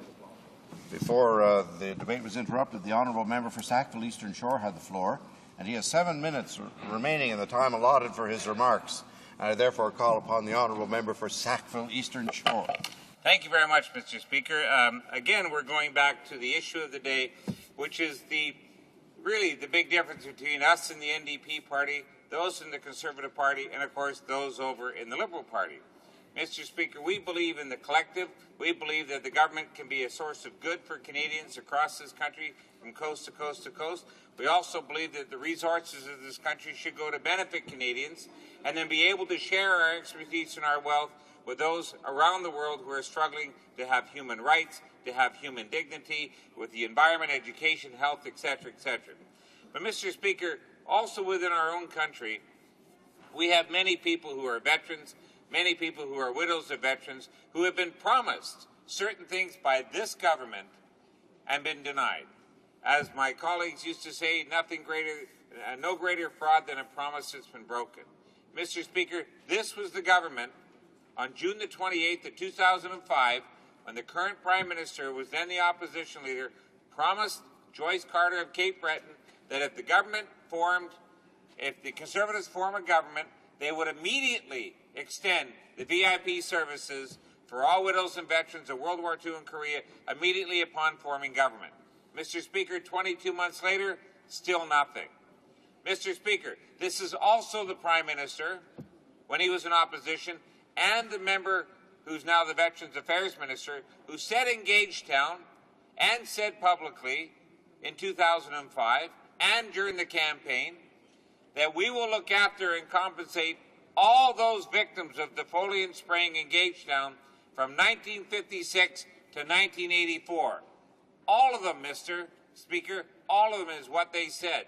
They came out with a package recently, only those in 66 and 67 only.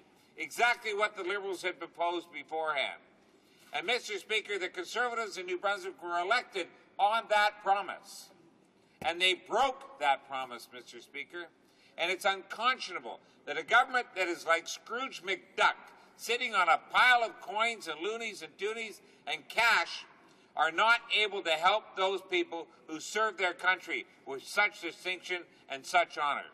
And, Mr. Speaker, I recently did a tour of the North. And one of the most outrageous conditions that they're living under is extreme conditions of crowded housing, Mr. Speaker. They simply do not have enough housing to go around. And, Mr. Speaker, we talk about Arctic sovereignty, we talk about First Nations right, we talk about helping Aboriginal people, we talk about increasing their health, yet this government does very little, if nothing, to solve the housing crisis of the far north. And, Mr. Speaker, it doesn't take a rocket science to understand that when you travel to Resolute or Grise Fiord or Arctic Bay or Iqaluit and the other communities of that great territory of Nunavut, to understand that there is a terrific housing shortage going on, Mr. Speaker.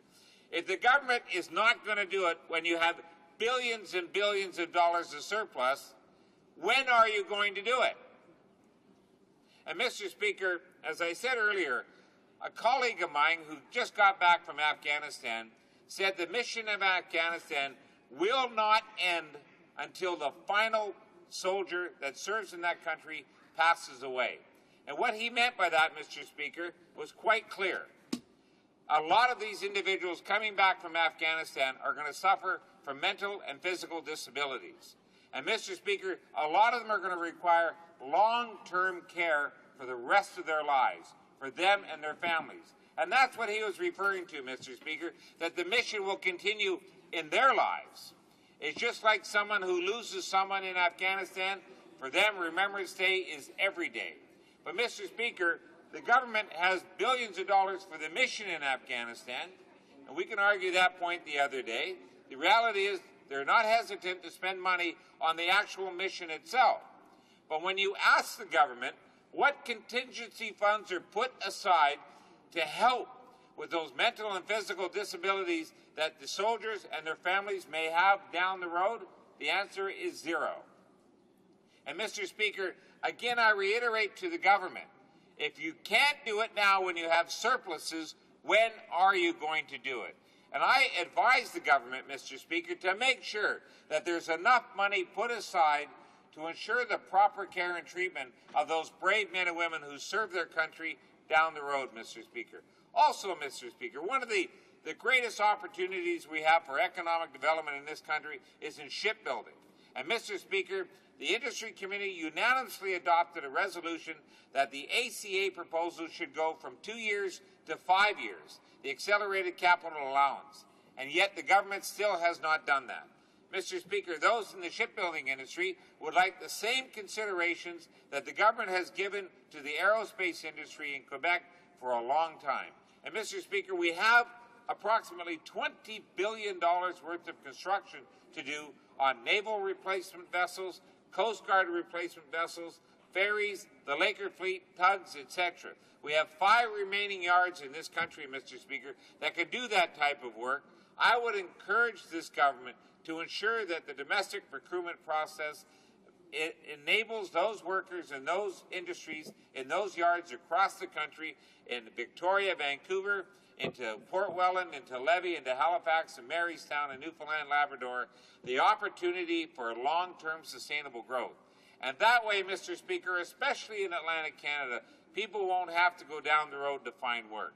And, Mr. Speaker, this is some of the things the budget should be addressing. Mr. Speaker, another issue, of course, is seniors and student debt. Mr. Speaker, we in Halifax have the privilege of being one of the education breadbaskets of Canada. But so many students who come to our schools get their education and leave with a massive debt. And that, Mr. Speaker, cripples them in their opportunities down the road. And they make choices that they normally wouldn't like to make, Mr. Speaker, having to move to the States or other parts of Canada. We would like them to be able to work and find their livelihood right in Atlantic Canada. But, Mr. Speaker, when you straddle them with a massive debt, that is unconscionable.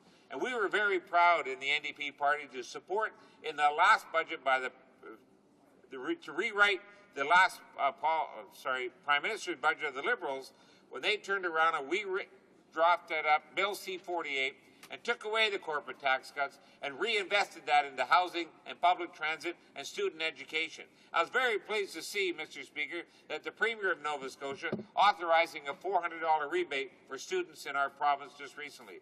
But, Mr. Speaker, these are some of the things the budget should be doing, and I'd be happy to answer any questions that the floor of the House of Commons may have. Thank you very much. Questions and comments? Palliser. Well, thank you very much, Mr. Speaker. Mr. Speaker, I have a question for the member for Sackville Eastern Shore. I listened carefully to his comments.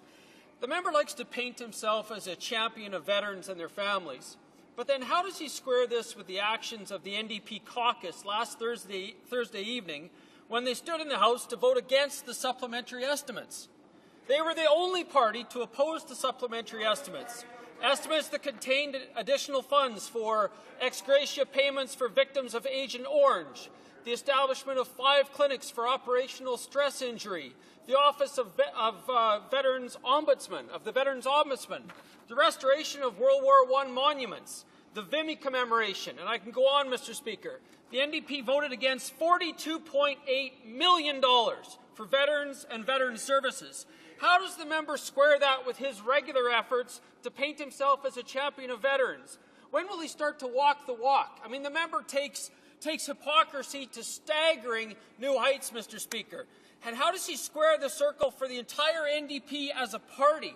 They talk and they talk and they talk, but when it comes time to walking the walk, Mr. Speaker, and voting for the supplementary estimates and real money, significant money, $42.8 million for veterans, they don't walk the walk. They just talk the talk, Mr. Speaker. I'd love to hear his reaction to that. Honourable member for Sackville Eastern Shore. Well, Mr. Speaker, it's obviously the honourable member doesn't have that much long service in the House, but let me remind the honourable member why we voted against the supplements. It was his government that promised almost 300,000 people of the Defoliant Spring and Gagetown that they would be compensated. It ended up, Mr. Speaker, that less than 4,000 will be able to apply. It's much more than $19 million is going to be needed to look after that, Mr. Speaker. You're looking at hundreds of millions of dollars is what the promise they made. They also made a promise, Mr. Speaker, to extend the VIP service to all veterans and all widows. That was not in the estimates, Mr. Speaker. There are many other things that they promised veterans and failed to deliver time and time again, Mr. Speaker. I have a veteran in Windsor, on Nova Scotia right now, Mr. Speaker, that's denied compensation for fire inhalation that he suffered, smoke inhalation he suffered while serving his country. Many more veterans are denied hearing aids. Many more veterans are denied VIP services. Many more are denied orthotics, Mr. Speaker, because there's nowhere near enough money that he said is in the Veterans Affairs budget to look after those needs. This is also the government that promised to get rid of the Veterans Review and Appeal Board and replace them with medical and military personnel. And what did they do? They brought in Angela Vatour, a defeated Conservative candidate, to sit on that Board of Appeals, who knows nothing about veterans and medical concerns, Mr. Speaker. You talk about hypocrisy, the member from Palliser is oozing it out of his pores. Thank you very much, Mr. Speaker. The questions and comments, the honourable member for Winnipeg Centre. Thank you, Mr. Speaker, and thank you to my colleague from Sackville for walking us through some of the clear problems that we had as an NDP with this current strategy of corporate tax cuts being the cure for everything from toothaches to dyspepsia to whatever you can think of. One of the things, Mr. Speaker, that my colleague from Sackville raised is that a great deal of this corporate tax cuts would go to the oil and gas industry, who already enjoy record profits and don't really need any motivation to do any more development in the tar sands. Some would say they're already overdeveloping the tar sands to the expense of our water reserves, etc. But when he commented on it, is what I read is true, if he could confirm. The increase in royalties that the province of Alberta recently applied to the oil and gas industry is in fact 100% tax deductible at the federal end. In other words, they're getting a tax deduction for paying a royalty to gouge and use up all of our valuable energy resources. Honourable member for Sackville Eastern Shore, a brief response. Well, Mr. Speaker, it is obviously that the provincial Conservatives and the federal Conservatives are in cahoots on this one. The only aspect of our economy they seem to care about, Mr. Speaker, is the energy sector.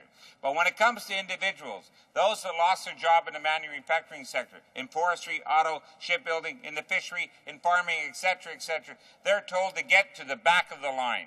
Mr. Speaker, the oil companies and the banks make record profits under the current tax regime. Why would you give them further tax incentives when there's so many pressing needs out there, not just in the city of Winnipeg, but from Vancouver to St. John's up right to the far north? There's so many other things, Mr. Speaker, we could do with that money. In fact, if the Conservatives would like a lesson, they can come to Room 240 Confederation, and I'd be happy to share a beverage with them and explain it to them very carefully. Resuming debate, reprise de débat, the honourable member for Winnipeg Centre. Thank you, Mr. Speaker, and thank you to my colleagues in the NDP caucus for that warm welcome. I am pleased to join the debate, Mr. Speaker, in debating the report stage amendment to Bill C-28, put forward by my colleague from Ottawa Centre, the one and only motion, I believe, that we'll be debating in terms of an amendment at the report stage of this bill. And it quite simply calls upon the government, calls upon the House of Commons at this stage of debate to delete Clause 181 of Bill C-28. And 181, Mr. Speaker, for those who have been following the debate over the last days in the House of Commons, is the one that contemplates even deeper corporate tax cuts as an aspect of the economic statement. Mr. Speaker, the public should be aware that for the last decade, really, there's been a mantra, a theme, a motif throughout the Liberal government for 13 years and now the Conservative government that the cure to all Canada's evils is corporate tax cuts. Whether it's child poverty, what you need is corporate tax cuts. Got potholes in your streets, corporate tax cuts. If you give more money to the Canadian business community, they will somehow, that will translate into relief for health care ills, infrastructure, virtually everything you can think of. Well, those of us in the NDP, Mr. Speaker, have been challenging that orthodoxy. We understand we need a competitive tax regime, but we believe that we already had that. In fact, those of us that were asked to tighten our belts for the last 10 or 15 years through record surplus budgets have decided that it's time to invest some of our hard-earned cash elsewhere. Some taxpayers' dollars can go elsewhere than its final state of repose in the deep pockets of a banker or somebody in the oil and gas industry. And we believe, Mr. Speaker, that the deep corporate tax cuts contemplated in Bill C-28 would undermine the fiscal capacity of the government to address the many other legitimate priorities that this country has.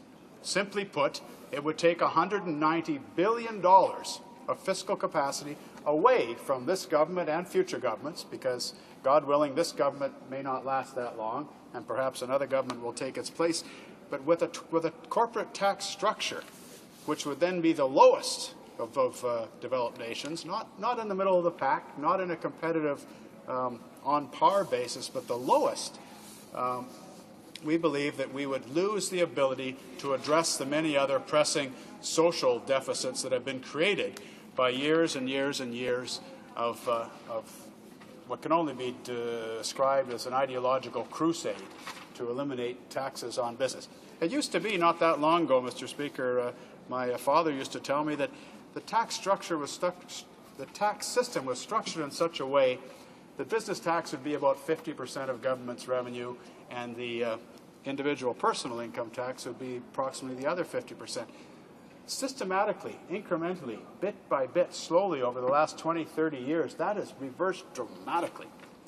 And I don't know what it comes down to with this current, most recent changes, but the proportion was roughly 85% individual personal tax and 15% total revenue from corporate tax. That will be dramatically reduced even further to ultimately, I can only surmise, given the relentless pressure to reduce and reduce and reduce, the ultimate goal is where corporations and businesses pay no tax, and all the tax burden would be shifted onto you and I.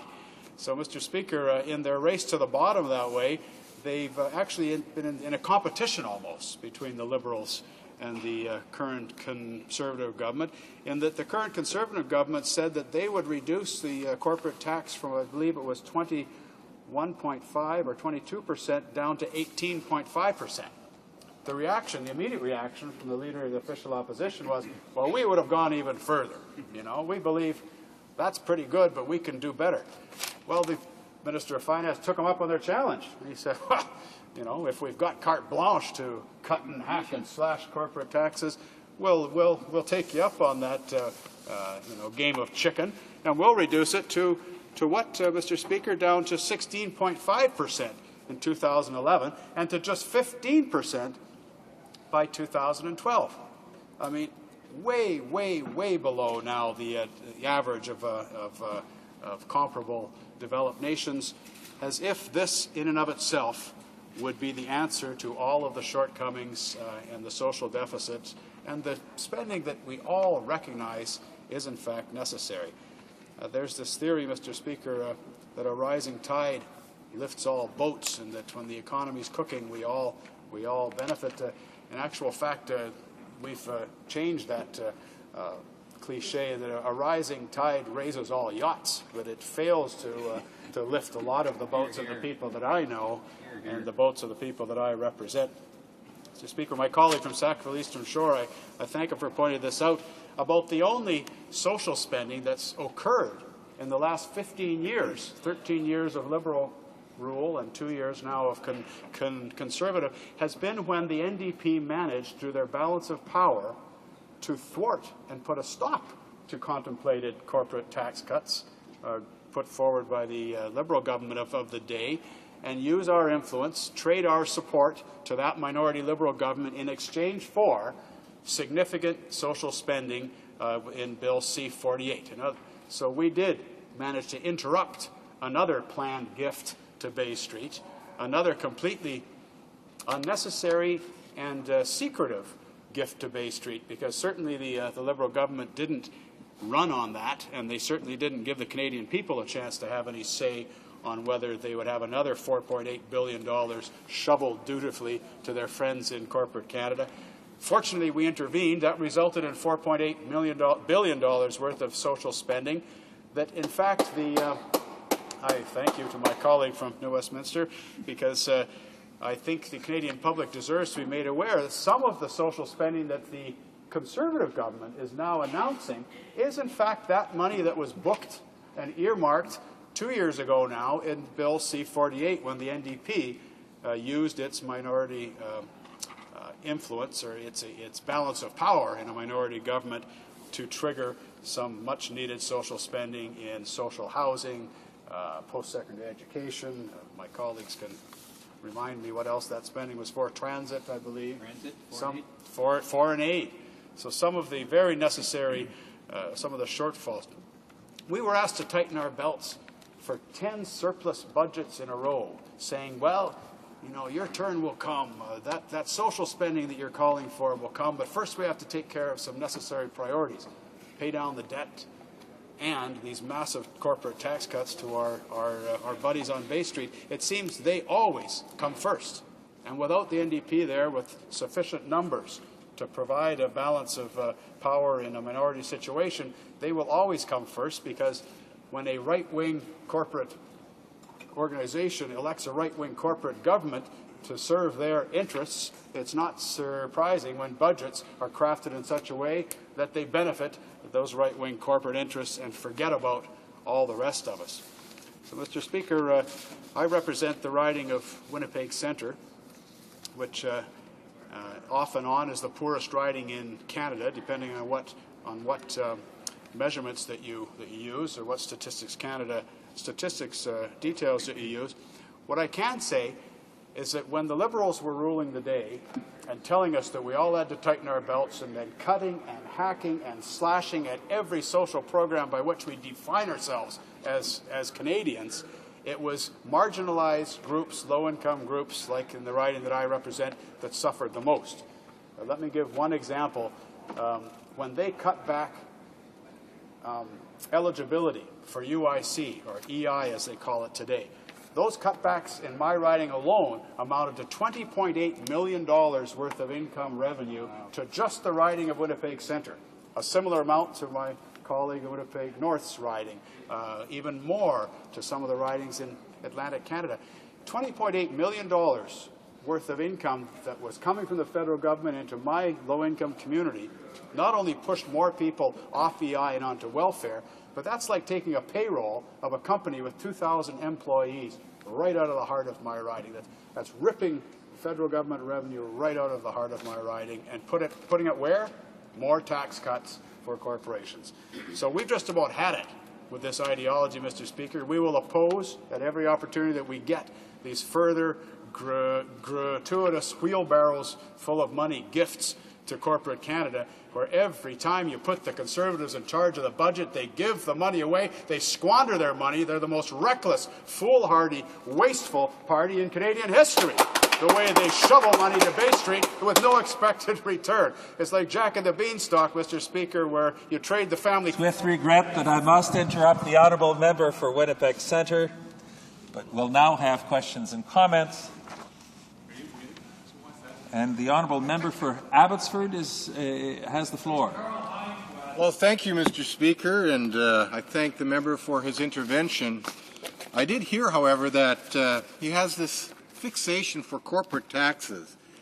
And if you listen to his speech, Mr. Speaker, if you listen to his speech and also the heckling that's coming from the NDP corner of this House, you would notice that they fail to mention in any way some of the other significant tax cuts that we have delivered to Canadians. They fail to mention that we've added another 1% cut to the GST. We've gone from 7% down to 5%. That affects the poorest Canadians, helps the poorest Canadians in our society.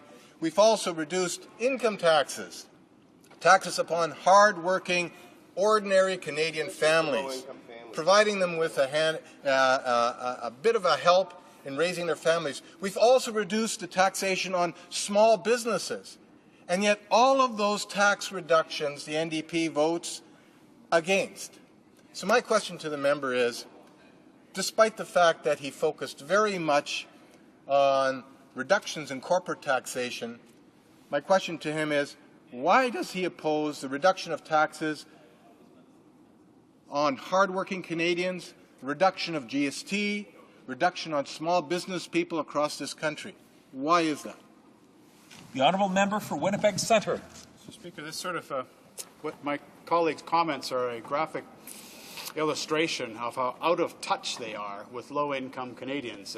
I'm not sure if they can consult at all, because as soon as they announced their 1% GST cut, my phone started ringing off the hook from low-income people that I represent, and I should point out that 47% of all the families in my riding live below the poverty line, and 52% of all the children. So when you tell those people that there's a cut to their GST, they think it's a cut to their GST check, because they get a rebate check on a regular basis from the government. They don't pay GST. So your targeted, or my colleagues' targeted tax cut in terms of a GST break is of no use to the genuinely poor in this country. They don't pay GST, they get a GST rebate. If anything, they'll get less money back from the GST rebate when you've reduced it. If they were serious about targeted tax cuts, in fact, they would, if they were serious about ameliorating some of the social deficit, they would take some of the $190 billion that they've squandered by shoveling it over to their corporate buddies and put some of that towards the infrastructure deficit in our streets so that the public can enjoy public amenities like they used to. They would do something about social housing.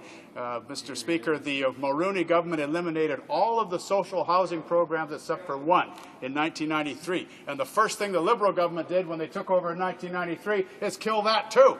I know, because I was president of a housing co-op waiting for our allocation of units so we could put the shovel in the ground and start building. The first thing the Liberal government did was kill the very last remaining social housing program, and we've had a social housing deficit accumulating year by year ever since. They squandered our future by giving all that money away to companies that don't need it. It's irresponsible, it's wasteful, it's negligent. Questions and comments? The honourable member for Burnaby, New Westminster.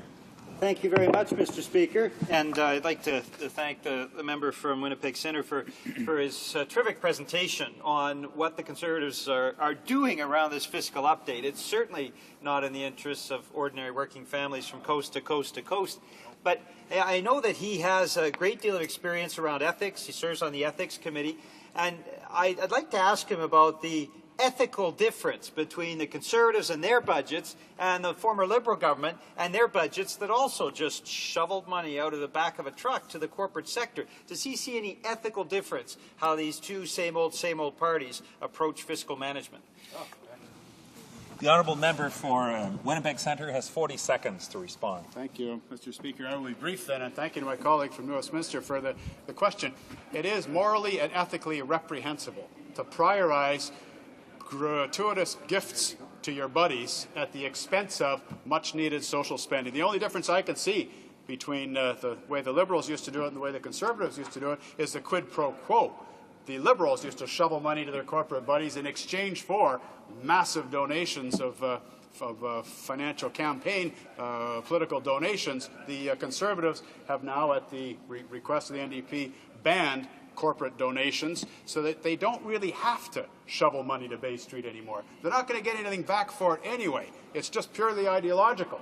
So maybe that's the ethical... Member for Burnaby, New Westminster. Well, thank you very much, Mr. Speaker.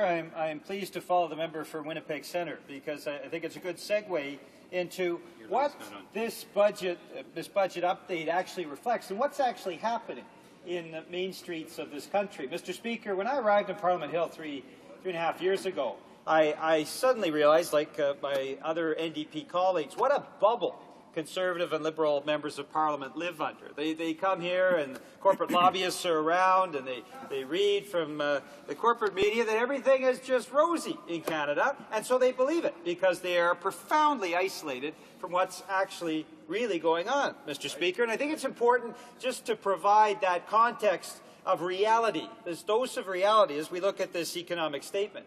2/3, Mr. Speaker, of Canadian families have actually seen their real income fall since 1989. That was, of course, the year when the Canada-U.S. Free Trade Agreement was implemented. Subsequent to that, we've had NAFTA. Now the Conservatives and Liberals are trying to foster the Security and Prosperity, so-called Security and Prosperity Partnership, the SPP, on Canadians. And through that entire process, Mr. Speaker, none of them, not a single Liberal, not a single Conservative member of Parliament, have actually looked into what has happened economically with most Canadian families. 2/3 of them have seen a fall in real income, Mr. Speaker. The middle class has lost about a week's income for every year since 1989, since the Canada-U.S. Free Trade Agreement was implemented. The lower middle class have lost about 2 weeks of income, Mr. Speaker, and the poorest of Canadians have seen a catastrophic fall of income, Mr. Speaker. They've lost about a month and a half of income in real terms. Now, at the same time, Mr. Speaker, overtime hours are up about 50%. The number of Canadians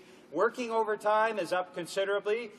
The average Canadian worker is working about 200 hours more than they were then, so they're working longer and longer weeks for less and less pay. And what's been the net result, Mr. Speaker? Well, the debt load of the average Canadian family has doubled over that period. So what we're talking about, Mr. Speaker, is an incomes crisis. We talk often about the prosperity gap. It's a prosperity gulf, Mr. Speaker. It's an incomes crisis that most Canadian families are living through.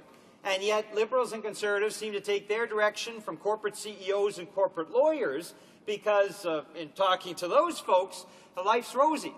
They don't have to have any government support. They don't have to really look at our services and the deplorable situation that the Canadian services like healthcare and our post-secondary education system are in. So this deplorable incomes crisis is something that is very real. And it means, Mr. Speaker, that tonight on the main streets and parks of our nation, about 300,000 Canadians will be homeless. And they'll be sleeping in homeless shelters, in parks, and on main streets, despite how cold the Canadian winter is, Mr. Speaker. So what has the Conservative government done to address the incomes crisis and what most Canadian families are living through? Well, Mr. Speaker, what we've seen is basically an economic update that says the priority for this government is corporate tax cuts. Massive corporate tax cuts. In fact, they say, gee, that never have the corporate tax cuts been deeper. So going through over the next 3 or 4 years, Mr. Speaker, we're talking about an impact of $12 billion a year in corporate tax cuts. The priority of this government to shovel money at the corporate sector, despite the fact that the corporate sector is at its record level of profits. It makes absolutely no sense, Mr. Speaker, but that's the priority that's contained within this economic statement. Now, Mr. Speaker, the Prime Minister likes to say, well, we have a surplus. That's why we can give all this money to the corporate sector. Mr. Speaker, the Prime Minister saying that is like the tale of the little child who was given $2 by his family to go to the store and buy some milk and buy some bread, buy some essentials, and instead spent 3/4 of the money on candy and came back to the house and said, well, look, I've got a quarter left over. Look how well I've done.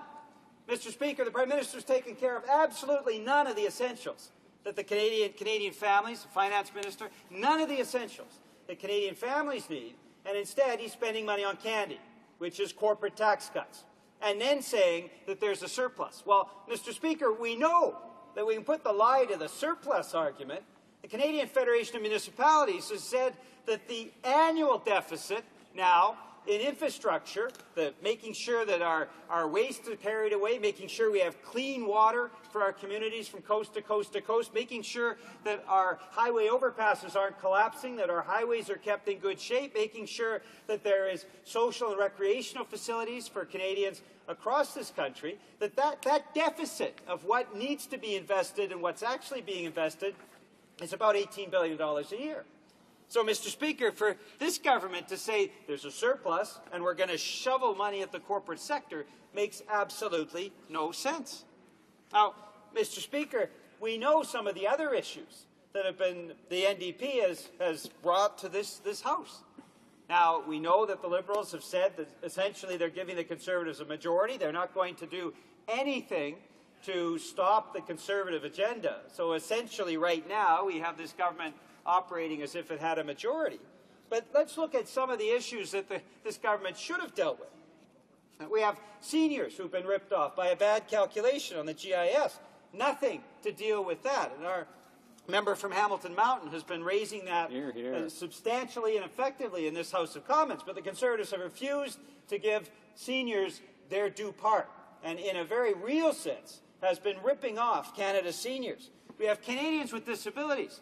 We know that half of all of the homeless across this country, about 40% of those who go to food banks to make ends meet, are Canadians with disabilities. And yet this government has done virtually nothing to support them. We have a crisis in homelessness, Mr. Speaker, that I spoke to earlier. 300,000 Canadians out in the streets of our nation.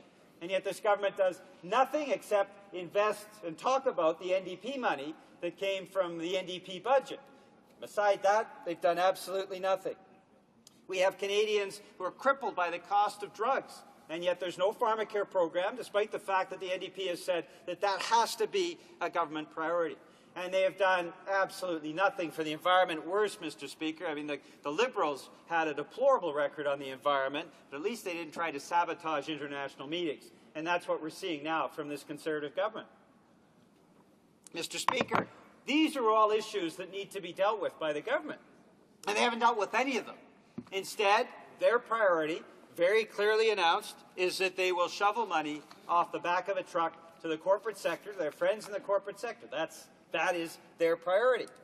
And we had earlier a question from the member from Abbotsford talking about tax cuts for working individuals. Well, Mr. Speaker, we know that the change in the bottom bracket, for example, brings a benefit of about $15 a month for the average family.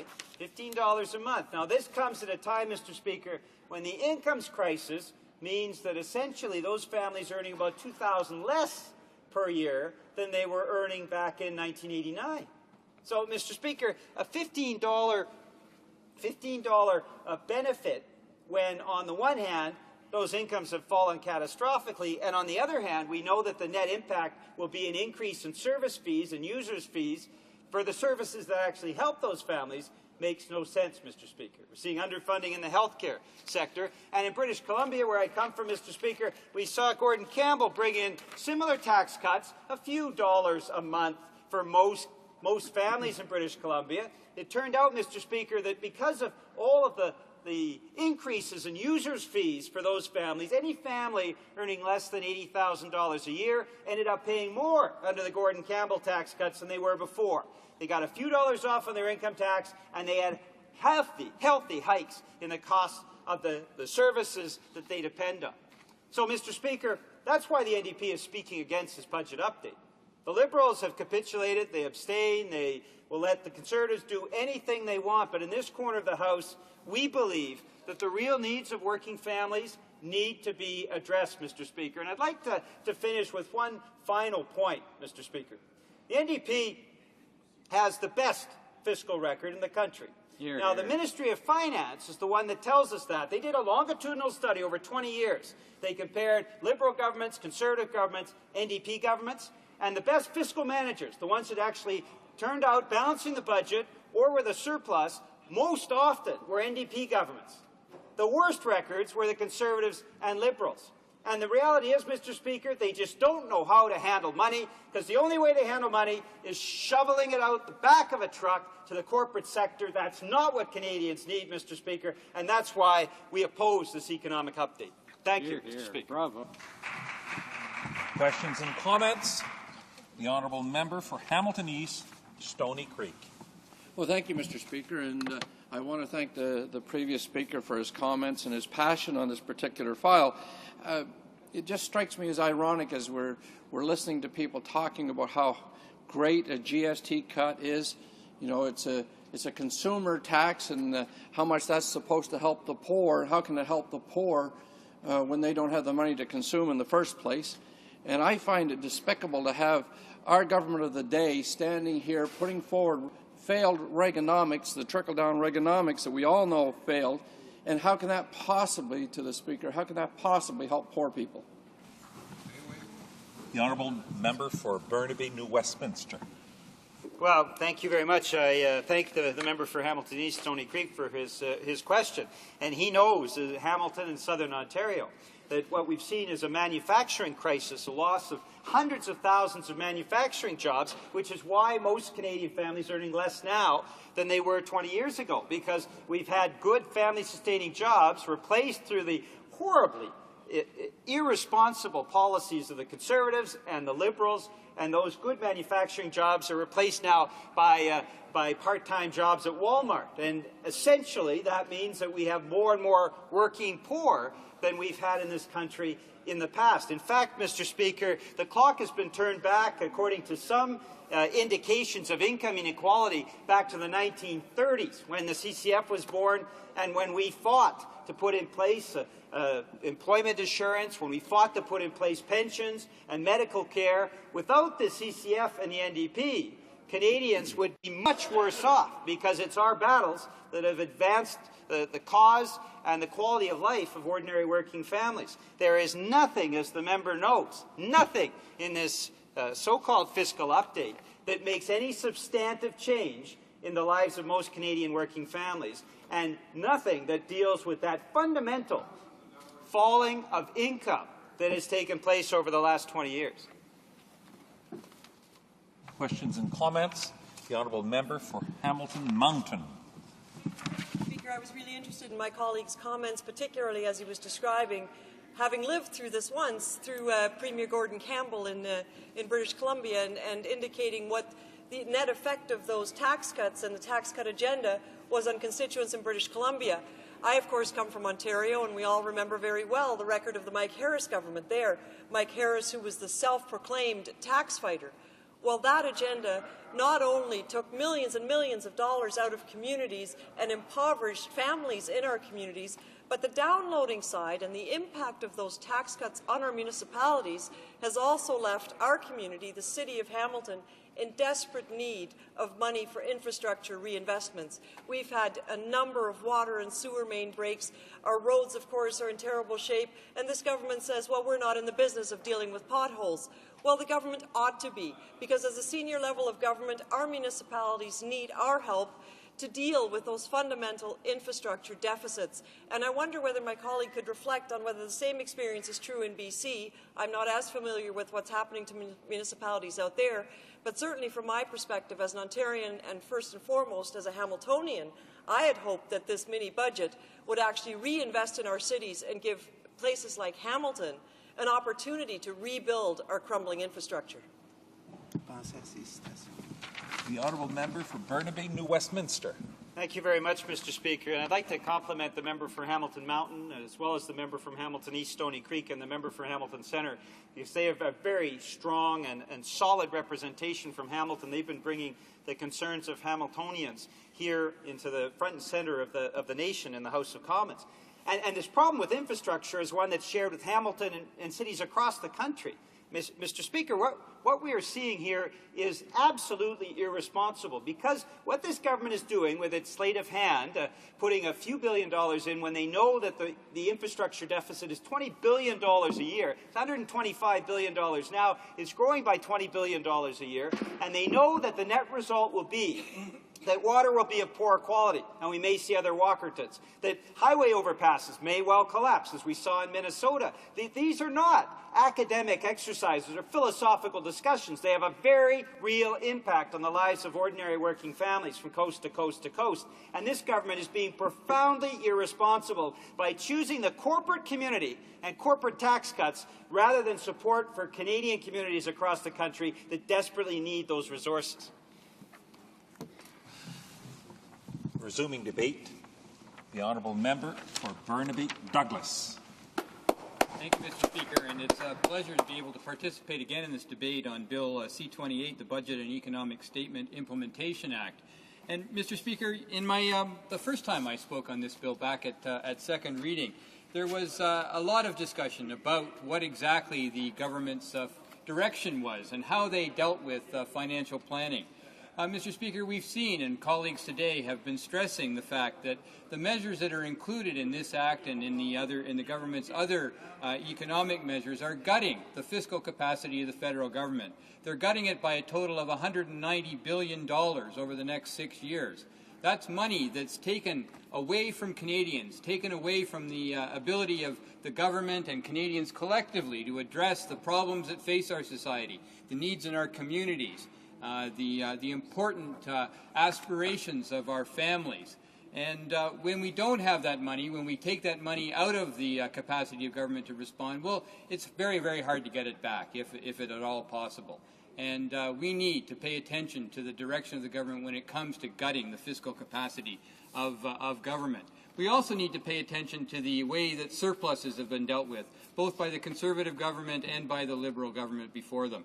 The constant refrain of surprise, it's bigger than we thought, and surprise, we're going to have to put all of that money towards the debt and the deficit. Well, Mr. Speaker, that's not good financial planning. To take that money out of any financial planning process related to this place, to the needs of Canadians, just isn't a responsible course of action, and we've seen it time and time again, where those huge sums of money that could be helping Canadians, that could be going to meeting our obligations to our neighbours and to people across this country, are taken out of that discussion and don't become part of the priorities of the government. So, Mr. Speaker, there's a real problem with how we set priorities for government spending, both with this government and the previous Liberal government. Now, Mr. Speaker, in this corner of the House, we've had some success in trying to draw back governments from making that mistake. And we saw it in when the Liberal government was in power, that the NDP negotiated to bring an end to a corporate tax cut that was being proposed at that time. We knew that that corporate tax cut wasn't going to help Canadians in the way it was proposed. We knew that it wasn't the way to go. We knew that it was wrong, and we proposed instead that the money that would have gone to that tax cut go to important programs that were actually going to help Canadians. Go to ensuring that student tuition fees would be reduced, to go to ensure that affordable housing would be built, to go to help the environment by supporting public transit projects in the country, and to go to helping our neighbours around the world by ensuring that Canada was doing a little bit better in meeting its obligations on foreign aid. And, Mr. Speaker, we were successful in that. And now the only money that we've seen, major money that we've seen spent on social programs in recent years, is the result of our action in this corner of the House, turning back that last Liberal corporate tax cut in favour of spending in those very, very important areas. And, Mr. Speaker, I'm proud when I go down the street in Vancouver now and I see the new blue and grey buses that are part of the Coast Mountain bus fleet in Vancouver, because I know that those buses were possible because of the money that the NDP fought for and obtained in that last Liberal budget. And it's making a difference in people's lives. But unfortunately, Mr. Speaker, it's not enough. There's more to be done in the area of public transit. There's more to be done in housing. We know that that money went some way to helping, and it's being spent now by provinces across this country. But we need more to do that, because it's not dealing with the crisis in affordable housing and in homelessness that confronts our communities and our citizens every day. We know that students still face high levels of student debt, so that we know that that was only a beginning in what needs to be done in continuing efforts to address those important issues. And the foreign aid issue, we're still nowhere near the commitments we made years ago to dedicate a certain percentage of our gross national product to ensuring assistance to people around the world.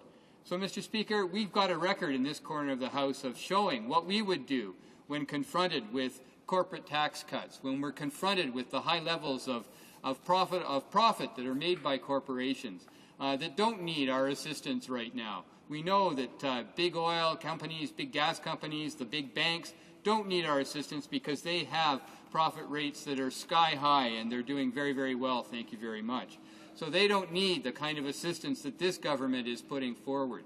So I'm pleased that this afternoon we're debating an amendment to Bill C-28 that would remove that corporate tax cut, that would take it out completely and ensure that that money is available for important programming. And hopefully the government would engage a process that would see Canadians and Canadians' ideas and the needs of Canadians engaged so that that money could be spent more appropriately.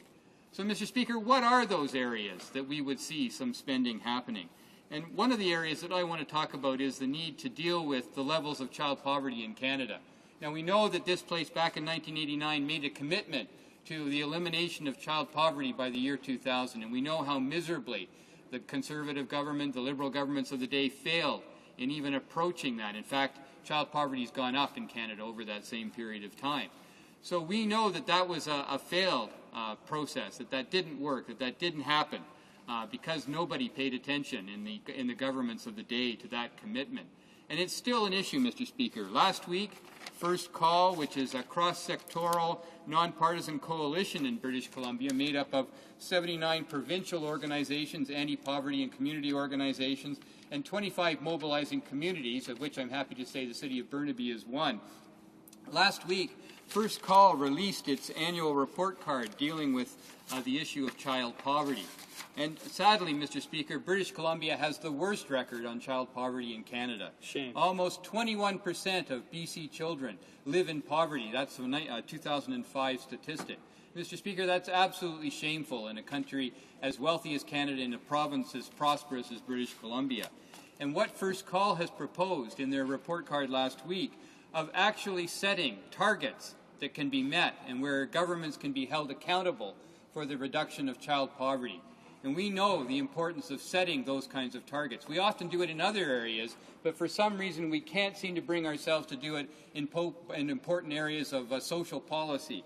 Well, First Call is calling for a minimum 25% reduction in the child poverty rate by the year 2012 and a minimum 50% reduction in the child poverty rate by the year 2017 as a place to start.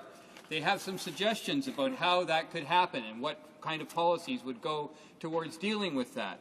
They suggest that the federal government should increase the Canada Child Tax Benefit to $5,100 per child.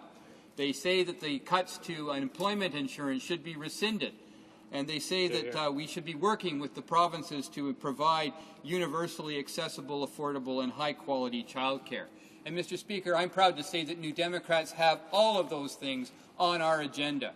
We know that the child tax benefit needs to be increased. In fact, if the Conservative government had put their so-called child care program, the $100 a month, the taxable $100 a month, if they'd put that money instead to the child tax benefit, we would be approaching that $5,100 figure.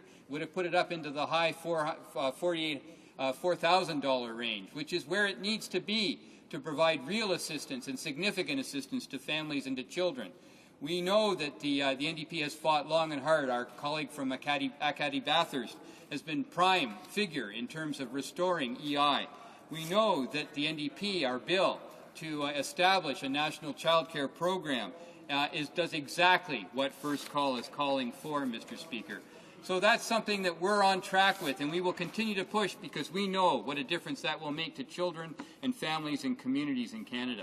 I also want to say, Mr. Speaker, that as the spokesperson on cultural issues for the NDP, that the government needs to be paying attention to CBC service. And my colleagues from Hamilton East, Stony Creek, and Hamilton Mountain will agree with me when I say that the CBC proposal to ensure local radio programming in communities all across this country needs to go ahead. It's not an expensive program, Mr. Speaker, which makes me wonder why it's not in the proposals that we have before us from the government. We know that 8 million Canadians currently don't have access to CBC local radio programming, which is one of the most successful aspects of the CBC program, of CBC work. We know that it increases the cultural life of Canada. We know that it's brought Canadians together. We know that it's increased the democratic participation in Canada by informing Canadians about what's happening in their communities. And yet there's 15 communities that need that kind of service, including Kitchener, London, Montreal South Shore, Barrie, Kingston, the Laurentians, Lethbridge, Medicine Hat, Drummondville, Red Deer, Nanaimo, Kelowna, Fort McMurray, Chilliwack, Saskatoon, and Cranbrook, not to mention Hamilton, Mr. Speaker. Those Canadians deserve to be connected in the same way that the rest of us enjoy CBC services. Des commentaires. The honourable member for Hamilton East, Stony Creek. Speaker, one of the things I'm noting these days to the person from, I'm sorry, I forgot your writing. From Burnaby Douglas, listening to remarks, I was reminded of something that used to be said about the Mike Harris government in Ontario, and that was that the Harris government appeared not to believe in government itself, that they were gutting government services. But assuming that this Conservative government's around for a while is very strange to see them putting into motion the very wheels that are going to limit their fiscal capacity to address the needs of Canadians and Canadian citizens, or Canadian cities. And would the member suggest that perhaps the end result of this just might be increase in municipal taxation at the property tax level? The honourable member for Burnaby Douglas. Well, thank you, Mr. Speaker, and I want to thank my colleague from Hamilton East Stony Creek for his question. Well, we know that that's already the case, that municipalities are already having to look at increasing property taxes to cover the expenses that they can't meet given the current fiscal situation. We've seen the mayor of Mississauga directly say that that was going to be necessary in her community, and other communities across the country are having to look at that. The offloading that's happened onto the shoulders of municipalities because of cutbacks at the federal government level, at the provincial government level, have been quite serious all across the country, and many municipalities, including my own of Burnaby, have had to struggle against that. Senior governments would have been very happy to see municipalities step in and take over responsibilities that really weren't in their jurisdiction. But because of municipalities knowing they're on the ground, they're there every single day, they know the difficulties of their citizens, they've often struggled with how to meet those commitments and to meet those needs in their communities. Well, we can't afford to let that continue, Mr. Speaker. The Federation of Canadian Municipalities, in its recent report that all of us received in this place, point out a $123 billion infrastructure deficit that affects our communities all across this country, big and small. And they point out that this is increasing, that infrastructure deficit climbed far faster than even they had expected, Mr. Speaker. I know in my own community of Burnaby Douglas, there are a number of important infrastructure needs that just aren't being assisted by the federal government, even when they fall in areas of federal jurisdiction. Burnaby receives a large number of immigrants and refugees each year, and in fact is one of the major settling points of immigrants and refugees in British Columbia. The City of Burnaby, seeing the need for services to that community, proposed establishing an immigration service hub, a physical centre in the City of Burnaby where new Canadians, where immigrants and refugees could find the services that they need to access regularly without having to go into the city of Vancouver or travel all over the Lower Mainland. Something that would be absolutely necessary to helping them establish in our community and get the services they need to settle appropriately. And yet the federal government won't participate in that program. The city found the money to offer the land, but no other level of government would step up to the plate and help that happen. We've also seen it with the Burnaby Lake, which is an urban lake which is subject to all of the pressures of being smack dab in the middle of a large urban area. It's infilling because of the silt that regularly flows into the lake. Now, this is an important open water lake. Many species demand the need an open water lake, and gradually it's turning into a mud flat. Now, the city has for many years an environmentally sound proposal to dredge that lake to ensure that it continues as an open water lake, to ensure that those various species can continue to live there successfully, and also to make sure that it's available for the citizens of Burnaby and the surrounding communities as a recreational place as well. and yet we can't get the money from the federal government to assist with that kind of program. The previous Liberal government found money for a similar program to dredge Wascana Lake in a Liberal member's riding. But no, they couldn't find the money to assist Burnaby with that. And now the Conservative government seems to be having the same difficulties. Well, we're going to continue to push, Mr. Speaker, to make sure that that important municipal infrastructure spending happens in our communities, because we know how crucial it is to their success. Reprise du débat. Resuming debate, the Honourable Member for Madawaska and Prestigious. Thank you, Mr. Speaker. I rise today to speak to Bill C-28, which is an act to implement parts of the budget, that is Budget 2007, as well as additions that came from the economic statement on October 10, 2007. And I will make comments on that as well. The main reason I'm rising today is that the Conservatives seem to seriously be missing the boat when it comes to the manufacturing and forestry crisis. In addition, there is the whole crisis in the area of employment insurance. There were a number of aspects in the budget of 2007, and we have to ask what is in it for the Conservatives. This government has been in place since January 2006, and the reality is that we are losing more jobs every day, every week, every month, and this Conservative government is doing absolutely nothing to help workers. And what happens in the final result? The families are not being helped. It's very dramatic what's happening. We're a few weeks away from the holiday season, and for the past few weeks, we've seen shutdown after shutdown after shutdown. What does that mean? Well, we're talking about jobs being lost. And what about the families? What about the children of these men and women who have worked so hard to ensure a better future for their children? I remember how hard I fought to have the 5 additional weeks added for eligibility for EI benefits. Our people, the people in my riding, needed a little bit of extra help to get through this difficult time, particularly the people who work in seasonal jobs. But look at what's happened over the past few months. And when I see a Conservative member who stands up and says that things are going well and that everybody's at work and that there are no problems with the economy, well, I would invite this member to come to my riding, come to Madawaska, Ristakush. I want this member to come to my riding and talk to these people who work there, who are losing their jobs week after week after week. Maybe this member will understand just what a difficult situation we're in. And the crisis is not occurring in one region alone. It's happening everywhere. There are many companies and thousands of jobs that are disappearing throughout the country, throughout the whole country, and not just Madawaska, Riskishku. In Edmonton, there's been a shutdown. In Atlantic Yarn, shut down.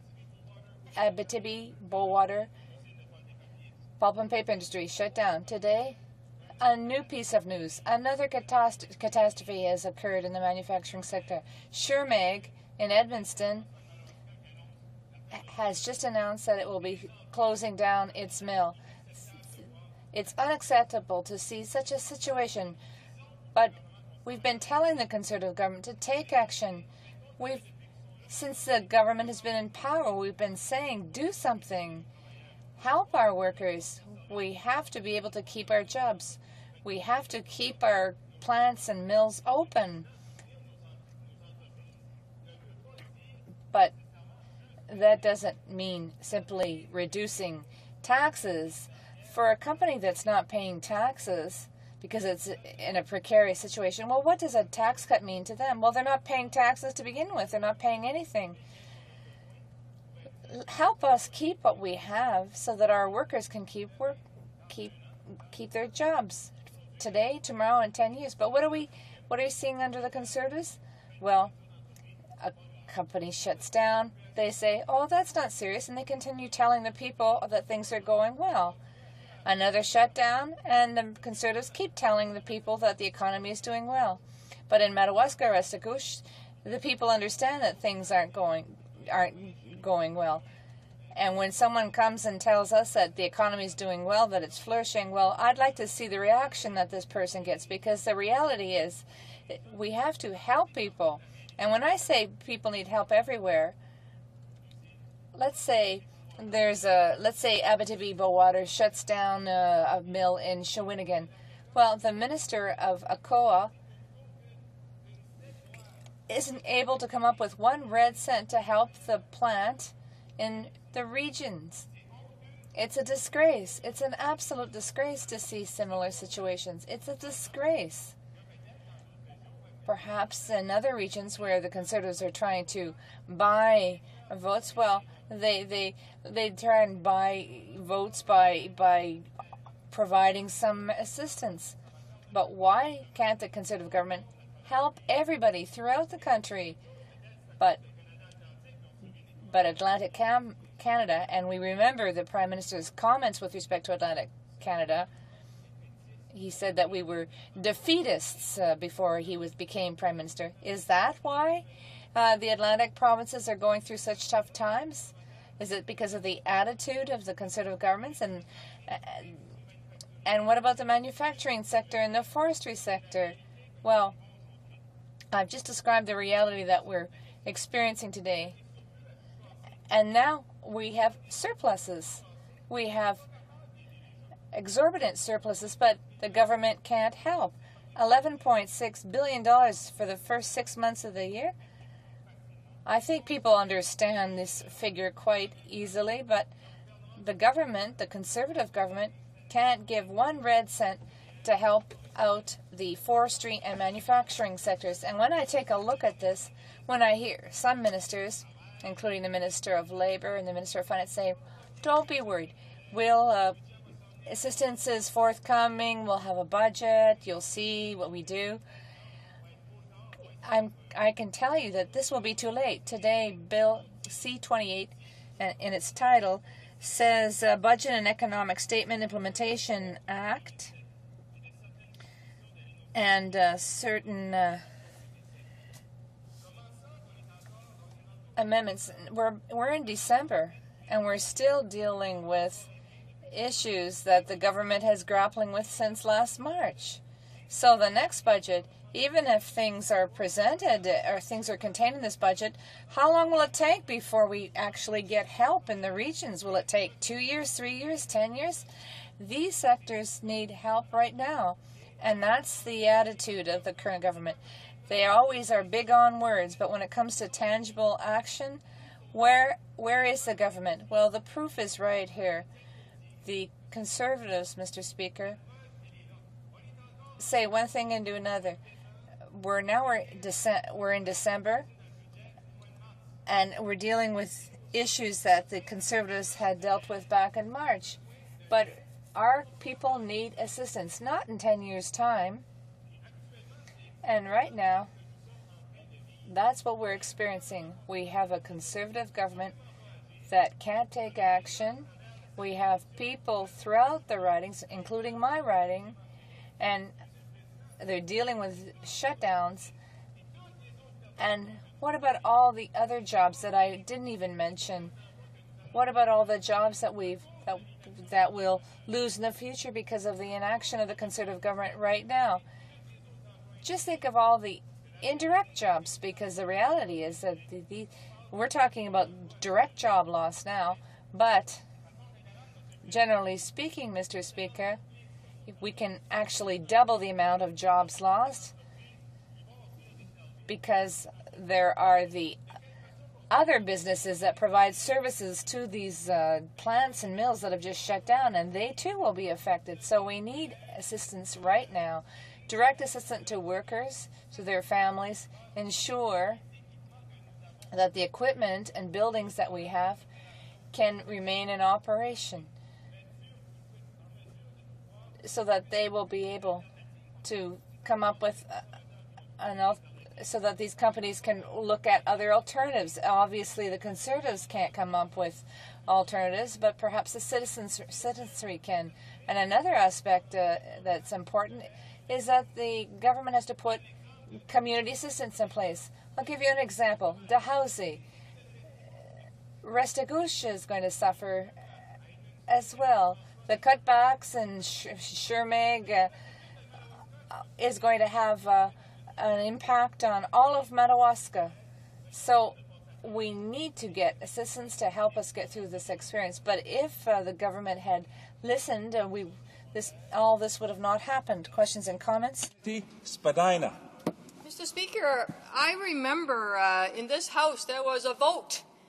There was a motion that called on the government to help the manufacturing industry. I remember that debate.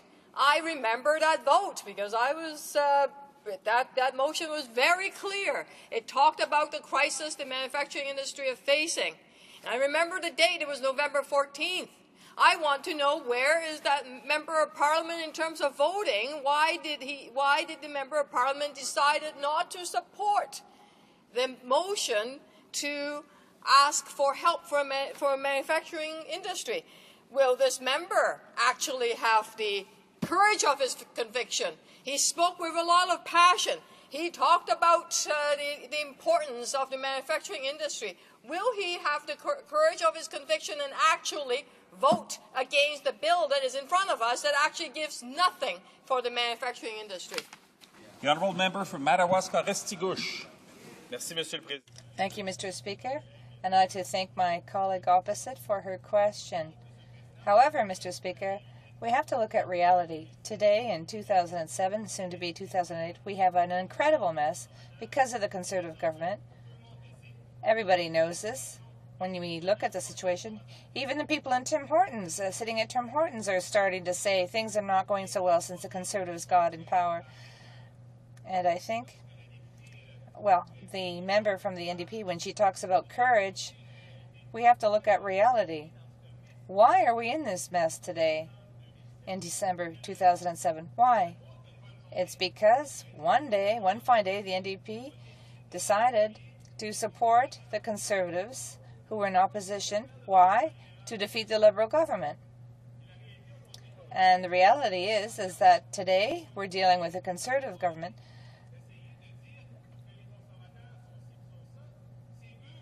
The people in the Conservative government is responsible for the current situation. And the next time the people in my riding vote, they'll think about this. Because if we'd be in a better position today in the manufacturing sector if we had remained in power, and the Conservative government has to redouble its efforts because this is a human crisis affecting people throughout the country and in my riding. Questions and comments? The Honourable Member for Charlebourg-Haut-Saint-Charles. Thank you, Mr. Speaker.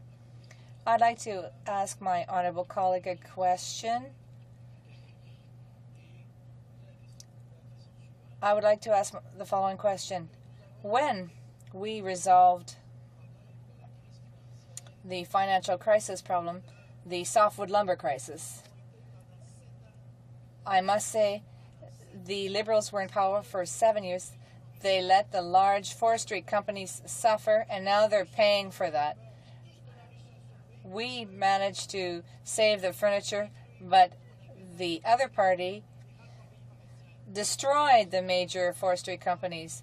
I'd like to know why they voted against regulation, or the $5 billion that was paid to the softwood lumber companies, which have now enabled them to just save the furniture.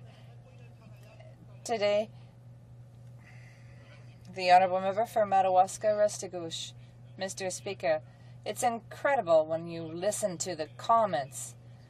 I'm going to be very careful and the way I choose my words. The reality is that the Conservatives have nothing to brag about. They say that the Conservatives said they that they helped the situation, but they gave the Americans $1 billion, which enabled their companies to go to court, and now they're paying people to allow them to initiate lawsuits against us. But the reality is that this government's been in power in 23 months here in Ottawa. 23 months. In 23 months, we've seen a real disaster. The Canadian dollar has soared, and what's been done? Nothing. Nothing. But there are financial resources in Ottawa that are available to help our companies, to help save jobs, and to provide employment to our workers. And the government could have helped the families. But the priority right now, Mr. Speaker, is that... Member for Trinity Spadina.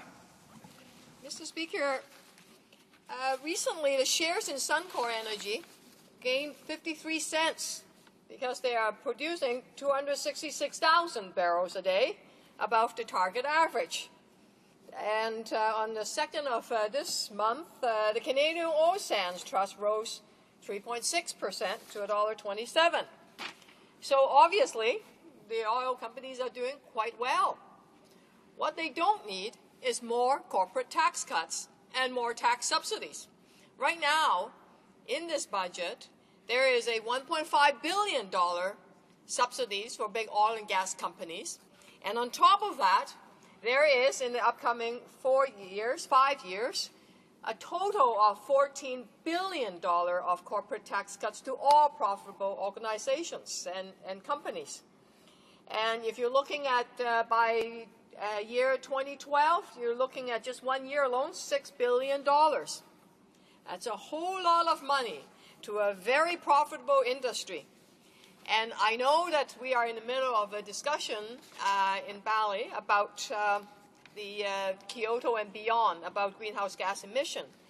What I want to say is that in Alberta, there's beautiful boreal forest, wetlands and peatlands, and the tar sands lies directly underneath it. Turning tar sands into oil is the world's most polluting and carbon-intensive oil process. It drains the wetlands, diverting rivers and stripping trees and vegetations from the surface. The production process emits 3 to 5 times as much greenhouse gas as conventional oil development. And tar sands development is slated to destroy an area of Canada's boreal forest the size of Florida. In May of this year, 1,500 scientists led by International Panel on Climate Change authors recommended that Canada must protect at least half of its 1.5 billion acre of boreal forest. While we need to do that, what we don't need to do is to give these companies more corporate tax cuts. So, Mr. Speaker, I want you to think about what we can do with $14 billion. Think about what we can do for public transit, for clean air. Because this summer, we have a record of 48 smog days in my hometown of Toronto. And this weekend, I took the subway to different places, and I took streetcar. And I was looking up at Bloor and Yonge, where millions of Torontonians go past that subway station. It's the hub, and I looked up and I saw the ceiling falling apart. There were open ceilings. There were wires hanging. Obviously, the Toronto Transit Commission desperately need more funding to upkeep its subway system. They call it a state of good repair. And I looked around me in the subways, and I looked when we are waiting for streetcars, for buses to come. It's slow. The Toronto transit system is struggling. There are hundreds and hundreds of people waiting for streetcars on Queen Street, on King Street, and there are more riders that they want to take the public transit, but yet there is not enough federal investment. And in its public transit. In fact, Canada is the only G8 country without a national transportation program. It's the only G8 country where we do not support the operating cost of a transit system. So obviously, we need to invest in public transit. I also want to quote from the mayor when recently there is a report that talks about Toronto having 46% of the population born outside Canada. Vancouver, that percentage is 40%. They have mother tongues other than English and French, and they're born outside Canada. So we do need that a lot of settlement services or housing or support services or community centers, libraries. And the mayor said that recently that Toronto don't get a nickel from the federal government to support city services. What the City of Toronto is looking for desperately is support from the federal government so that these services could be well provided. Also, a lot of these recent immigrants are looking, some of the immigrants are not that recent, they've been in Canada 5, 10, 15, 20 years. They're looking to bring the parents from overseas to join with them to live together. And yet, the wait times in overseas visa office, if you want to bring your loved ones into Canada, is anywhere from 3 or 5 years or 8 years. Is a huge, long wait to have families reunited. And that's plainly unfair. In another area that is a great concern in my riding is one of post-secondary education. We noticed that the federal cash transfer for post-secondary education as a percentage of the gross domestic product have declined steadily over the past 23 years of first Liberal and then Conservative government. And in 1983, the spending of the post-secondary education is 0.56% of our GDP. By 92-93, the spending was 0.41% of our GDP, and it just keeps dropping. So we know that we need at least a $4.9 billion investment to fully restore the federal share of post-secondary education funding to the 92 and 93 levels. This is according to the Council of Premiers. And this kind of funding is needed to freeze and roll back tuition fees, hire faculty, purchase equipment, reduce class size, and increase support for student services. What we need is what we've been pushing for is doubling the investment on the federal student grants, offering new grants of $1,500 to every Canadian student loan borrower, and we also need to give students a 6-month grace period after graduation before they begin to repay student loans, because there are a lot of students and graduates in my constituency that desperately are trying to pay their student loan. They need to develop their careers, they want to start a young family, and because of the huge debt of over, on average, $30,000 a year, it's very difficult for them to get a head start. So instead of, right now, we waste $12 million a year paying private collection agencies to go after these students for their loans. That same kind of money would be much better spent on grants, on research funding for deserving students.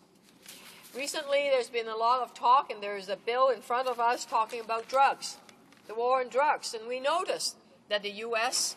had many years on war of drugs, and it had not worked. And we know that the court diversion programs for young people is what will work. We know that residential treatment program will work. However, there isn't any residential treatment program. There is no community-based residential treatment program that is a long-term plan, and there's long waiting lists of any kind of drug treatment program. And if you're looking for a court diversion program, there are hardly any, because a lot of the community centers that do this kind of diversion work do not have the permanent, secure funding to provide this kind of services. So in conclusion, Mr. Speaker, this budget in front of us is misdirected, is unbalanced. It does not give young people or young families anything to hope for. It does not clean our air. In fact, it gives the most polluting industry a great big oil tax, well, a tax break, a corporate tax break. So that is why the NDP will not support this budget. Questions and comments. The honourable member for Hamilton East, Stony Creek.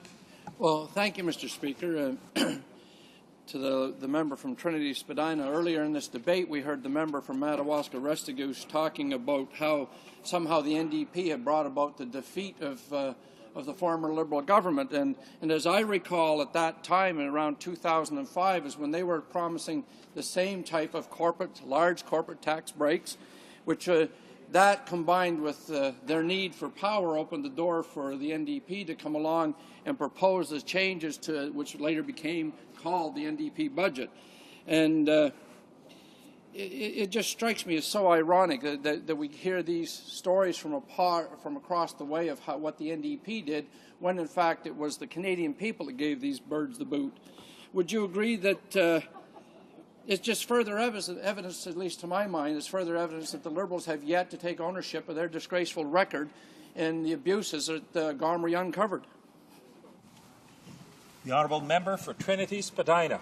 Mr. Speaker, that's a very, very good question. In fact, from 2001 to 2007, the corporate tax cuts have lost Canadians' government revenue of a total of $56 billion. If we take 10% of that $56 billion and invest in housing, in our young people, on childcare, on supporting the manufacturing industry, in supporting the green jobs such as retrofitting homes so that people can burn less and pay less. Imagine what we can do with this $56 billion. And imagine the kind of greenhouse gas reduction that we can really make happen. I recall in 1993 in the Red Book that there was a plan to reduce greenhouse gas emission by 20%. By now, well, actually it's gone up by 30%. It's unbelievable. What the Liberals does really well is they talk one line. I heard all this discussion about how we need to protect and save the manufacturing industry, and yet in November, when there was a chance for us to vote, the Liberal was nowhere in sight, and they just abstained. They decided not to offer their opinion in vote. So what they do, what they say is completely different in what they do, and that has been their record. The honourable member for Hamilton Mountain. Mr. Speaker, and I was really interested in my colleagues' comments because, of course, when you're looking at a surplus of $14.2 billion, that's not actually the government's money that's being given away here.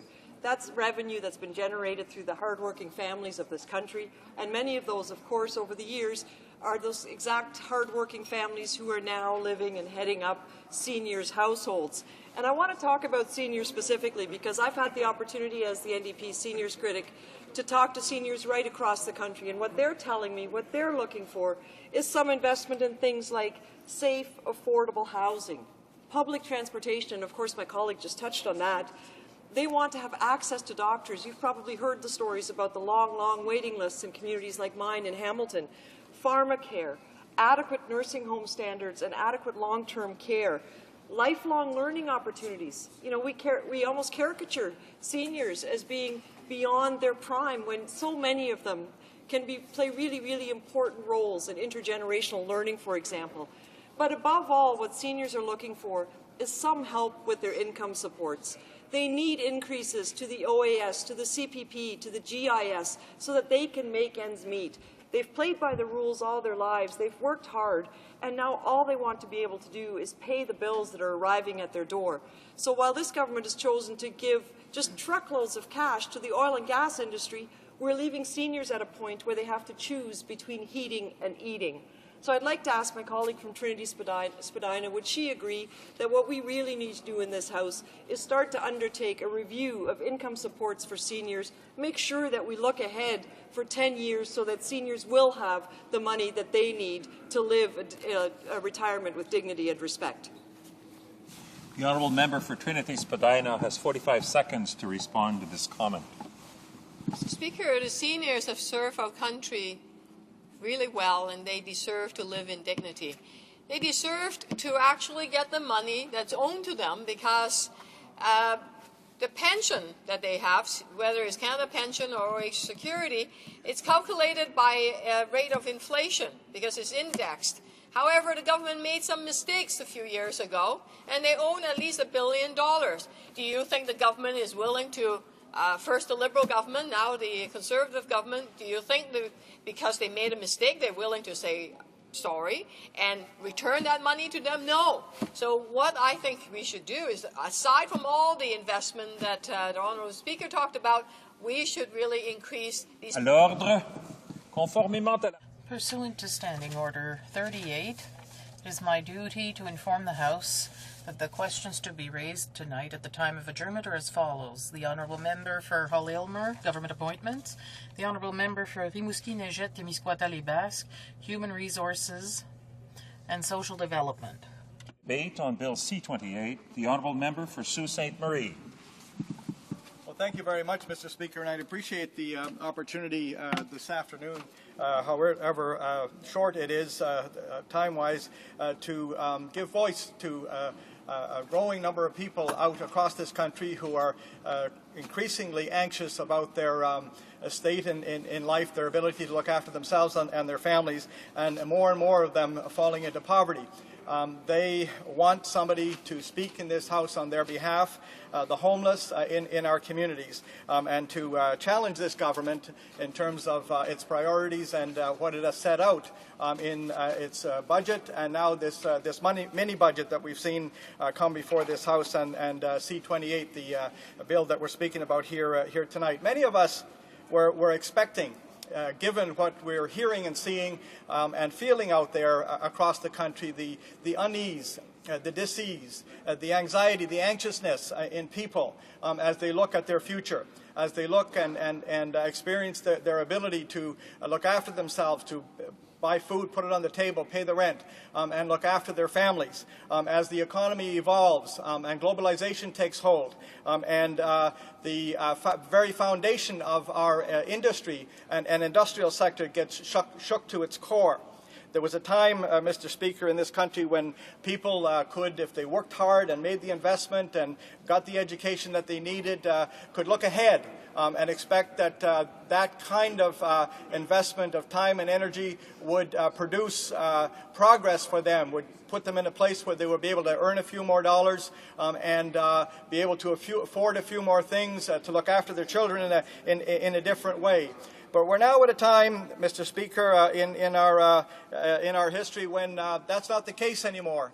As you cross the country and you talk to people, and I've done that over the last 2 years, looking at the very real reality of poverty in our communities, you find that more and more people are actually anxious about where they are. Not so much looking ahead anymore, but now beginning to look over their shoulder to see what might be there should they slip, should the rung disappear, should they lose their job, should their plant close down, should something happen that they have absolutely no control over that throws them into a total tailspin.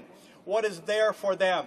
What kind of social safety net exists anymore, particularly when they and others, our forefathers and foremothers, worked so hard to weave a social safety net in this country that we expect to take care of us in times of difficulty and in our old age.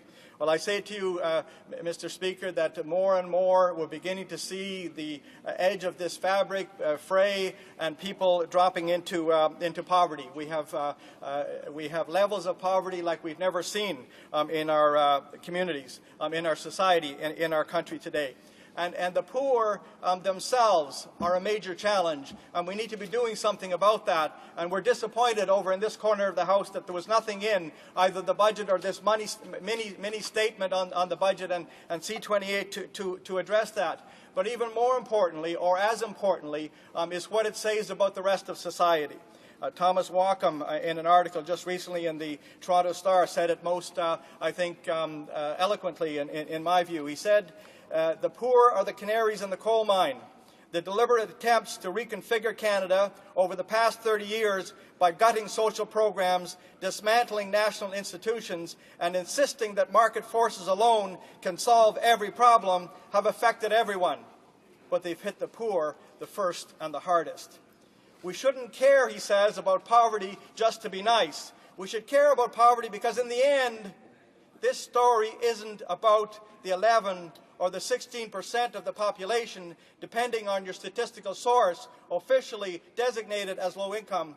It's about the deliberate erosion of middle-class Canada. It's about us too, he says, and I agree with him. And as I cross the country, I hear more and more people out there becoming very alarmed. People who are experiencing that reality and people who are working, getting together and doing everything that they can to try and provide some support, to try and knit with scarce resources, community forces, and community energy in a way that will provide support and help and assistance to those who find themselves in need. Groups in places like St. John's, Newfoundland, where I visited last week, gathering to work with their government, who now have an anti-poverty strategy to try to make sure that people have good and affordable homes to live in. People like groups in my own community who have come together to work on homelessness and put together a proposal and a plan. But alas, what these people tell me is that the resources that they need to do this good work is scarce to begin with, and it's running out. They now go from month to month and year to year wondering if there's going to be anything in the budget to support them in the work that they do. They're getting tired, they're getting older, they're running out of resources, and unless government comes to the table, all levels of government come to the table, they say that the job becomes harder and harder, and a point will come where it actually becomes impossible. So we on this side of the House, we in the New Democratic Party, propose that this government step out with courage and with conviction and begin to work together with each other and with the folks out there who are committed to this to put together a comprehensive national anti-poverty strategy. And what should be in that strategy? Well, again, from the people that I've spoken to and the groups that are working out there, they tell me the first and most important thing is to make sure that everybody that lives in Canada, everybody that calls Canada home, everybody that has a Canadian citizenship paper in their pocket should have a decent home to live in. Here, here. That there should be a national housing program. We haven't had a national housing program in this country since the late 80s and early 90s. Since the Liberal government of 1993 decided in their zeal to cut the deficit, to do away with the Canada Assistance Plan, and to reduce literally by $7 or $8 billion the social transfer that went out to the provinces. And we know the impact that that's had as provinces try to come to terms with that and then load onto municipalities, and the difficulty then that groups in municipalities trying to deal with this downloading and this very difficult challenge have had to live with, Mr. Speaker. We need a roof over one's head. That's what people are saying. If you're going to get out there and get a job, if you're going to look after your family, if you're going to feel good about yourself and take advantage of what little opportunity there is, you need a roof over your head. We need a national housing program, and we need a homelessness initiative with permanent funding. Not this Band-Aid that we saw with the previous government. You got groups out there with very little funding, spending most of their time raising money through car washes and bottle drives to try and house the homeless in their community. A real homeless initiative with substantial money and with permanent funding, Mr. Speaker, with core permanent funding. We also need, they say to me, to put food on the table for people, income security, and particularly for children. Give all children, we believe, access to healthy food. We believe that we need to have support for families during the early years, the National Child Tax Supplement, and income security, and we need a national child care program. We also need productive work for people. We need to recognize in a more meaningful way the effort that most people put in when they go to work. Make sure that they're making a half-decent wage so that they can pay the rent themselves and buy the food that they need. We need affordable child care. We need fair minimum wages. We need income security. Do we expand the Flaherty or Goodale working income tax benefit that covers so few? Sault Ste. Marie knows that he's experienced enough not to name other members of the House by name. And what you cannot do directly, you cannot do indirectly either. Proceed. My apologies. Yeah. We need affordable post-secondary education, Mr. Speaker, and we need jobs and skills training. We need literacy programs. We don't need to be cutting money from literacy. We need to be putting more in. We need to be investing in those skills that people need in order to be involved and engaged in the economy. Enhance federal support to strengthen capacity of Canada's literacy network. We need a national prescription drug plan helping families to afford the medications they need, and we need universal public health care. Mr. Speaker, as I crossed the country, the face of poverty that I saw was primarily female, was disabled, and was Aboriginal. And that's a disgrace in 2007, Mr. Speaker. A country that consistently shows surpluses in their budgets year after year can't come to terms and come forward with a comprehensive national poverty strategy. Well, if this country is looking for a group that has the courage and the commitment and the plan, they need to know no further than this end of the House and to the New Democratic Party come the next election. Questions and comments? The honourable member for Scarborough Centre has the floor, with the understanding that this question period will end at 5 o'clock. So he'll give us the courtesy of a short question. Merci, Monsieur le Président. Sir, I listened upstairs in the debate and I couldn't help but coming down because I heard all this hot air, and I'm just going to take from the article and quote, because the member from Trinity Spadina and the member from Sault Ste. Marie talked about transit, housing, environment, students, Aboriginals, and I'm going as fast as I can. And I quote from an article in the paper, Mr. Speaker, from back then, and it said, 1.6, this was the NDP Liberal budget, 1.6 billion for affordable housing with no obligations for provincial matching funds, and will include housing for Aboriginals. Second, 1.5 billion to reduce tuition for students that they want to support. 900 million for the environment, etc. $500 million increase for workers to bring us into the G8 in terms of international obligations. 100 million with respect to pension protection. Mr. Speaker, the member for Sault Ste. Marie.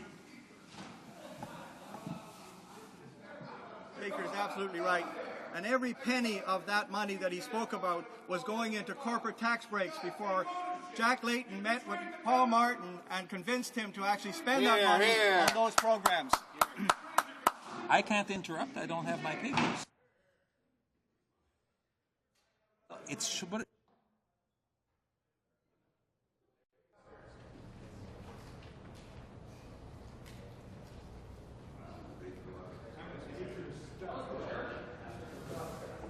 The honourable member for Burnaby Douglas. Thank you, Mr. Speaker. I want to thank my colleague for his intervention in the debate this afternoon. I have a question for him, though. We know that these budget arrangements are a huge giveaway to very profitable large corporations in the oil industry, the gas industry, and the banking.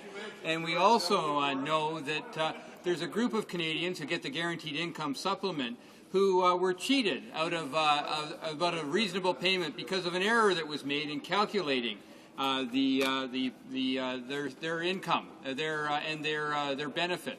So I wonder if he could address that problem about why seniors don't deserve the assistance, but the appropriate assistance, the fair dollar that they were to receive, but the large corporations get this huge corporate tax giveaway.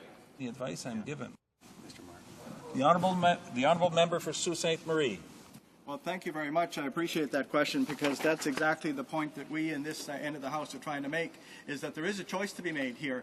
You can take the money that taxpayers give to government and use it to put programs in place that will support people, particularly seniors who have made their investment, who have done the work, who have paid into their pension plan and find themselves more and more as they deal with government done out of the money that they expected to get.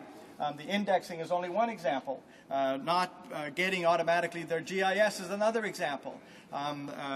Some people who qualify for disability pension, not getting that. And the list goes on and on, Mr. Speaker. So what we're saying over here, let's make investing in people and communities and eradicating poverty a priority. And let's put the money that we have, instead of into corporate tax breaks, into programs for people. Hear, hear. The honourable member for Hamilton Mountain.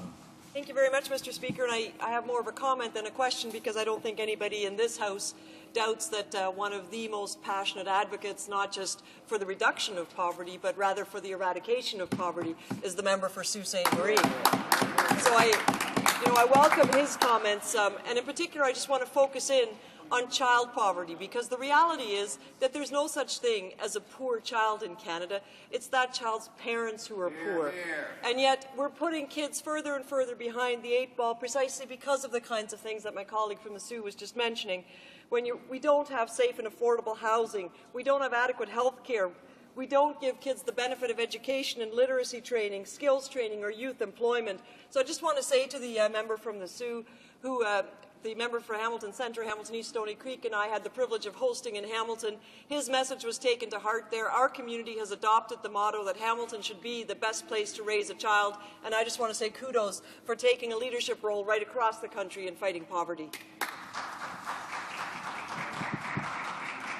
30 seconds left for the honourable member for Sault Ste. Marie. Well, thank you very much, Speaker, and I appreciate the comments of the member for Hamilton Mountain. And we do, in fact, as a party, have a very comprehensive set of initiatives that we want to put in place that would lift children out of poverty and help their families, look after them, and in fact give them everything that they need, including nutrition, to get out there and get an education, participate in their communities, and become good and contributing citizens of this country.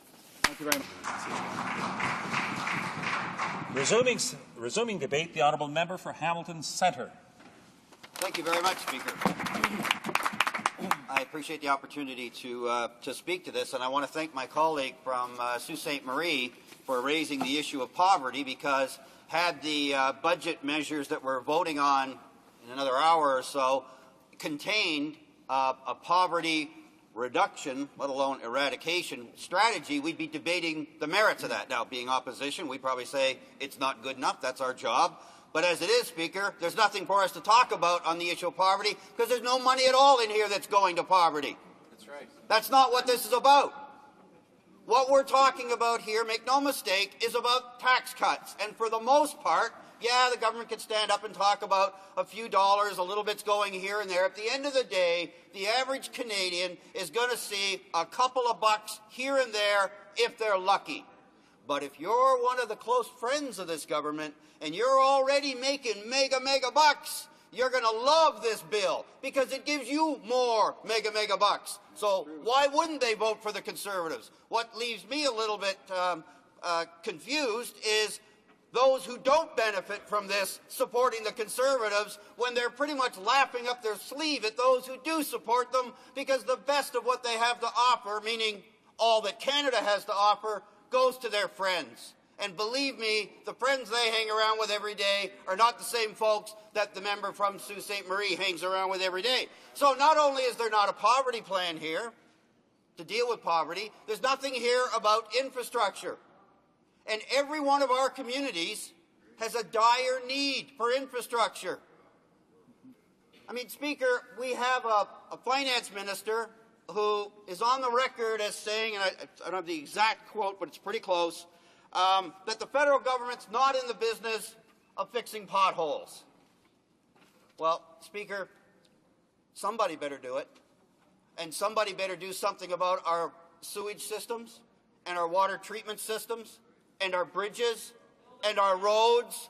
And right now, with the attitude of this government, it's a matter of not our problem. Doesn't say in the Constitution it's our job, so we're not even going to worry about it. Are we debating anything here that goes for infrastructure? No. Is a tax cut going to build a bridge? No. Is a tax cut going to provide clean water for anybody? No. This is about taking bags of Canadian money and giving it to people and entities that already have it. And if you have any doubt, check and see how well the banks and the oil companies and the gas companies do in this bill, and compare that to what people in Hamilton in poverty are going to see, or any of our communities in terms of building the infrastructure so they can have the economic strength to provide those things. Leaving cities out there dangling like they're somebody else's responsibility and expecting that we're going to have a strong, vibrant national economy is dreaming in Technicolor. Without strong local economies, you can't have a strong national economy. But this government doesn't take that approach. And I have to tell you, Speaker, excuse me, for some of us, this is a matter of deja vu. Not only on the message that tax cuts solve all problems, but even the person delivering it. Right on. I mean, I've spent 13 years in the Ontario legislature. Far too many of those months and years I had to listen to the current federal finance minister espouse the same thing as the provincial finance minister. And let me tell you, I don't have all that long, but let me tell you how that works, Speaker. There's a very, very telling point in here. When the Harris government came into power in Ontario, they brought in massive tax cuts. And what they said was, tax cuts are good for the economy because, let me put it out there, because it stimulates the economy, creates jobs, people are working, paying taxes, and at the end of the day, you'll have more revenue to do the things that they say that the NDP wants to do, but there's no money to do it.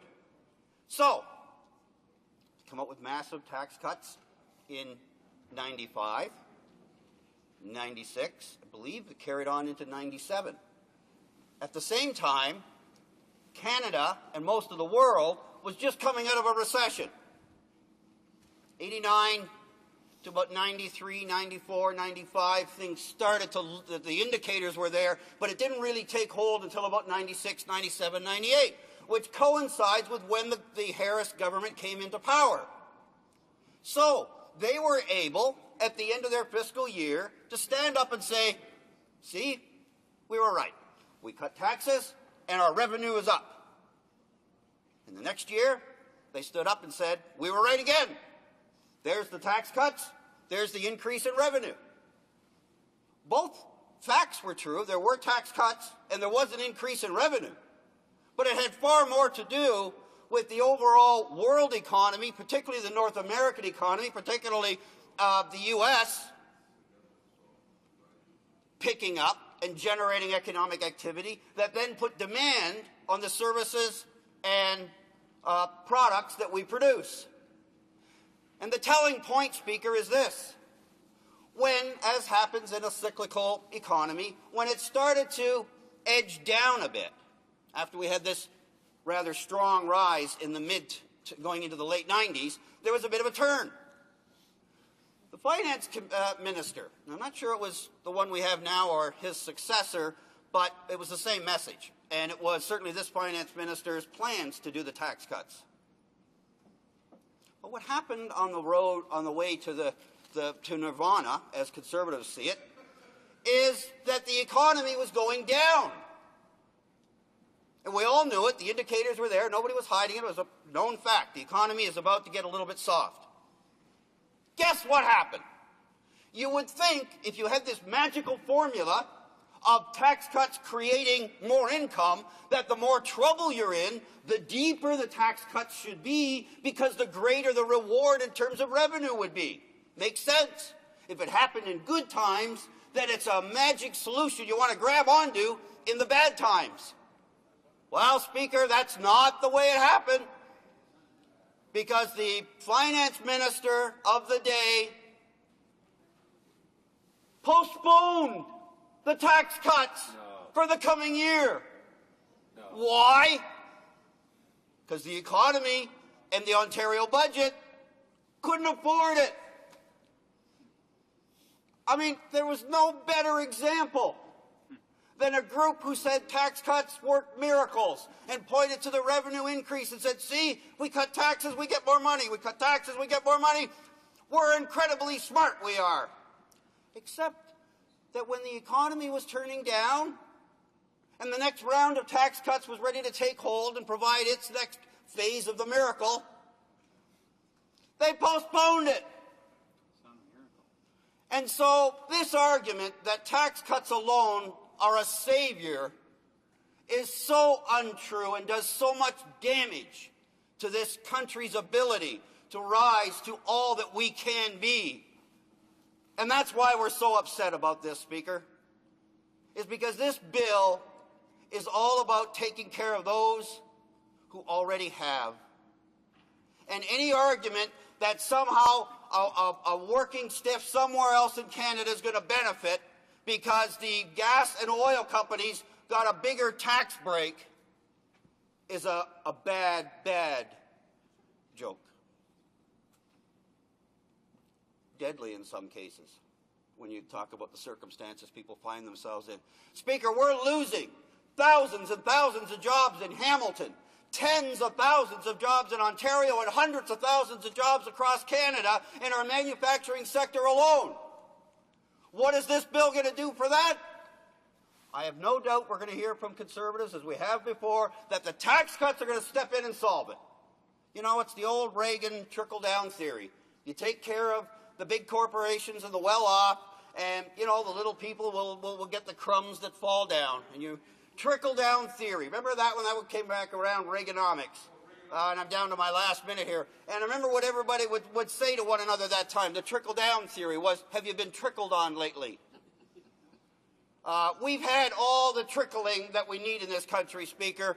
We will stand proudly against this bill because it takes us in the wrong direction and it does not put the assets and the value that Canada has to where it will do the most good for the most people. And we will continue to oppose an agenda that takes care of the very few and leaves the vast majority behind. Thank you, Speaker. Questions and comments. The honourable member for Scarborough Centre. Thank you, Speaker, and I appreciate, because earlier on when I stood up on a question and answer, there was a bit of a mix-up, and I really didn't get a chance to finish, and now I can just take my time to say what I have to say. Speaker, as I was listening to this debate earlier on, and I've been on my feet before, the New Democratic Party stands up and says, when are the Liberals going to take ownership of the last result? We have, Mr. Speaker. We've acknowledged it. My question is, when is the NDP going to take ownership of the betrayal of their constituents? Mr. Speaker, they talked earlier, and the members specifically from Trinity Spadina, the member from Sault Ste. Marie, the member from Hamilton Centre, they got elected in the last election because they said, look what we got you, lend us your vote through their leader, and we'll get you more. Well, Mr. Speaker, I pulled out the documentation of the NDP Liberal Agreement, and they talked about supporting transit, housing, environment, students, Aboriginal seniors. And I quote, Mr. Speaker, and I'm glad they're applauding. That's part of the betrayal that upsets me. Mr. Speaker, let me quote for the record. In that agreement, there was $1.6 billion for affordable housing with no obligation for provincial match funding. Why did they betray that? There was $1.5 billion, billions, to reduce tuition for students that they wanted, Mr. Speaker. There was $1 billion for the environment. There was $500 million for foreign obligations, $100 million for pensions. Mr. Speaker, I close by this. The bad-mouthing of the Liberals on behalf of the NDP is only a sign of their weakness and not their strength. Thank you, Mr. Speaker. The honourable member for Hamilton Centre. Thank you. Thank you very much, Speaker. And I don't believe that I said anything about the Liberals, but I appreciate the opportunity because it's good to see the member on his feet. He even said, I've been on my feet before, but not before often enough because we keep having votes and they keep sitting in their place, not standing up for the people of Canada, which is what we're doing here. And the member opposite has a lot of nerve talking about being responsible as if somehow we're anything less than 100% proud of the fact that we took $4.8 billion of money that was also scheduled to go pretty much to the same crowd as this one, and we just diverted that, and that was the Liberals with the Conservative support, the Liberal plan. And we took that $4.8 billion and we put it into all the things that the honourable member talked about. What he would really like, Speaker, is to be an NDPer and to be proud of his agenda and his track record rather than having to defend not even standing up and voting in this place. Hear, hear. Questions and comments? Questions and commentaires? Resuming debate. Please do débat. Is the House ready for the question? Question.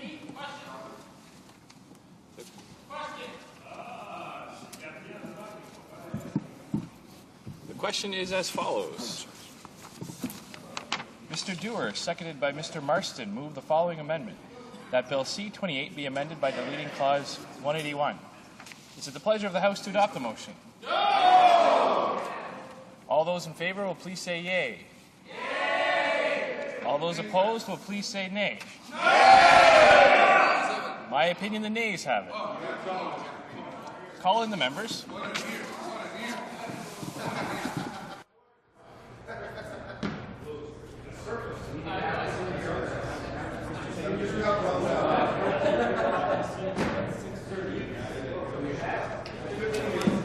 Accordingly, this this division will be recorded at 6:30 this evening. Orders of the day.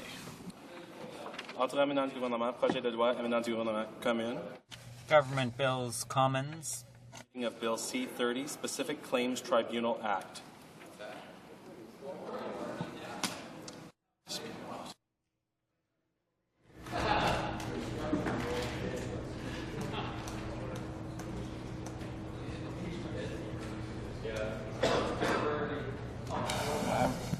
Resuming debate, the Honourable Member for Kenora.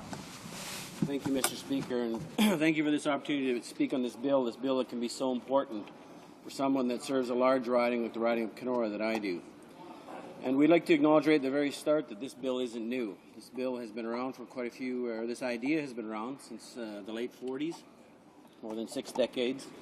And it's something that's needed now to move some of the economic tools forward in Northern Ontario, right across Canada. And more recently, it was proposed by a leader of my party, the Liberal Party, proposed some of this legislation from his leadership platform. So we recognize the issue and the importance of taking this forward. There are almost 1,300 claims that have been submitted to Canada since 1973, but just over 500 that have actually been concluded to date. So we need to do much better in this regard. We need to move these forward. We need to give some of the tools to the people that live on the land. And as I stated earlier, and I'll speak more about it later in my comments, this could be a huge benefit to many areas, a huge economic tool which can and will move the communities forward, and not just the First Nations communities, so we can't forget that aspect of it. This tribunal will provide an important vehicle in which claims can be settled in a more timely fashion, and it is the right thing to do, but more importantly, we have to do it right. I'll give an example. In my riding, I have 41 reserves. Many of these reserves are remote and isolated, and a lot of them have claims that this tribunal may move forward. In fact, we have a large number of claims in the Kenora riding, and I'll take a moment to explain just why some of those in history have come forward. We have standard, straightforward issues, such as surveying in the north, and I want to explain that you can imagine how difficult it still is to this day to travel into Northern Ontario and other parts of Canada. So when these treaties were signed and claims are made, these remote sites did not receive the proper attention or did not receive some of the surveying issues, basically information issues from going back over a century. And that's why a lot of these claims have come forward to this point, because the discussion and the information that was put onto the actual treaties was remembered or noted by the people that actually signed them. So we have very simple issues and some of the specific claims that can move forward. And then we can get on to very complex issues. I explain the community, a very small remote site, fly-in only, community of Wapakika. Chief Norman Brown is dealing with a very difficult issue. His community's been really held stagnant because of a provincial park that was there. For a lot of good reasons, this park was located in Northern Ontario, and it's called the Fawn River Provincial Park. And it's to protect a lot of the environmental concerns and a lot of the unique landscapes that we have in Northern Ontario. What this provincial park did, it basically circled the entire community. The community's done everything it can to grow, to move forward. They basically have no land opportunities. They're totally encircled by the park, and there are no economic opportunities. There is very little hope in the communities as long as this park is there. I'm not saying that the park will be removed, but through a specific land claim, their claim can be moved forward and give this community some hope, some actual opportunities to move things forward and to start businesses and really take control of their own destiny. Another issue that is partway through, it's partly settled, is a Lac Seul claim. Chief Clifford Bull there has had to deal with a very difficult issue. In fact, for about 20 years they've been trying to deal with this. 1932, a power dam at Ear Falls flooded the community. One out of the 3 communities that existed at the time were notified, and the other 2 were not. Basically, people returned to their homes and the water had risen by some 3 to 5 meters. Houses were only visible by rooftops. So this claim has been going on for a long, long time. And what it's done, the communities are now actually in 3 separate entities, totally cut off by water from each other. Frenchman's Head, Whitefish Bay, Kijik Bay. These places need an opportunity, need something like the Specific Claim Tribunal to make sure that they can resolve some of these long-standing issues. They have had a bit of resolution through the Ontario Power Generation. They have started the process. They have access to some resources. But we really need to get to the day where all the claims can be dealt with in a timely fashion. We know the upset limit of $150 million, and we're hoping that a lot of these issues in my riding can be dealt with through the specific claims process. And the Kenora riding, as I said, is a large riding in Canada, I believe 7th largest, but it sees this as economic opportunity for every community, and again, not just the First Nations. But though this bill is an important step, I still have some concerns, and it'll come back to when they were announced. The former Minister of Indian Affairs from a Calgary riding traveled to Silicon in my riding last spring, and he spoke at a site. It was a former residential school site, Pelican Falls. It was a large gathering of the chiefs right across northern Ontario, and a large group. The message that was delivered was it was a very hard sell. I basically said that we made a decision, you're going to live with it, and that's it. There was no options, and the people in the communities and the chiefs who were visiting did not take that message very well. Again, it seemed to be dictating to the communities. The communities were concerned they were not going to be part of the process, and Chief Warren White from another community called Whitefish Bay was very upset, and he got up to the mic and he made the minister very well aware of that. And the message that was delivered over and over again was that negotiation without consultation is not how they're going to do business. The communities are not prepared to take that. And this is not how you start a process where everyone's working together so we can actually make some achievements, make some improvements, and actually start to settle some of these claims. The communities and all across Northern Ontario, and I'm sure right across Canada, they want to be involved. They want to have their ability to have their input so this process works right.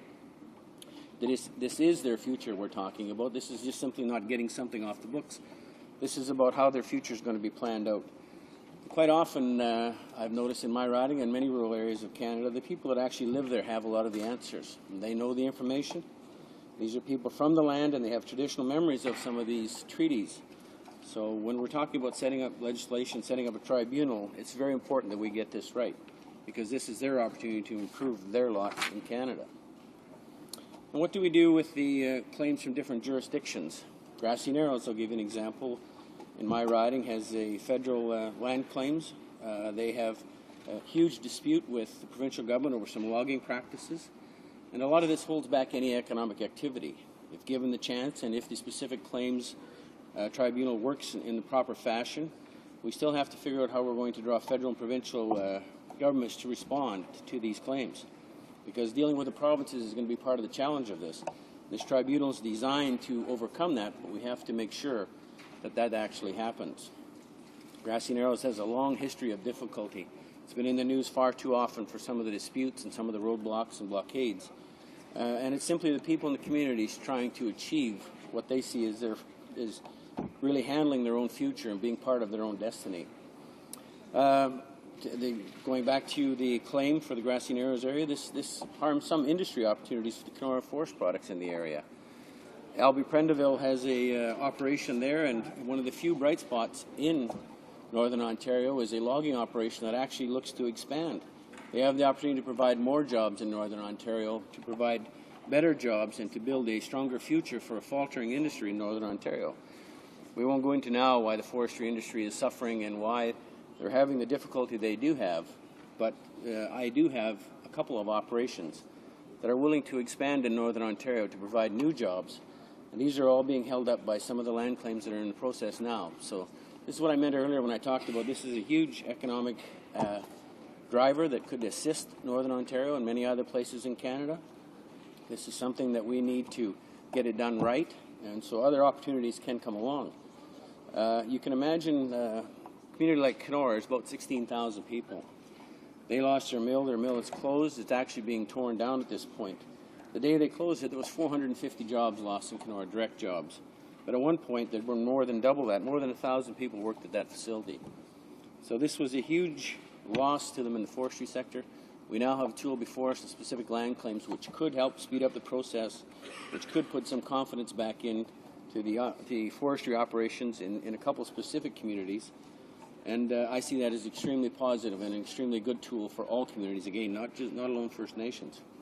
The other opportunity that we do have that could be helped out by speeding up the claims process is the Red Lake. Red Lake is, for many of you would know, it's a huge gold mining area, one of the largest gold mines in North America, doing very well in the mining aspect. On the other hand, we have a post and beam plant that will employ more than 200 people directly. Their challenge and their issue is to get a committed wood supply, and working with the province, we've been working towards that. Again, the settlement of some of these claims in this area may free up fiber, may make the opportunity for this plant to happen. Again, something to happen in forestry, an area that's been one of the hardest hits in Canada, is an extremely bright light for us. So we're hoping that that day comes forward and will drive a lot of the future for Northern Ontario. I do have another concern. My concern is that the First Nations will not be given a say on the appointment of the judges to this tribunal. And this goes to the characteristics of this government, which has been unwilling to consult and discuss with a lot of the Aboriginal leaders in the communities. We know they have made some attempts, but this is about consultation with everybody that should be affected. And how are we going to make sure that this tribunal works in fashion, and its proper fashion? How are we going to make sure that the results are there to benefit the communities, not just one side of it? If the issue of the judges on this tribunal is not clear, it's not shown to be fair, and it's not shown to be partisan in any way. So we have to make sure that the appointment of the judges is something that everyone will have confidence in, everyone will make sure that they buy into the process and that it can provide some future for the communities. And going back to why they have some doubts that this is actually going to happen, this is the government that scrapped the Kelowna Accord. The Kelowna Accord was going to change the way it was going to do business. The specific land claims is a way to change the way we do business, but also we have to make sure that we get it right. The Kelowna Accord was one of the most comprehensive tools ever negotiated. It would have helped some of the long-standing inequities between First Nations and non-First Nations people. Again, similar to what the dispute mechanism or the specific claims issue is. Despite urging from an overwhelming number of First Nations people, the government decided not to implement the Kelowna Accord. The government didn't listen to First Nations, and that's my fear with the specific land claims tribunal. If we do not get the buy-in of the people that are affected by every day, this is going to be the problem. There will be no confidence. And that's another thing the Kelowna Accord had done. It put confidence back into some of the communities. And if we're going to get this right, we have to make sure that confidence level is there. Communities like Muskrat Dam, North Spirit, Webequay, they all talked about a brighter future when confidence was going to be put back in there. They're going to be part of the solution. Somebody wanted to know what they thought and what they heard. And all these communities have land claims. Chief Gordon Anderson of Casablanca saw confidence in new housing for the future. He felt that this was going to be a very bright opportunity for them. Now that if they are able to solve some of these claims, there'll be new housing opportunities for the communities. Many of them suffer from chronic overcrowding, chronic problems that new resources in the community would be a big help to. Chief Titus Tate from Satchco saw the opportunity as most important for education. Many of the members in the House wouldn't realize how difficult it is for First Nations, and the communities I just mentioned are all remote sites. All they have is gravel runways, and they live literally hundreds and hundreds of kilometers from any major centre. And many students have little or no support for education or post-secondary education. Achieving some of these land claims through the specific land claims tribunal would put those resources in the hands of the communities. It would allow the communities to make sure that they can deal with some of the issues themselves. At this point, all they can do is come to the government with their handout and questions. So settling some of these claims will give them the opportunity to look at their own students, to give them a brighter future, and make sure that this can happen. Chief Solomon Atlukin from Fort Hope saw health confidence coming back into the healthcare system when we solved some of these claims. This, again, I use the word confidence over and over again because that's what the communities have since the cancellation of the Kelowna Accord. They've lacked the confidence in this government. So this is an opportunity, if we get this right, that the communities will have faith in this tribunal when it's set up. But it goes back to making sure that we're all part of the system and they're listening to everyone that's actually providing information. So all communities want the specific land claims to work, but they want them to work not just for them, not just the government. And they do that through consultation. They do that through listening to the communities, listening to their guidance, their leadership, their elders, and their organizations that have made presentations to the government. And they have many issues.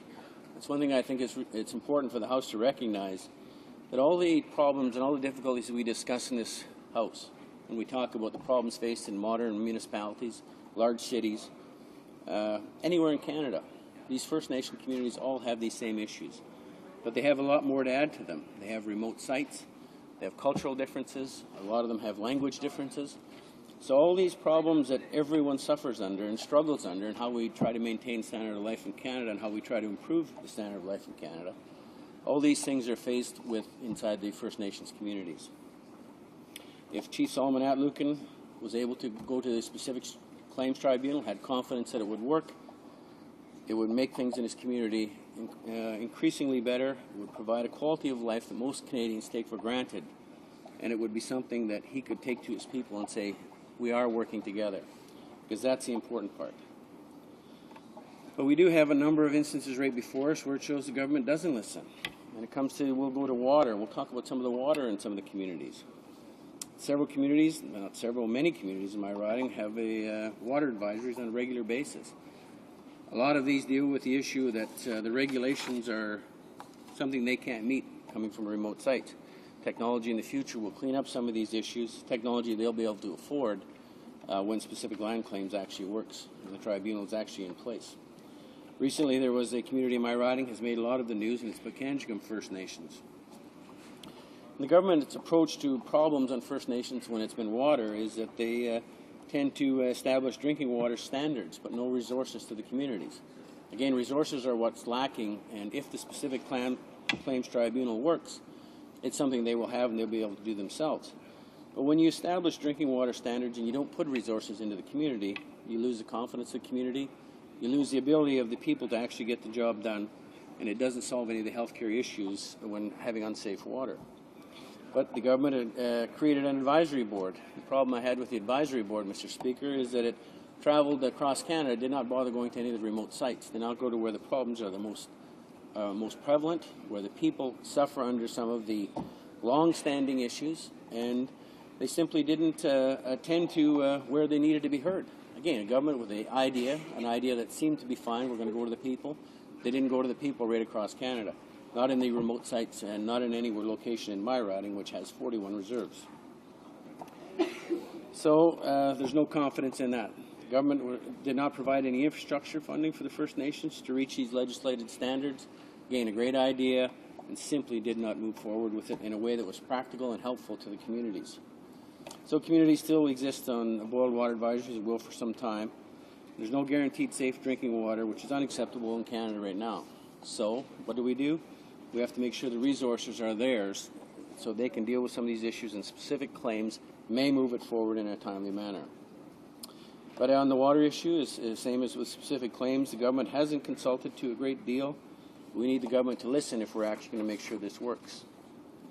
With this new legislation, this important legislation that I've touched on a number of times, I urge the government to learn from the mistakes, make consultation a priority. Because there are many different aspects to First Nations. We have different First Nations concerns right across Canada, and I'll try to explain them a bit one by one. We have the urban Aboriginals, and people may ask why these are going to be affected by the specific land claims. Many of these people are not living on reserve simply because there's no land available, there's no housing available, there's no opportunities available. They see the issue as they would be back home. If we're able to solve some of these land claims, these people from right across Canada will be able to go back to some of their home reserves. This is their desire in the end. So urban Aboriginals have to be part of the equation. They have to make sure that they understand the situation, and that the people on the other side, the government side, understand that these people's desire is to get back home. This can all be accomplished by using the specific claims tribunal. If it's set up properly, there's confidence in the judging, there's confidence in the decisions that are made, and that they will work for the communities. We have the First Nations that are actually on reserve. This may be some of the most impacted, because basically they're living in small areas designed for populations maybe of 200 to 300, which now have populations of 2,000. The issue of the community I mentioned before is a very telling example of Pekanjikam. Pekanjikam, when the decision was come and the people actually visited many, many decades ago, there was about 18 families, around 18 families. Many of them were out in the areas, and when the government came to count the people, there was only 6 families there. So a reserve was created that would basically deal with 300 to 500 people. 2,300 to 2,500 live on the reserve. Many more have moved away. We have remote end-of-the-road communities, which are going to have their own challenges. And on top of all that, we have the fly-ins. 21 fly-in locations in my riding alone, many more right across Canada. I believe there's close to 90 that are in Canada right now. So all these First Nations need to be heard. They need to be heard to make sure there's confidence in the system. They need to be sure that when they put information forward and when they go to the tribunal, that the decision that's going to be rendered will be fair. It won't be consultation or a decision that's going to be rammed down their throat. It'll be a decision that's going to allow the municipality to start moving forward. So, Mr. Speaker, this can work. We need to make it work for their future. Thank you. Questions and comments? Questions et commentaires. Resuming debate. Please do débat. Resuming debate. The question? Yes. Yes. The question is as follows. Mr. Strahl, seconded by Mr. Thompson, moved that Bill C-30, an act to establish the specific claims tribunal and to make consequential amendments to other acts, be now read a second time and referred to the Standing Committee on Aboriginal Affairs and Northern Development. Plaît-il à la Chambre d'adopter? Pleasure of the House to adopt this motion. Accordingly, the bill stands referred to the Standing Committee on Aboriginal Affairs and Northern Development. Orders of the day. Ordre émanant du gouvernement, projet de loi. Government orders, government bills, commons. Bill C-8, an act to amend the Canada Transportation Act, Railway Transportation. Point of order. What's that? I thought you said it was a point of order. Okay. There being point of order? No. There being no motions at report stage, the House will now proceed without debate to the putting of the question on the motion to concur in the bill at report stage. Mr. Cannon, seconded by Ms. Finley, moves that C-8, an act to amend the Canada Transportation Act, Railway Transportation, as amended, be concurred in at report stage. Is it the pleasure of the House to adopt the motion? Yes. Agreed? Agreed. I declare the motion carried. When shall the bill be read a third time? Right now. Right now? Right now. Mr. Cannon, seconded by Mrs. Finley, moves that Bill C-8, an act to amend the Canada Transportation Act, Railway Transportation, be now read a third time and do pass. Debate. The Honourable Parliamentary Secretary to the Minister of Transport. Well, thank you very much. Mr. Speaker, Bill C-8 is the third and final bill amending the Canada Transportation Act. 2 previous bills, one on international bridges and tunnels and other provisions of the Act, were passed in the previous session. The Canada Transportation Act is the legislative framework that, among other things, regulates the economic activities of the railways, in particular services and rates. While the Act generally relies on market forces, there are a number of shipper protection provisions to address the potential abuse of market power by the railways. I want to remind all members that Bill C-8 is extremely important to shippers. I'm sure many of us in this House today have heard how important this bill is. Many members have undoubtedly heard many complaints from coast to coast about railway service and rates over the last few years. Bill C-8 strengthens the shippers' provisions in the Act, and by doing so, it improves shippers' leverage when they negotiate with railways, which should contribute to better service and lower rates. Indeed, Mr. Speaker, Bill C-8 is great news for Canada. Over time, it is hoped that this will also improve the relationships between shippers and railways.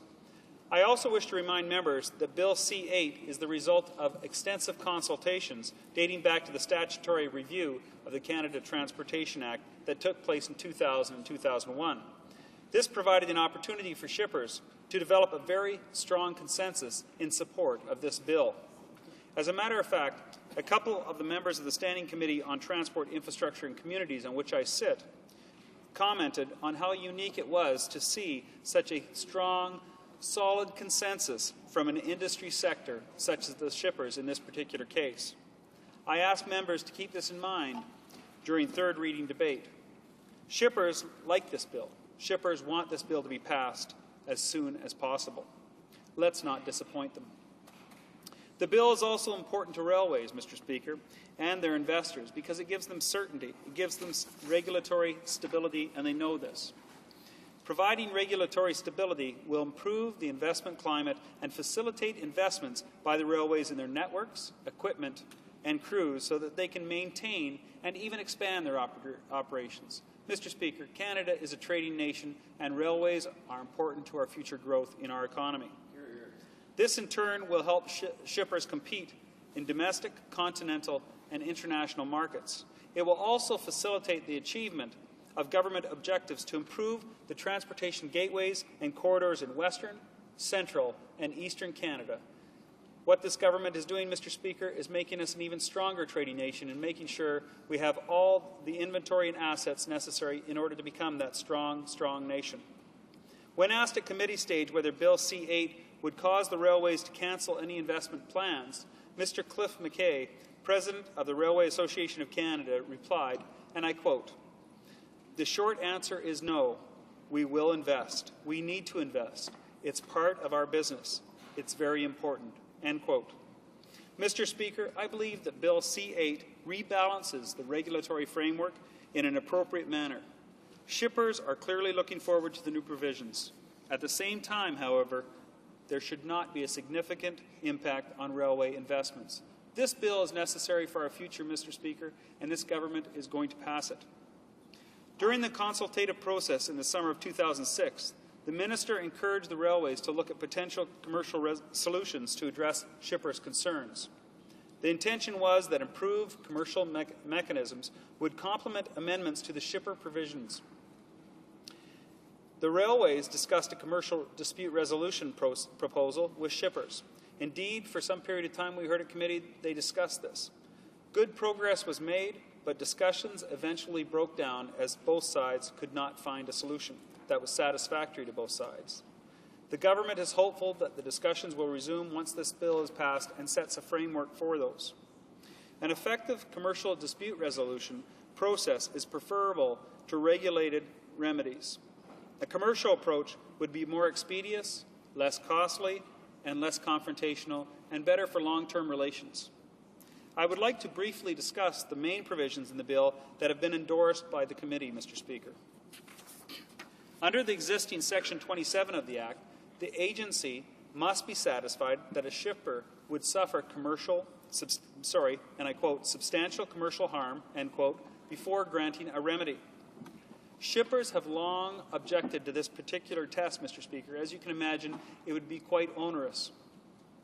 The railways argue that this test is consistent with the commercial approach reflected throughout the Act and have pointed out that based on agency decisions to date, the provision has not prevented shippers from accessing remedies. The government concurs with shippers that the substantial harm test is not required. It is a serious matter for a shipper to seek a remedy under the Canada Transportation Act. First, it can have an adverse impact on a shipper's relationship with the carrier. And of course, Mr. Speaker, as many shippers across this country have, they only have one carrier, one railroad to deal with. And this relationship is very important to them. Secondly, pursuing a regulatory remedy can often be extremely expensive, and for small farmers, independent operators, Mr. Speaker, it is almost impossible in some instances to be able to afford or even to launch such a discussion. The test itself is unwarranted and is being dropped under Bill C-8. Great news for shippers. The bill also contains a new provision that allows shippers to complain to the agency if they are not satisfied with railway charges or the conditions associated with such charges other than freight rates. The principal remedy for freight rates will continue to be final offer arbitration. Charges that I'm referring to include what are often referred to as ancillary charges. such as fees levied for cleaning or storing cars. The new provision will also deal with such charges, as well as some other charges related to the movement of traffic, such as demurrage. Demurrage is actually a payment incurred when a shipper takes too long to unload or load a car. Sometimes these circumstances happen as a result of something beyond their control, Mr. Speaker. The agency will have the authority to review complaints about such charges and to order a railway to revise the charge or associated conditions if the agency finds them to be unreasonable. These charges have become an issue with shippers over the past few years, and shippers are very pleased indeed that this Conservative government is introducing an effective measure to address them. The last major element of Bill C-8 that I want to mention is the introduction of Group Final Offer Arbitration, commonly referred to as Group FOA. The existing Final Offer Arbitration provision is one of the more popular remedies with shippers. A shipper can apply for final offer arbitration if the shipper is not satisfied with the railway's freight rates or associated conditions. Under the process, the shipper and railway each submit their final offer to the arbitrator. The arbitrator must select either one or the other and is not allowed to change or modify either of the final offers. You can imagine what this would lead to, Mr. Speaker. It encourages the two parties to be fair and reasonable, first of all, which is most important, or else they lose the arbitration itself. The process often leads to a negotiated settlement, and that would be good news as well, Mr. Speaker. Bill C-8 will allow a group of shippers to apply for final offer arbitration subject to three main conditions. First, the agency must be satisfied that the group attempted to mediate the matter with the railway first. This is to encourage a commercial solution, if at all possible, Mr. Speaker, and certainly would be in the best interest of the Canadian shipping industry. Second, in addition, the matter must be common to all the shippers. And third, they must make a joint offer, Mr. Speaker, a joint offer, the terms of which apply to all of them.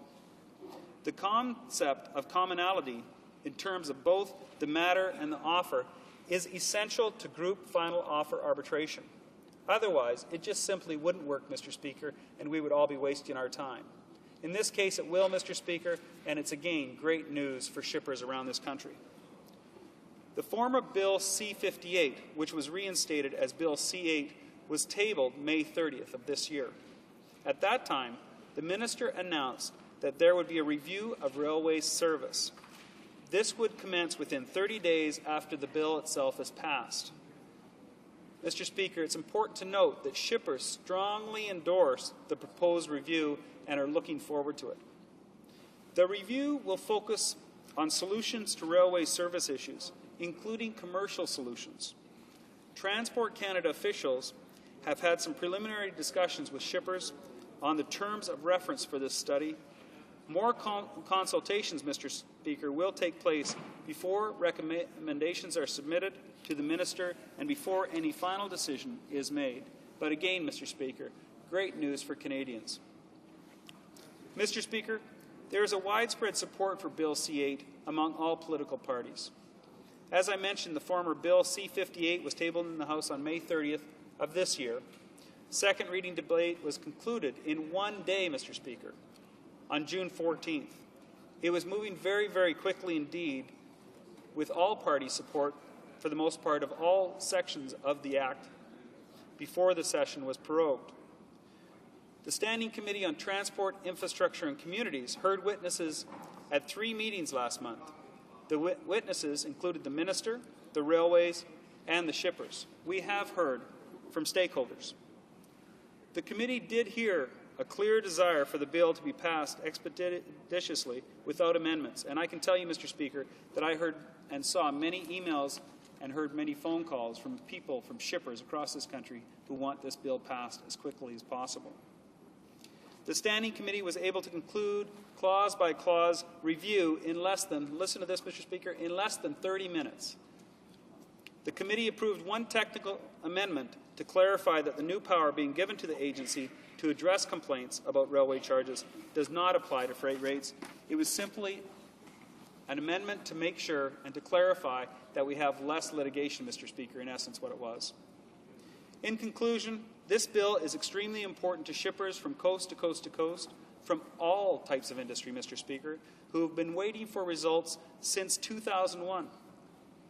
The statutory review of the Act was actually completed in 2001. The bill will also provide regulatory stability sought by the railways. This is good news for Canadians, Mr. Speaker, and I say that because, as I mentioned, we are a trading nation, and the economy of Canadians is tightly woven with the success of our shipping from coast to coast. The Standing Committee dealt with this bill very quickly, and I want to personally thank all members of that Standing Committee for its efficient review of the bill. I now urge this House, Mr. Speaker, and all members to get behind this bill and to support it as quickly as possible so that Canadian shippers, Canadian manufacturers can rely on the great work of this House. Thank you, Mr. Speaker. Questions and comments? The honourable member for Etobicoke North. Etobicoke North, sorry. Thank you, Mr. Speaker, and thank you to the member opposite. I'm sorry I was at a committee and I came in the middle of the member's presentation, Parliamentary Secretary, and on Bill C-8. One of the things, and I don't know if he covered this, but one of the things that you hear from, let's say, the forest industry, other big shippers, is that they feel that they are often left with no alternative other than to deal with CN.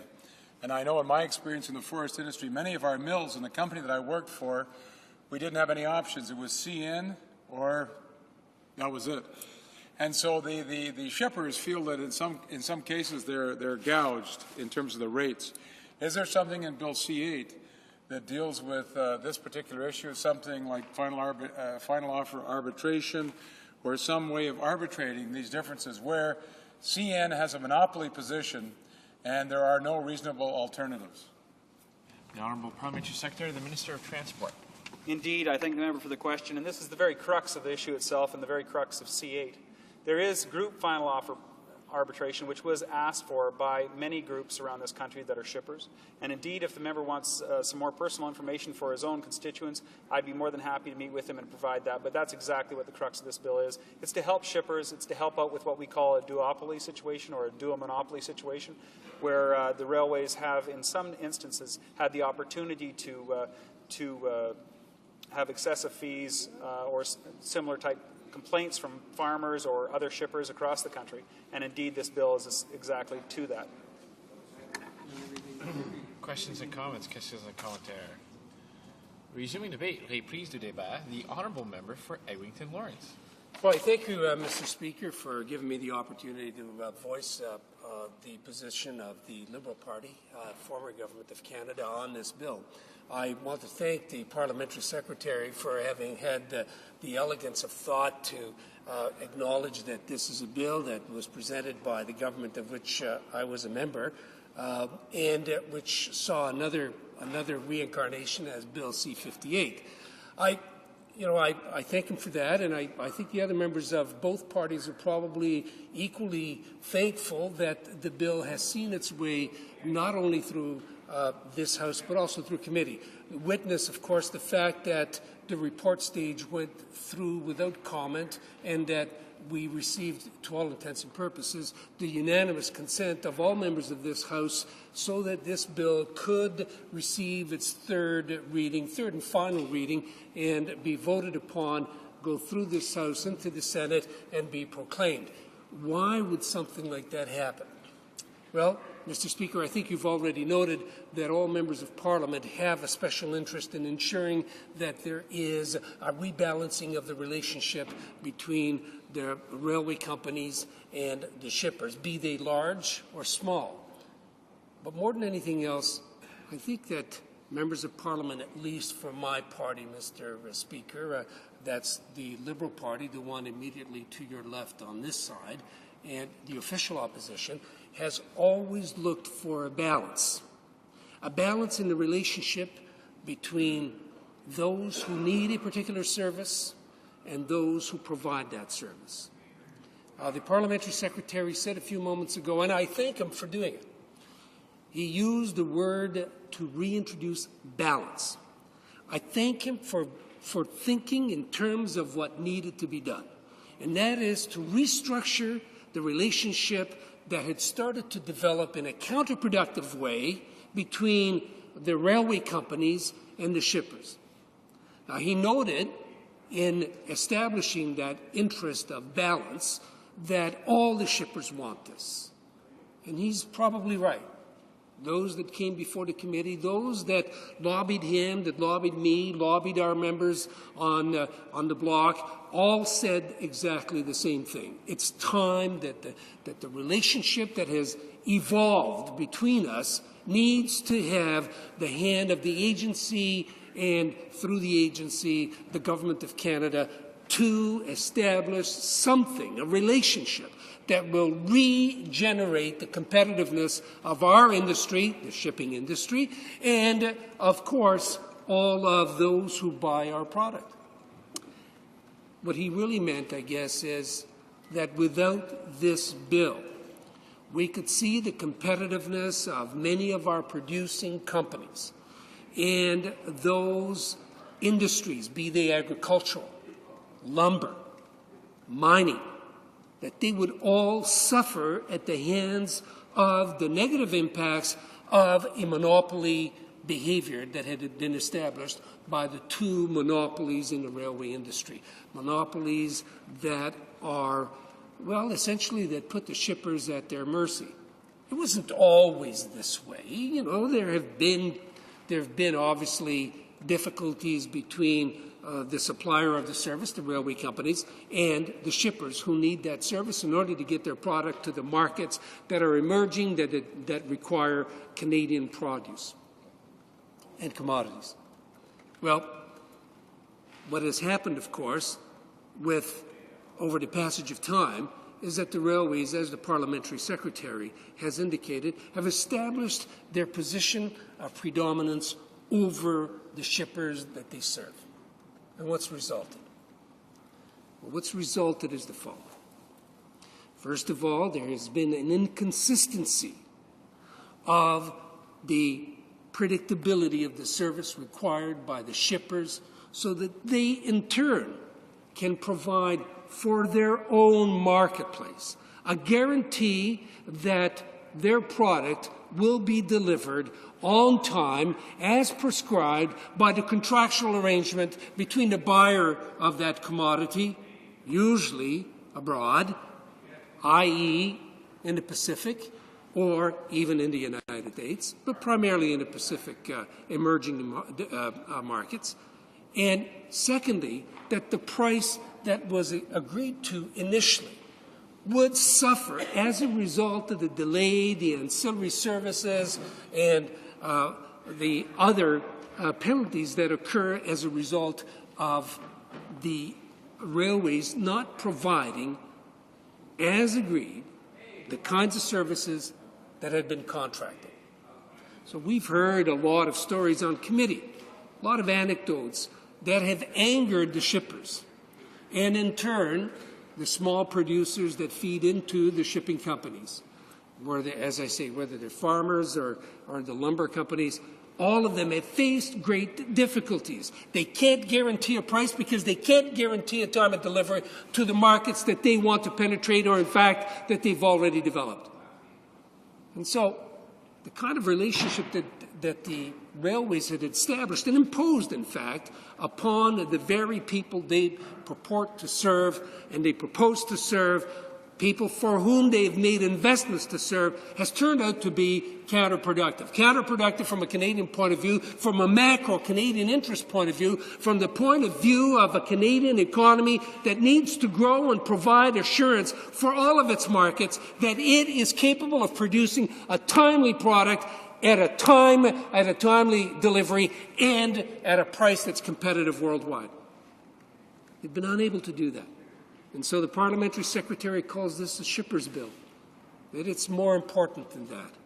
It's not just a bill that's important for shippers, it's important for the competitiveness of the Canadian economy.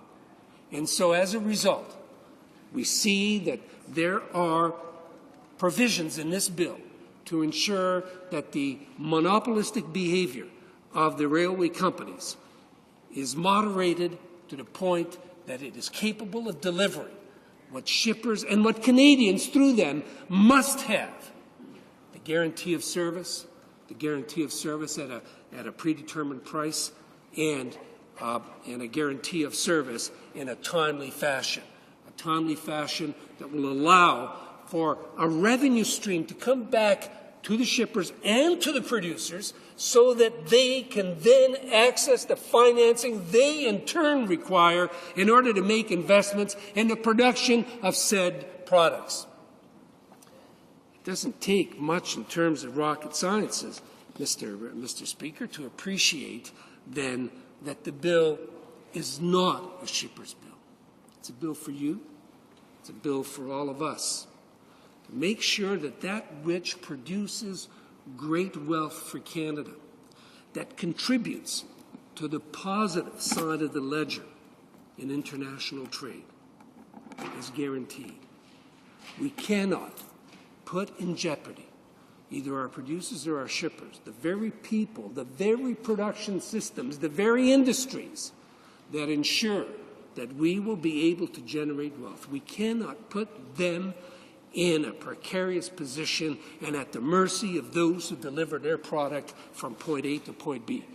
And you know, Mr. Speaker, that's absolutely crucial, because now we're entering into the area of the viability of Canada's infrastructure. Given our great distance, the great distances between not only our peoples, but the source of those products and commodities and the markets, we need to be able to have an infrastructure that's reliable. Now, that doesn't mean simply to have a road that's paved. It doesn't mean simply that you have a railway track that functions without incidents or without accidents on as frequent a basis as we have seen them. No, it means, Mr. Speaker, that we need to have that type of an infrastructure function in an efficient and economic fashion that continues to regenerate the business, which makes their existence mandatory. And so, what do we do? What do we do? A bill like this one, as I said earlier, Mr. Speaker, that has received the support of all members of Parliament on that committee, and I dare say will receive the support of all members of Parliament in the House, unless, of course, some of the NDP decide that they want to filibuster. But they will receive the support of Canadians everywhere, because, in effect, what will transpire is a new infrastructure of legislation to govern the mandates given to the railway companies and to the shippers as stewards of Canada's natural resource wealth. A wealth that needs to be materialized, realized, and brought to fruition in foreign markets so that Canadians can say that, yes, this wealth will be distributed for the good of all citizens, one and all. And so, you'll see, Mr. Speaker, that the bill, as you already noted in second reading, and that members of the committee, on your behalf, on behalf of the House, examined very thoroughly. And I might add that subsequent to the debate, such as it was, that there was no need to amend the bill. Imagine, Mr. Speaker, that no need to amend the bill that saw its genesis in 2005. 2005, with a then Liberal administration, saw its regeneration again as Bill C-58 last May, and is now again before the House as C-8, not a change, not a comma, not a semicolon, not a capital at the beginning of a sentence, nothing. Why? Because it's been a bill that's been thoroughly researched.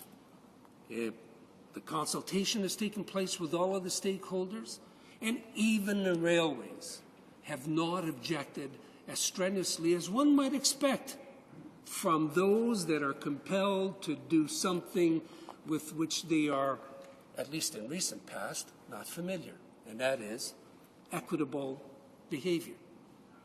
But they see the wisdom of the legislation. And so, Mr. Speaker, you'll see that certain mechanisms in this bill, those clauses that ensure that rebalance, that balance is regenerated back between the shippers and the railway companies, is at the core of everything. And when you balance things out, Mr. Speaker, everybody realizes that fairness is the basis for any relationship that develops as a result. And what's fair? Well, what's fair, of course, is that when you contract to have your product taken from point A to a port, that the railway companies will deliver the cars required for that product to be picked up at a time contracted so that everybody's expenses are diminished. That's fair. And so this bill says we're not going to dictate to you at what time, on which day, and under what circumstances you're going to deliver said number of cars, but if you contract to deliver said number of cars on said day at such and such a time, then you must deliver. You must. And if you don't, there are commercial consequences in the appropriate court. One might say, well, you would go to court anyway. Well, no, not when David is facing Goliath. And so we, as a government, have decided, as a parliament, I should say, because the government has accepted the will of parliament in this instance, is, as we have said, no more David and Goliath relationship. We're going to ensure that the producers, the shippers, are adequately protected in this unbalanced relationship. If there's a price agreed, there shall be no changes to those prices unless you have given at least a 30-day notice of same. You've seen this. Prices subject to change without notice. Well, that's good for those who benefit from that, but it's not good for those who project their business plan on the basis of a guaranteed price down the road. So you've got to give at least a 30-day notice that a price is going to be changed while you are still delivering the service for which you have contracted to deliver. Sounds fair. Parliamentary Secretary says that's reintroducing balance. That's a backhanded way of saying the other guys have been taking an unfair advantage of a situation. And is that being critical? It should be. It should be. What else does it say? My colleagues from the bloc will recall that we had some discussions about ancillary services. And what are they? In one instance, a railroad said, well, we have 6 points to consider. Another one, shipper pointed out that there are something like 30 to 60 items that are added on to a price. One of our colleagues on committee said, you know what, this sounds a little bit like going in to buy a car, and then after you've contracted the price, the dealer says, by the way, if you want a motor, it costs you this much more. If you want tires on every wheel, it costs you this much more, and so on and so on. And by the time you've finished, you might as well be paying twice as much for this car than what you initially contracted. So there's transparency of cost. There's transparency of the final price for the product that's being delivered. Not necessarily by the shippers, because they already have to do that with their producers and the people over at the ports where they're going to deliver the material. But something that the railways must be able to guarantee their shippers. And I think the minister agrees because he put that into the bill. But, Mr. Speaker, we need to make sure that people understand that this is what balancing the relationship between railways and shippers is really all about. It's ensuring that no one takes undue advantage of a relationship of power that is developed over time. And as I said, the ultimate beneficiary, of course, will be the the Canadian public and the Canadian marketplace. If nothing else, it will mean that producers will get their product to market at a time where the market thinks it is appropriate for them to receive it. You know, wasn't that long ago, in another capacity, I was dealing with business people from China who talked about buying Canadian produce, in particular agricultural product. And their complaint wasn't so much that the Canadian product wasn't of exceptional quality. They really do enjoy Canadian quality. And it wasn't so much that the price wasn't right, because of course it was. But they said, what is the use of us buying good quality at the right price if you can't get it to our market? If your railways can't deliver your product to the port of Vancouver or Prince Rupert in a timely fashion, what's the purpose in us putting our ships out off the port, wasting time, costing us money, and redoubling the expectation of the price that we needed to pay in the first place? Under those circumstances, it doesn't do us any good to buy Canadian product. We might as well look for it someplace else. Not because the product isn't any good, not because it doesn't get delivered to port, but because it doesn't get delivered when we need it. And so, if there's one criticism about all of this, it's not that the bill itself won't be capable of delivering what it purports to deliver. But what it does, it highlights the importance of having an infrastructure program that includes this relationship as well as the physical infrastructure that must be put in place, and that guarantees that the fruition that we expect from this bill will be brought to bear and materialized down the road.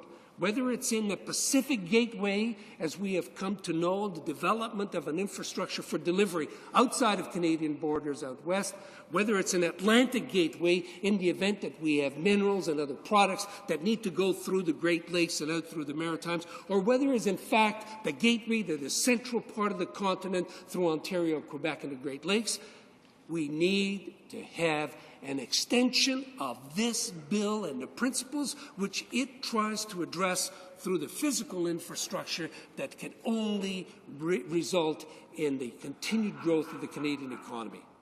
As I said earlier, Mr. Speaker, the bill doesn't punish anybody. The bill is designed to bring parties together so that the wealth of Canada, which contributes to the positive side of the ledger in foreign relations and foreign trade, gets an opportunity to be realized to its maximum. I know that all members of this party, the official opposition, will vote in support of this bill in third reading for all of those principles that I have so humbly put forward. I know that the government is going to be supportive of this, and I think even my good colleagues from the Bloc are going to be delighted to support it. All other good members may, but I urge all Canadians to get behind this bill. Thank you. Questions and comments? Questions et commentaires. L'honorable député. The honourable member for Alfred Perrin. Thank you, Mr. Speaker. I listened with interest to the representative of the official opposition who set out his support for this bill.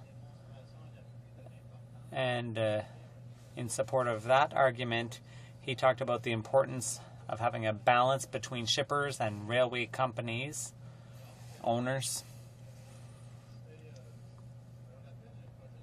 I remember a previous bill that had to do with the same railway companies, and it was all about the noise and problems in marshalling yards, and we studied that too constructively at committee, and we made amendments that were good to ensure that there was, again, a balance struck between railway companies and residents in municipalities neighboring those railway facilities.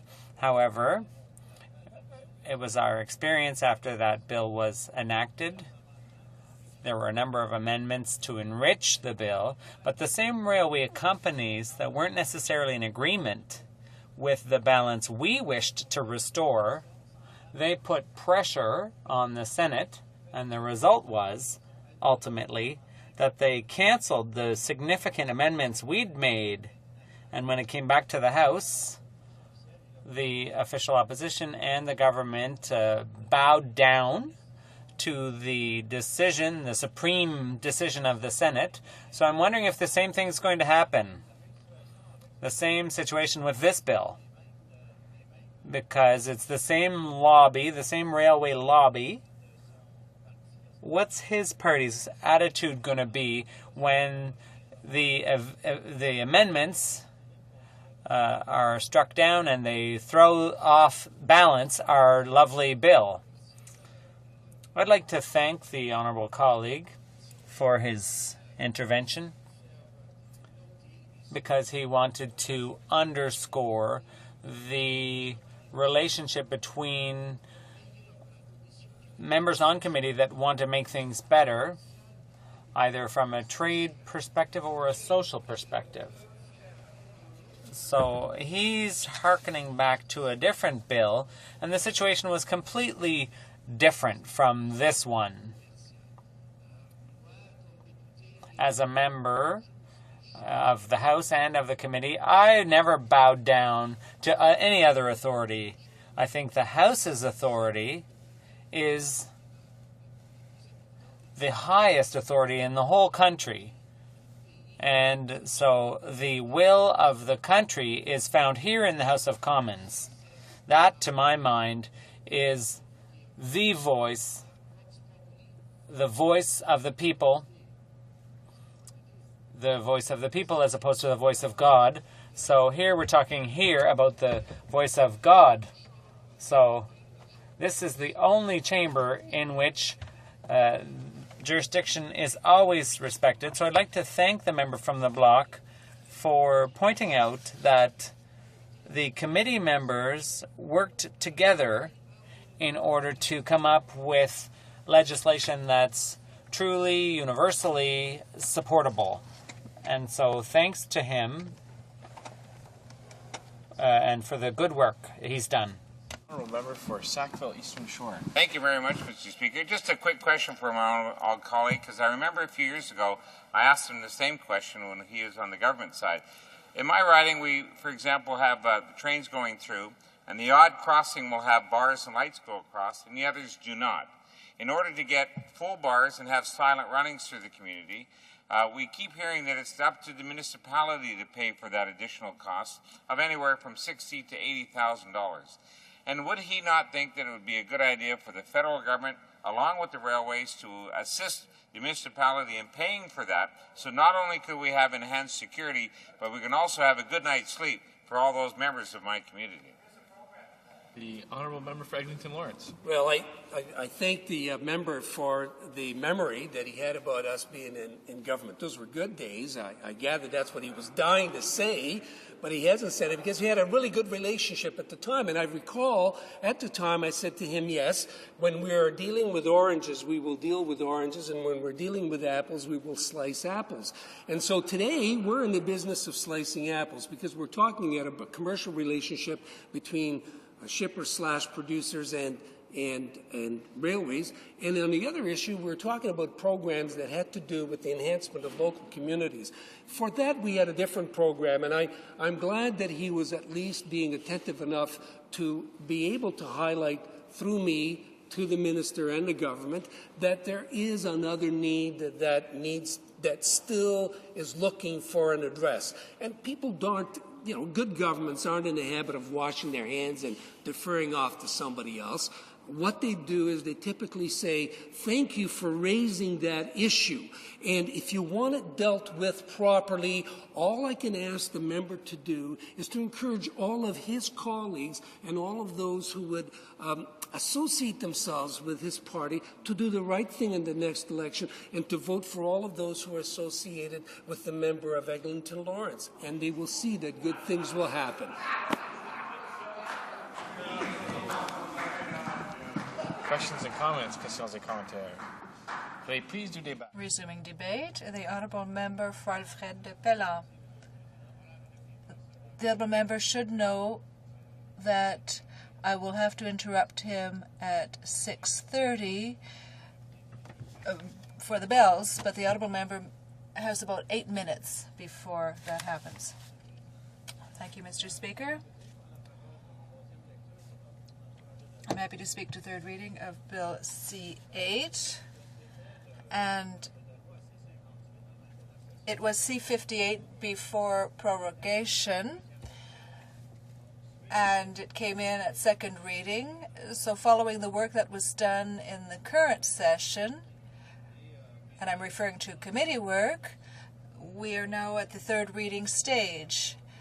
And the main aim of this bill is to clarify the Transportation Act and to strengthen current provisions that protect shippers from the commercial power of the railways, and it is intended mostly for Western Canada and grain producers. And in order to enlighten our viewers this evening, I think it's important to list the main points that are included in this bill. The bill would remove the requirement by the Transportation Board dealing with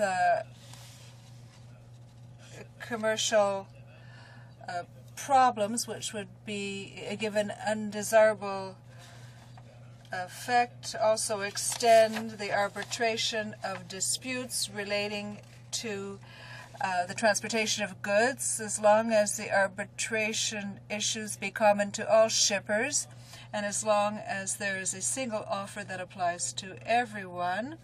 Also, it would allow for the suspension of arbitration if both parties agree to mediation. Also, it would allow the agency to investigate a complaint against a shipper, and this relates to transportation or related services or other conditions. And if these are unreasonable, then new rates or conditions could be set. 5, the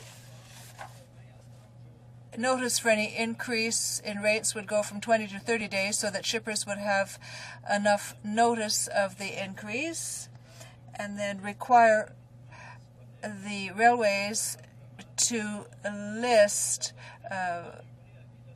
tracks that could be available for loading cars and give a 30-day notice before this is put out. Government House leaders rising on a point of order. Mr. Speaker, there has been some discussion among the parties, and I'm hoping that this House will see fit to give its unanimous consent to the following motion: that in the opinion of this House, both Atomic Energy Canada Limited and the Canadian Nuclear Safety Commission must immediately commence working together to ensure that the AECL NRU, which produces medical isotopes, be restarted as quickly as possible in a safe manner in order to address the critical shortage of medical isotopes occasioned by the extended shutdown of this research reactor at Chalk River. Does the Honourable Minister have the unanimous consent of the House to move the motion? No? No? There's no consent. The Honourable Deputy Opposition Whip, rising on a point of order. Oh, thank you, Mr. Speaker. Mr. Speaker, the Honourable Government House Leader knows full well that there are ongoing discussions between the Prime Minister, the member for Etobicoke Lakeshore, and I'm wondering why the Honourable Member would ask consent until the talks are completed. As far as I know, these talks have not been completed, so in the spirit of cooperation, I ask that the Honourable Government House Leader come back to the House once these talks are completed and we have been advised of the completion of these talks. Thank you. I don't want to get into a debate on this. The Honourable Minister does have a right to seek unanimous consent at any time. He is rising, so I'll allow him a very short time. On a point of order in response, those discussions have completed, and I put the motion, and I believe that the member reflected the position of his party that they don't wish to allow this motion to pass. As I said, I'll allow the Honourable Member for Hull Elmer a very brief opportunity, and then we'll go back to the Honourable Member for Alfred Pelling. It's not a question, Mr. Speaker, of not wanting. It's a question of wanting to make sure that I hear from my side of the discussions that an agreement has been arrived at. So if the honourable member wants to come back in a few minutes to give me time to confirm, I have no problem. Thank you. We'll consider this part of that matter concluded. The honourable member for Alfred Pellan has 2 or 3 minutes remaining. Thank you, Mr. Speaker. Well, I was at the last point, the last item that was included in this bill, and that is to ensure that provisions relating to the transfer and giving up of railway lines, including contracts with public carriers, return to a federal, be allowed to be returned to a provincially regulated railway. This is what's in the bill, but the main point of this bill involves disputes between the Western grain farmers and the railways, and this is happening outside Quebec. Even so, the Bloc Québécois would like to be constructive in this and defend the interests of those who are not given fair treatment. Bill C-8 attempts to establish a better balance between the power of the railways and those who produce and ship their goods, including grain producers who don't own the railways and have to send their grain throughout Canada. And the aim of this bill is to strike this balance, and the amendments that have been brought forward respond to the concerns expressed by the shippers, particularly the Western grain farmers, as they relate to the price of rail transportation, while allowing the railways to have stable regulations, and the grain producers have cars that belong to them, and they need a certain amount of balance. The Conservative government, as well as the Liberals, have had a tendency to let the free market operate, which means that certain farmers might have been taken advantage of. Now, we're talking about arbitration, and the aim of the Transportation Act, before the amendments were brought in, required the agency to take into account any commercial or harm, and commercial harm would be removed because there was always an important harm to take into account when the Transportation Agency had to take into account any grievances by the railways, and those who aren't railway owners are always the losers. Railways always manage to show that there's some type of commercial harm where that is not necessarily the case. So all of this will be submitted to arbitration, which will allow for a settling order. It being 6:30, the House will now proceed to the deferred recorded division for report stage motions of Bill C-28.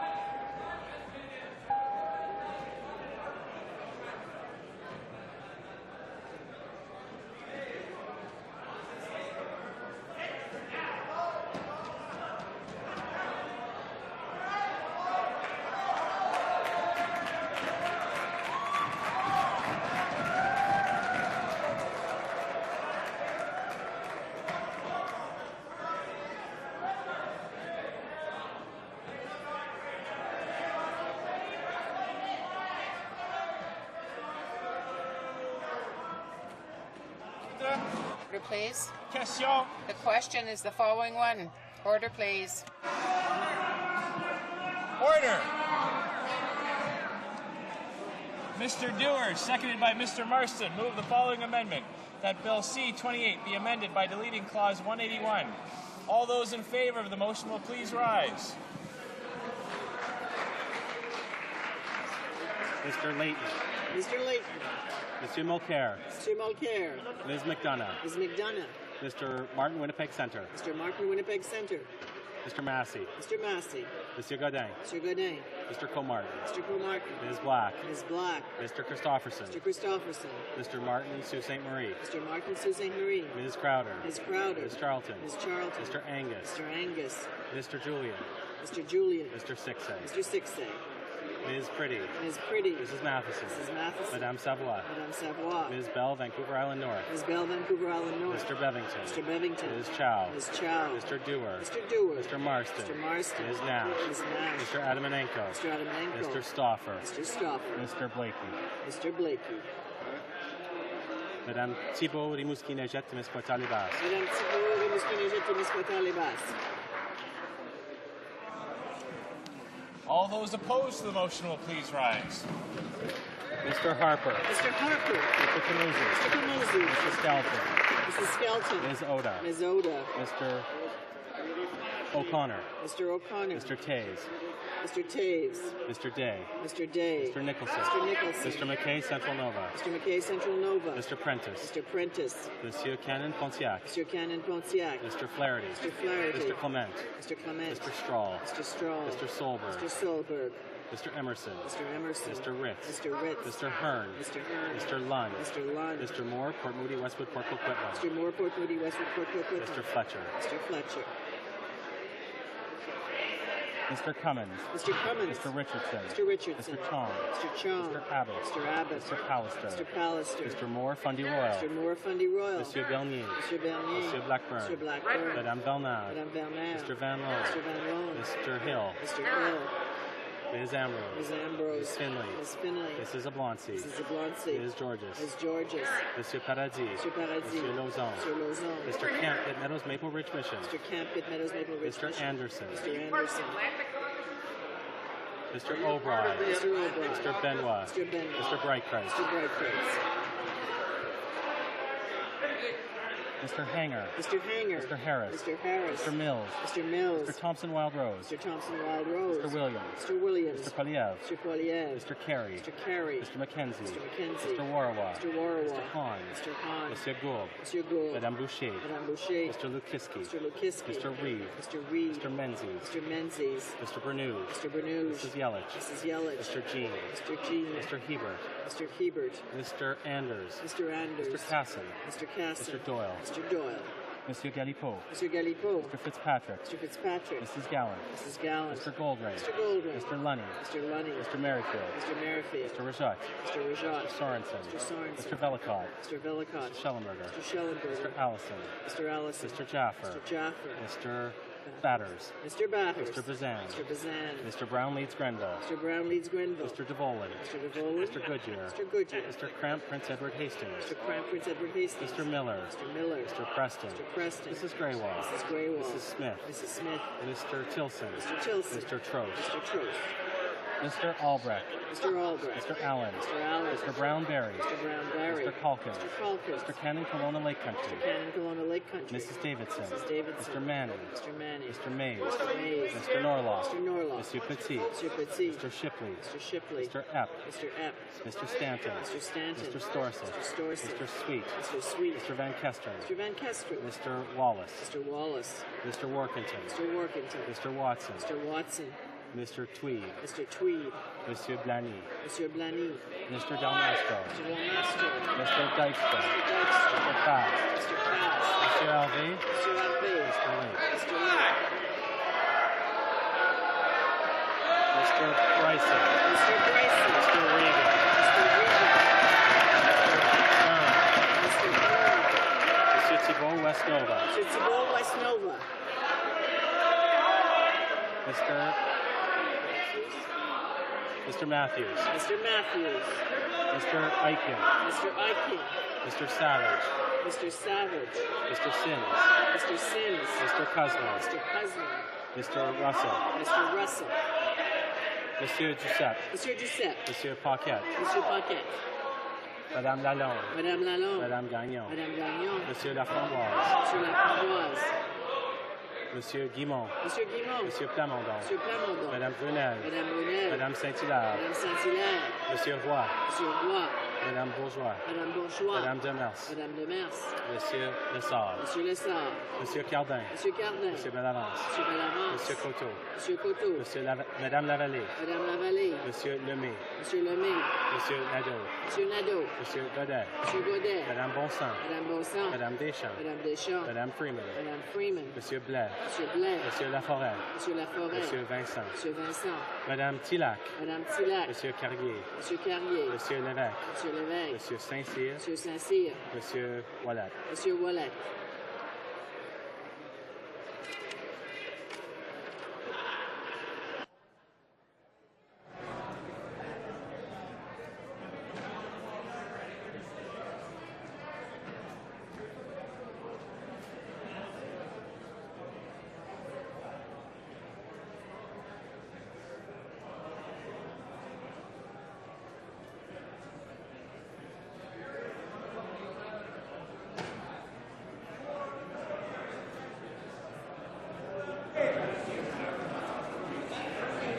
Yeas pour 28, 28. Nays contre 156, 156. I declare the motion defeated.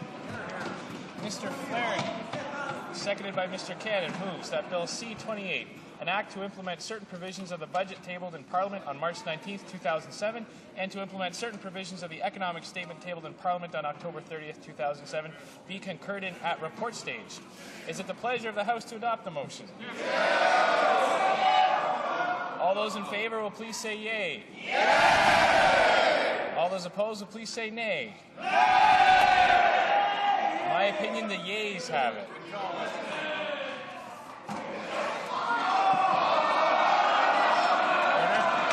All those in favor of the motion will please rise. Mr. Carpenter. Mrs. Skelton. Ms. Oda. Mr. Camusi, Mrs. Skelton, Ms. Oda. Mr. Thompson, New Brunswick Southwest. Mr. Thompson, New Brunswick Southwest. Mr. O'Connor. Mr. O'Connor. Mr. Taze. Mr. Taze. Mr. Day. Mr. Day. Mr. Nicholson. Mr. Nicholson. Mr. McKay, Central Nova. Mr. McKay, Central Nova. Mr. Prentice. Mr. Prentice. Monsieur Cannon, Pontiac. Mr. Cannon, Pontiac. Mr. Flaherty. Mr. Flaherty. Mr. Clement. Mr. Clement. Mr. Straw. Mr. Straw. Mr. Solberg. Mr. Solberg. Mr. Emerson. Mr. Emerson. Mr. Ritz. Mr. Ritz. Mr. Hearn. Mr. Hearn. Mr. Lund. Mr. Lund. Mr. Moore, Port Moody, Westwood, Port Coquitlam. Mr. Moore, Port Moody, Westwood, Port Coquitlam. Mr. Fletcher. Mr. Fletcher. Mr. Cummins. Mr. Cummins. Mr. Richardson. Mr. Richardson. Mr. Chong. Mr. Chong. Mr. Abbott. Mr. Abbott. Mr. Pallister. Mr. Pallister. Mr. Moore, Fundy Royal. Mr. Moore, Fundy Royal. Monsieur Bernier. Mr. Bernier. Monsieur Blackburn. Mr. Blackburn. Madame Bernard. Madame Bernard. Mr. Van Loan. Mr. Van Loan. Mr. Hill. Mr. Hill. Ms. Ambrose. Ms. Ambrose. Ms. Finley. Ms. Finley. Mrs. Oblonsky. Mrs. Oblonsky. Ms. Georges. Ms. Georges. Monsieur Paradis. Mr. Paradis. Monsieur Lauzon. Mr. Lauzon. Mr. Camp, Pitt Meadows, Maple Ridge, Mission. Mr. Camp, Pitt Meadows, Maple Ridge, Mission. Mr. Anderson. Mr. Anderson. Mr. O'Brien. Mr. O'Brien. Mr. Benoit. Mr. Benoit. Mr. Breitkreitz. Mr. Breitkreitz. Mr. Hanger. Mr. Hanger. Mr. Harris. Mr. Harris. Mr. Mills. Mr. Mills. Mr. Thompson Wild Rose. Mr. Thompson Wild Rose. Mr. Williams. Mr. Williams. Mr. Poilievre. Mr. Poilievre. Mr. Carey. Mr. Carey. Mr. McKenzie. Mr. McKenzie. Mr. Warwa. Mr. Warwa. Mr. Hahn. Mr. Hahn. Monsieur Gould. Mr. Gould. Madame Boucher. Madame Boucher. Mr. Lukiski. Mr. Lukiski. Mr. Reed. Mr. Reed. Mr. Menzies. Mr. Menzies. Mr. Bernews. Mr. Bernews. Mrs. Yelich. Mrs. Yelich. Mr. Jean. Mr. Jean. Mr. Hebert. Mr. Hebert. Mr. Anders. Mr. Anders. Mr. Casson. Mr. Casson. Mr. Doyle. Mr. Doyle. Monsieur Galipeau. Mr. Galipeau. Mr. Fitzpatrick. Mr. Fitzpatrick. Mrs. Gallant. Mrs. Gallant. Mr. Goldring. Mr. Goldring. Mr. Lunny. Mr. Lunny. Mr. Merrifield. Mr. Merrifield. Mr. Rajat. Mr. Rajat. Mr. Sorensen. Mr. Sorensen. Mr. Velicott. Mr. Velicott. Mr. Schellenberger. Mr. Schellenberger. Mr. Allison. Mr. Allison. Mr. Jaffer. Mr. Jaffer. Mr. Batters. Mr. Batters. Mr. Bazan. Mr. Bazan. Mr. Brown Leeds Grenville. Mr. Brown Leeds Grenville. Mr. DeVolin. Mr. DeVola. Mr. Goodyear. Mr. Goodyear. Mr. Miller. Mr. Cramp, Prince Edward Hastings. Mr. Cramp, Prince Edward Hastings. Mr. Miller. And then Mr. Miller. Mr. Preston. Mr. Preston. Mrs. Graywall. Mrs. Graywall. Mrs. Smith. Mrs. Smith. Mr. Tilson. Mr. Tilson. Mr. Trost. Mr. Trost. Mr. Albrecht. Mr. Albrecht. Mr. Allen. Mr. Allen. Mr. Brown-Berry. Mr. Brown-Berry. Mr. Calkins. Mr. Calkins. Mr. Cannon, Kelowna Lake Country. Mr. Cannon, Kelowna Lake Country. Mrs. Davidson. Mrs. Davidson. Mr. Manning. Mr. Manning. Mr. Mays. Mr. Mays. Mr. Norlaw. Mr. Norlaw. Mr. Pittsy. Mr. Pittsy. Mr. Shipley. Mr. Shipley. Mr. Epp. Mr. Epp. Mr. Stanton. Mr. Stanton. Mr. Storsett. Mr. Storsett. Mr. Sweet. Mr. Sweet. Mr. Van Kesteren. Mr. Van Kesteren. Mr. Wallace. Mr. Wallace. Mr. Workington. Mr. Workington. Mr. Watson. Mr. Watson. Mr. Tweed. Mr. Tweed. Mr. Blanier. Mr. Blaney. Mr. Delmastro. Mr. Delmastro. Mr. Dykstra. Mr. Dykstra. Mr. Fass. Mr. Fass. Mr. Alvé. Mr. Harvey. Mr. Lake. Mr. Lake.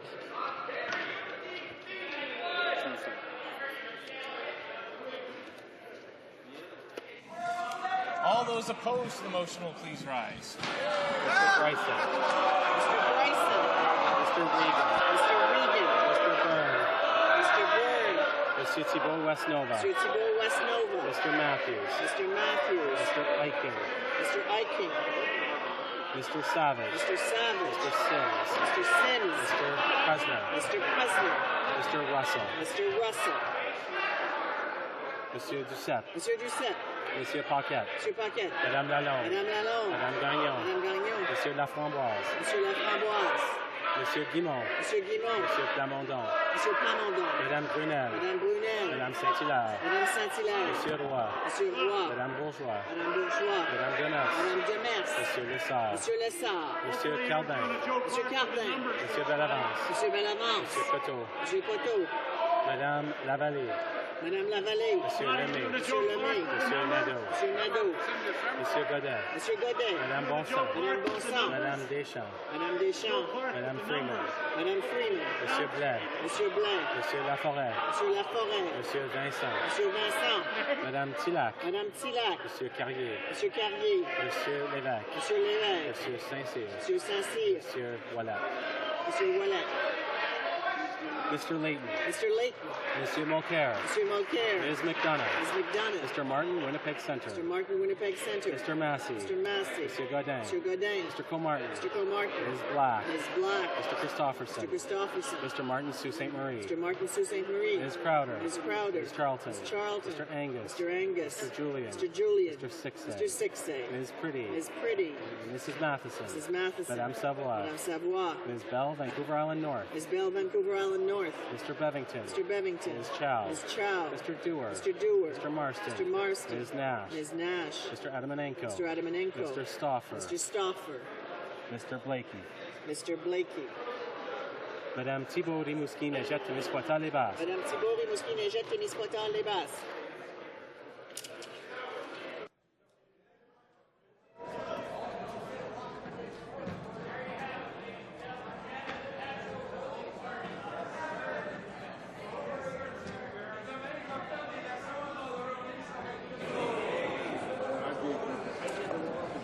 Yeas pour 116, 116. Nays contre 69, 69. I declare the motion carried. When shall the bill be read a third time? At the next sitting of the House? Agreed. Order. In accordance with Standing Order 38, a motion to adjourn the House is deemed to have been made and seconded at this time. Therefore, the question is that this House do now adjourn.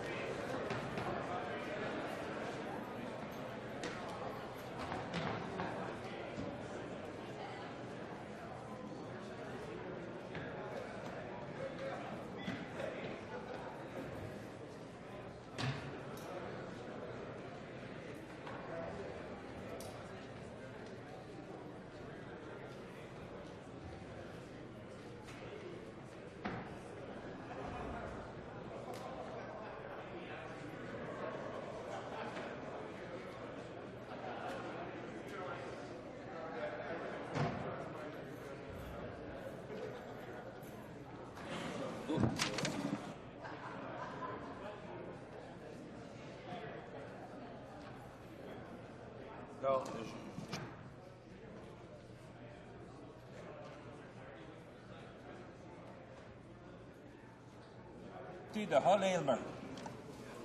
The Honourable Member for Hull-Aylmer. Thank you, Mr. Speaker. Mr. Speaker, last spring the OPP investigated to find out whether Conservative high-level staff had been involved in a supposed offer of incentives to the National Parole Board to Terry Kilrea by the Mayor of Ottawa, Larry O'Brien. Today, Mr. O'Brien has been charged under two provisions of the Criminal Code, 121 and 125.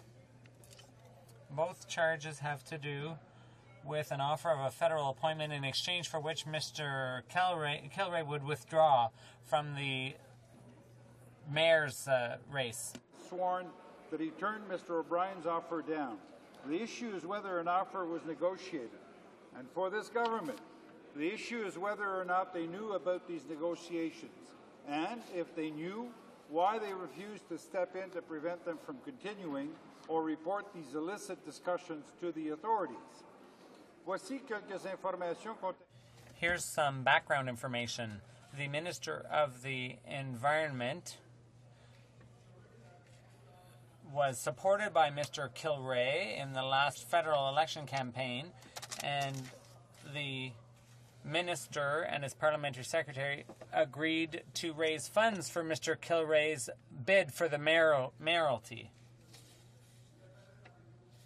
And this appears in the court records that the minister was aware that Mr. O'Brien had made such an offer.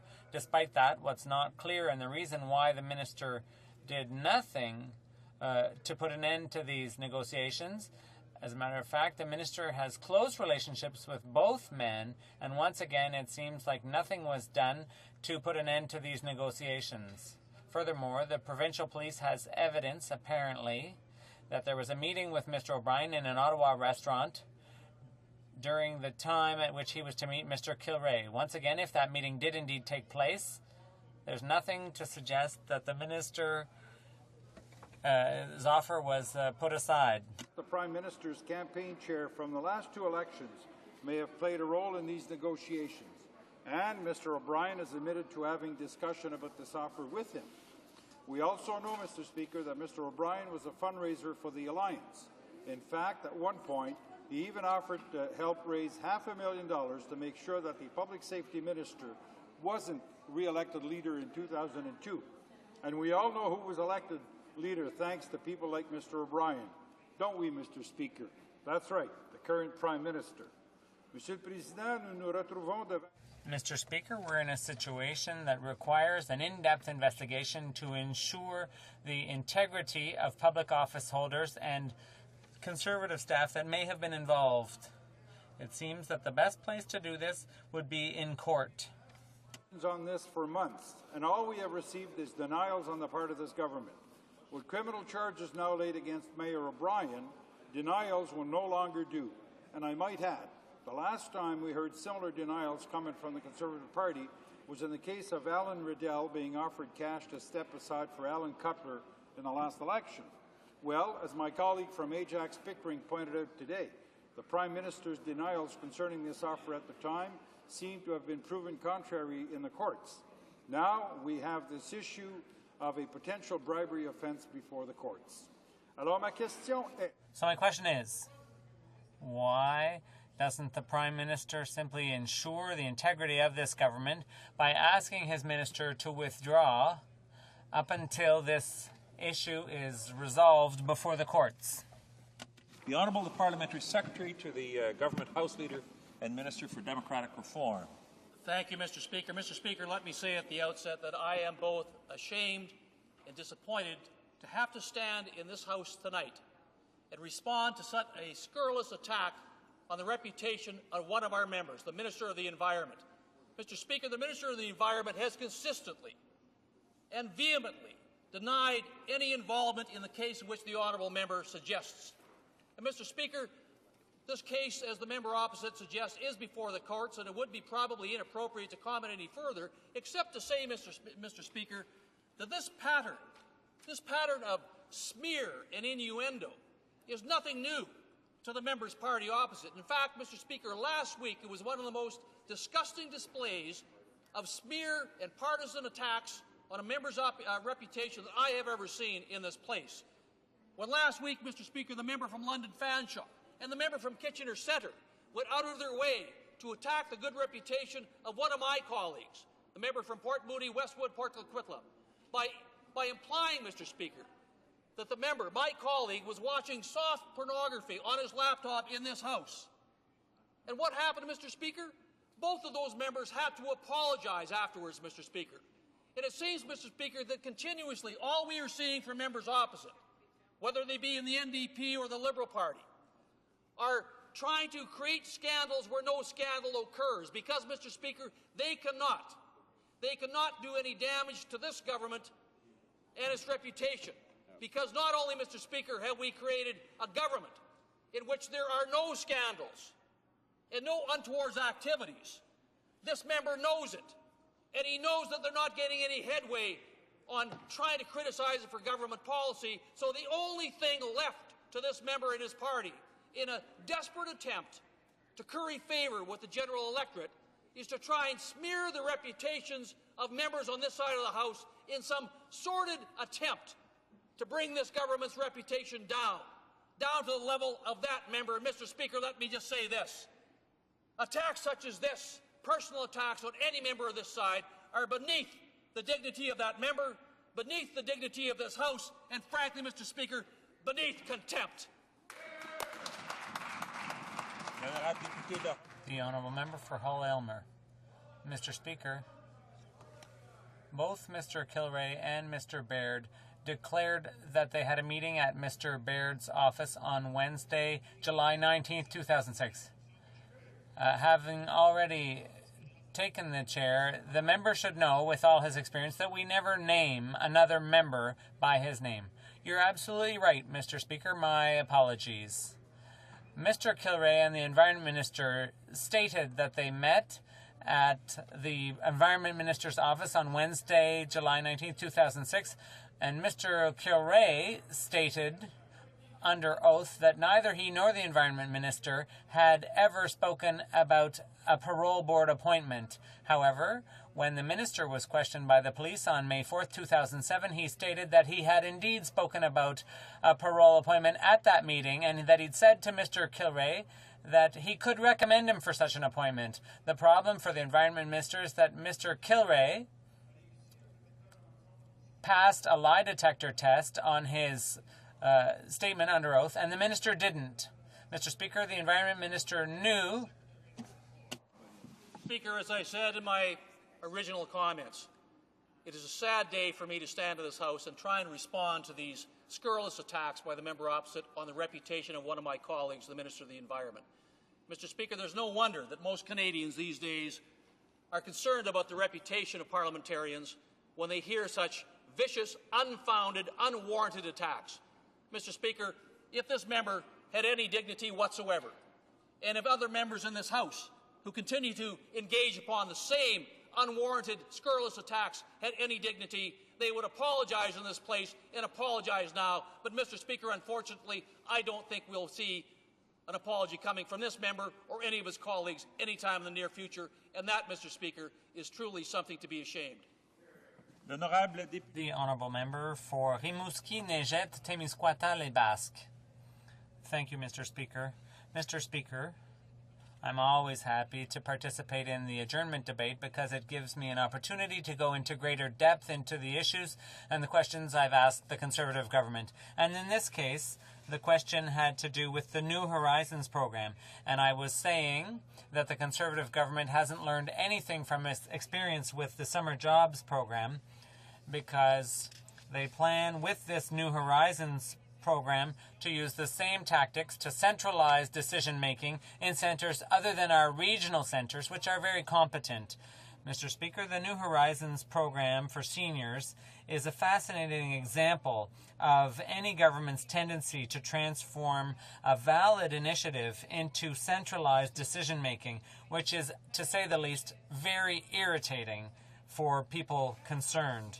This program aims to help seniors participate in their community It provides funds under 3 goals: to improve equipment, educate the public about violence against seniors, and finally to promote projects that allow seniors to use their experience for the benefit of the community. In theory, this meets needs expressed by the people involved, but in practice, there's a significant step missing in empowering people. In my region, there are seniors groups that are dynamic, like the Table de Concertation and the Carrefour des 50 ans et plus. These are people who contribute a lot to the community. They're known by Service Canada officers in Rimouski, and they'd like to be able to present their projects to people who know them, that know the environment, the community, and are aware of local dynamics. But instead of that, this new program contributes to alienating seniors by locating decision-making in places like Montreal or Ottawa. So instead of working with their community, seniors are going to have to depend on decisions made by people living very far away from them. So despite all the good intentions and expertise of Service Canada officers in Montreal who don't know our area and our seniors, these people don't have the awareness and the knowledge that local officers have, and they can't consult the local seniors. And this should be done locally for the benefit of our seniors. This spring, it started with the summer job program. This was the Conservative tendency to centralize decision-making, and it continues. I'd like to know why the Conservative wants to locate decision-making so far away from the people affected. Why doesn't this government trust its officials in the regions who are very competent and devoted? Why doesn't this government want seniors to be able to get service close to home, in a very local way? What's the real motivation of the Conservatives? And this time, I hope I'll be able to get an answer. The Honourable Parliamentary Secretary to the Minister of Human Resources and Social Development. Thank you, Mr. Speaker. I want to thank the Honourable Member for her question. I know she, like this government, cares about seniors' issues, and I'm thankful for the opportunity to address the subject of the New Horizons for Seniors program. This government takes the well-being of Canadian seniors very seriously. This is why in Budget 2007 we committed $10 million per year for the expansion of this program. This new funding will provide capital assistance to non-profit organizations to help maintain programs and activities for seniors, as well as assist national and regional non-profits to help reduce the incidence of elder abuse. Since its inception in 2004, this program has funded community-based organizations for projects led by seniors. It is a grassroots approach. The purpose is to encourage older persons to continue with their invaluable contributions to society and to enhance their well-being in the community by sharing their skills, their wisdom, and their experience. A key principle of this program, Mr. Speaker, is our belief that decisions about funding for seniors should be made by people who are knowledgeable about the needs of seniors. This is why we put in place a review committee in each province and territory whose members are active in seniors and community issues. Provincial and federal representatives are normally part of these committees. These committees are responsible for setting funding priorities as well as reviewing and recommending projects for funding. An essential part of their responsibilities is ensuring that funding decisions do reflect local needs. Each committee recognizes and supports the unique needs of seniors in its province or territory, and they help to ensure that funding decisions are fair, that they are open, and that they are transparent. Our government partners with the Government of Quebec through a formal protocol. It ensures that our respective programs for seniors complement each other, that under this program, this protocol, Quebec's network of regional advisory committees on seniors provides a community perspective, that their input ensures that the principles of the New Horizons for Seniors program, that they are respected. Mr. Speaker, this approach is consistent. It is the consistency that is taken across the country. In this way, people active in seniors' issues are part of the decision-making process of reviewing and recommending projects for their funding. In the past year, Human Resources Social Development's Quebec region has established a dedicated team working out of one office to handle administrative functions. This practice is normally followed in other regions. Community engagement, such as program promotion and support to applicants, is still done by the local program staff. As a result, the Quebec region expects to maintain the community focus of program promotions, but ensure better administrative quality. Mr. Speaker, the new Horizon for Seniors program helps seniors benefit from and contribute to the quality of life in their community. This government, our government, takes great pride in our record. It takes great pride in providing streamlined benefits, and it takes great pride in a better government programming to Canada's seniors. Thank you. Merci beaucoup. The Honourable Member for Rimouski-Nejet-Témiscouata-Les-Basques.